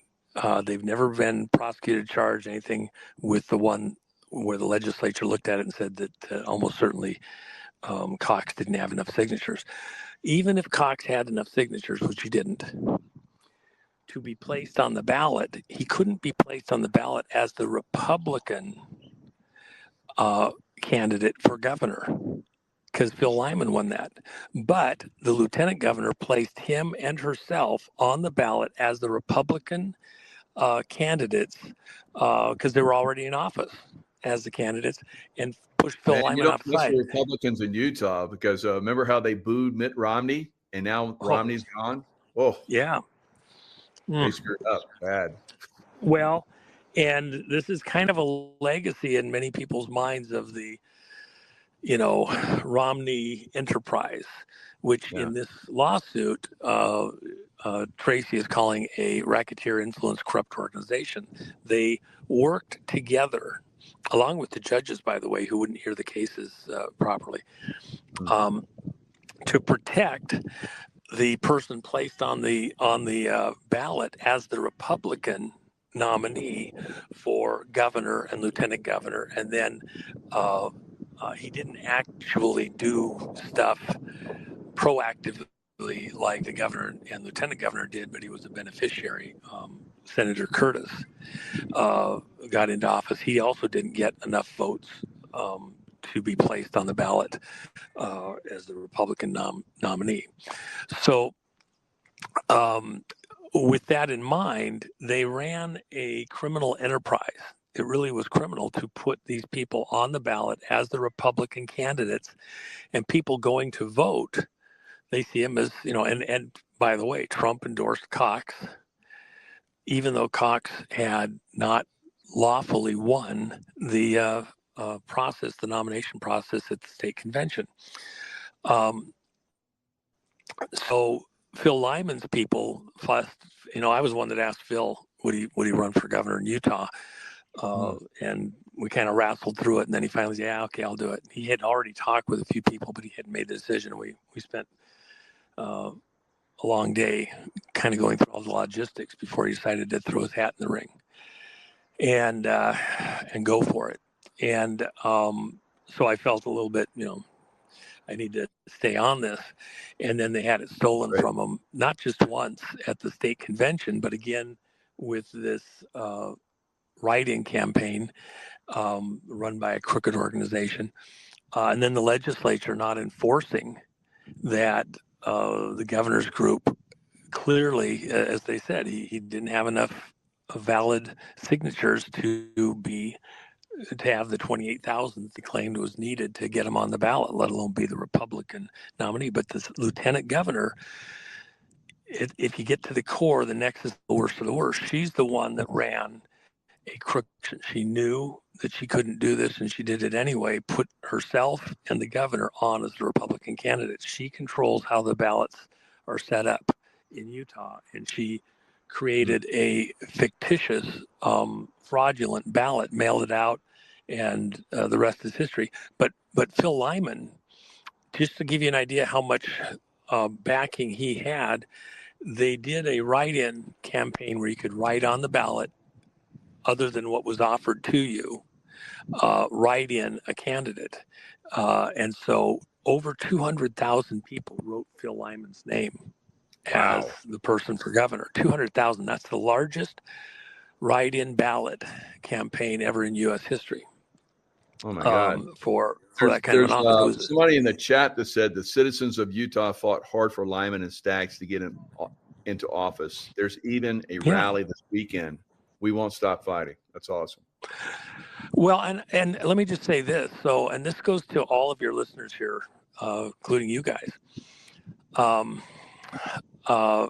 The RICO lawsuit that Tracy Halverson has put together, this 3,700 page behemoth, unbelievable, beautifully written. It's set up so that not only citizens of Utah, but any citizen of the United States, even if you're not a voter, can be included as a plaintiff in this case. Wow. It's set up to be a class action. So as of yesterday morning, I think they had about 3,000 people that had signed on to the class action.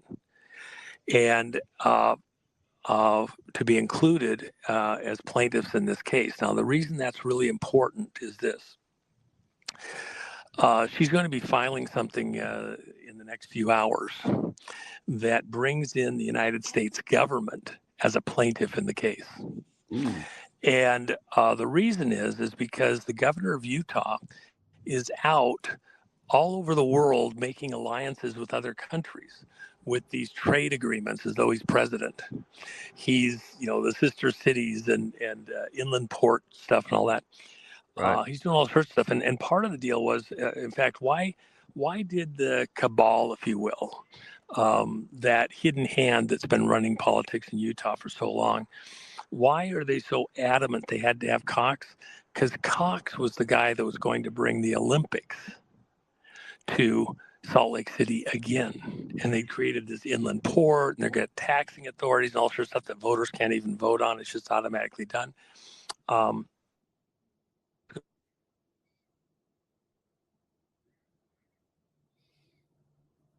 And they had to have Cox because he knew the plan doing it for all these billionaires that are behind the scenes wanted another Olympics.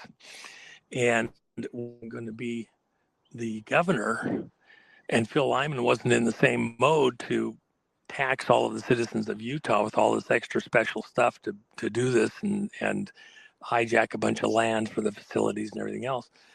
He was a real threat. So they had to get Lyman out of here and get Cox in. And that's the context. It was all about a land grab, money grab, federal money, international money, etc., for their next Olympics project, which, of course, Romney was a key part of last time.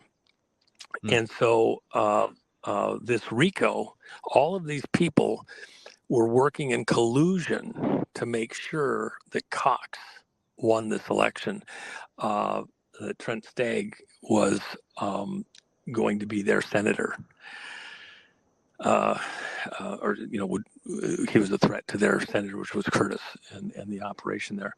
And so at the end of the day, it has national implications.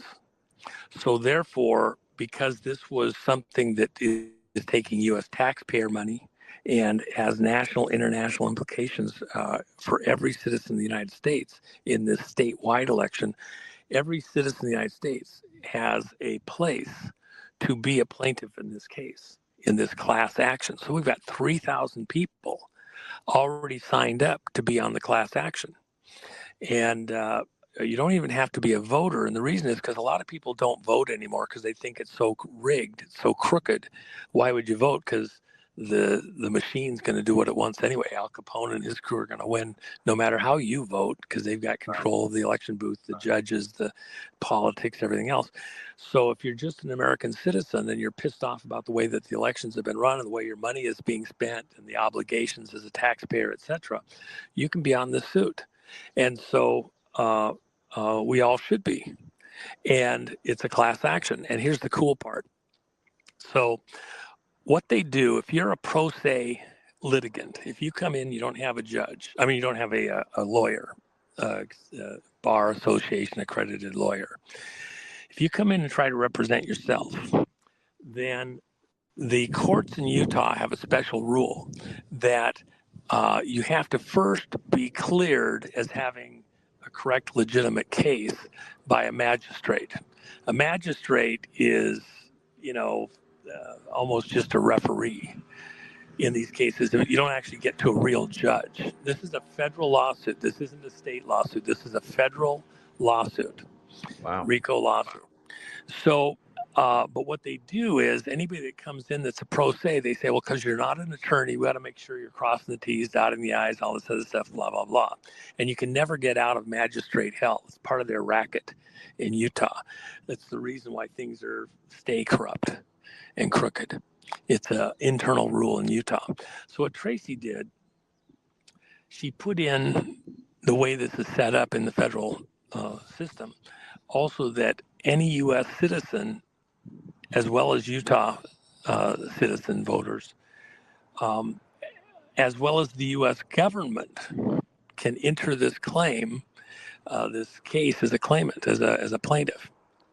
And so now she's requesting that the U.S. government enter through the Justice Department for its own representation, but also as a pro se, she cannot represent anybody else because she's not an attorney.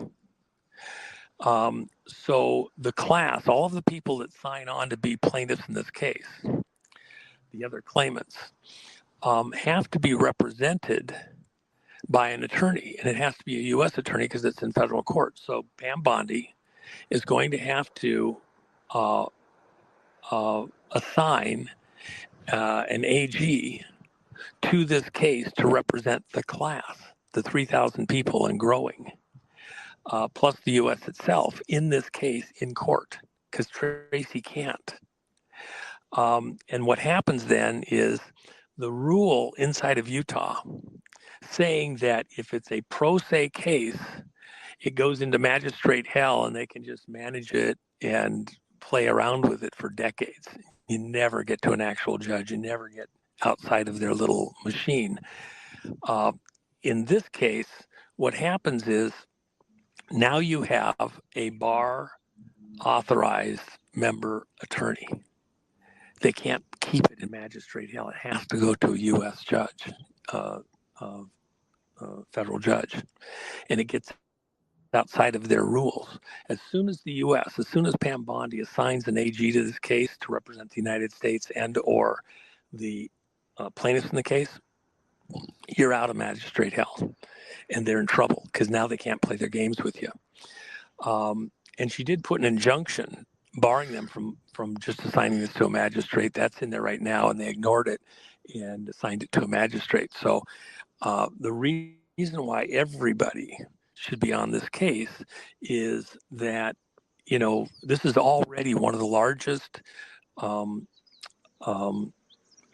cases of its type with a class action in the U.S. Okay, but I believe before we're done, it's not just going to be 3,000. It's going to be 10 times the number. It might be. Look, they had 200,000 people in Utah. All you people in Utah that wrote in Phil Lyman's name, all of you people should be on this case. This is for you.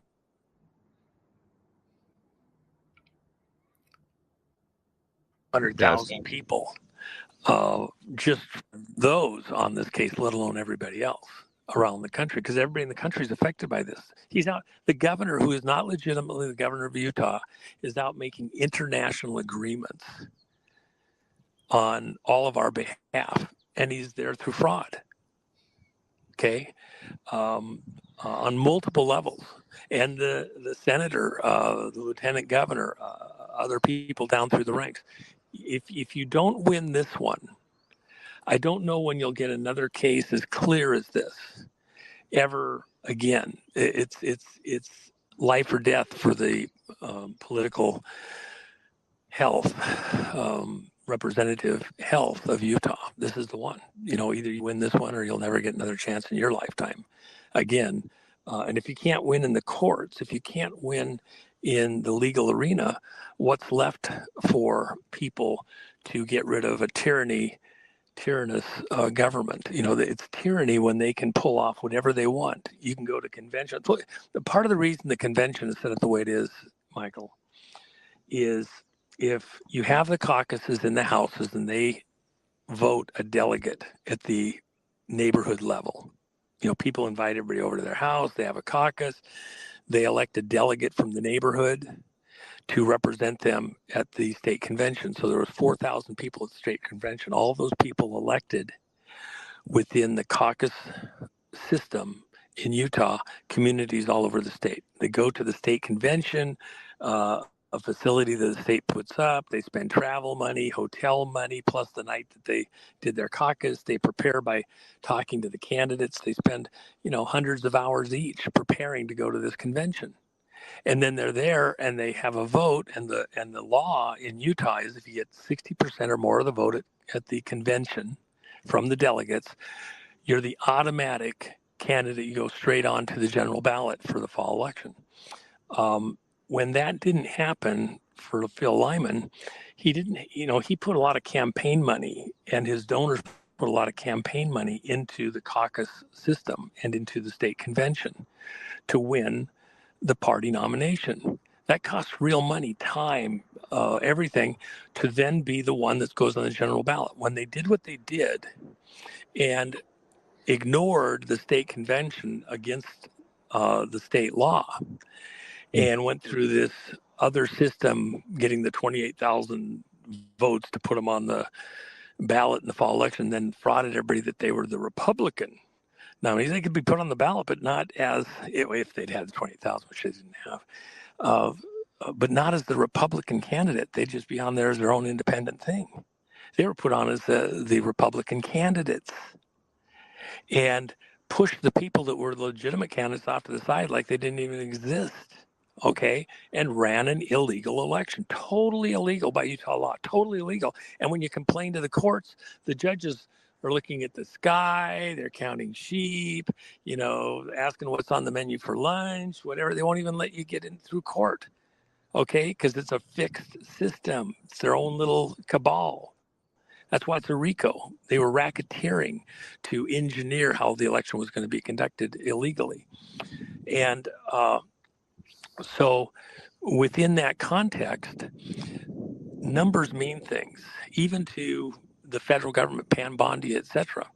If you don't have enough numbers, even 3,000, which is an astonishing number of people have already signed up in the little bit of time that this has been out there, a lot of people don't understand the magnitude of this particular case.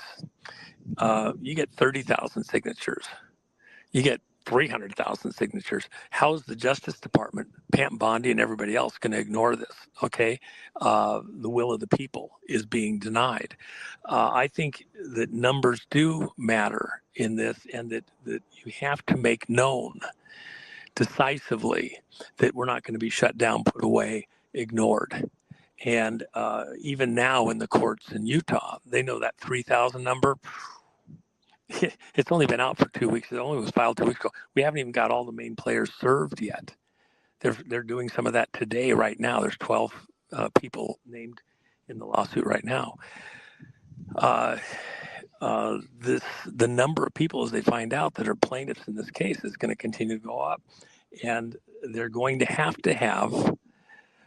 federal representation from the Attorney General's office for the class, all of those 3,000 people and growing. And at that point, the judges, the magistrate system in Utah, you can't say, oh, it's just a pro se person, so we can ignore this. As soon as you have a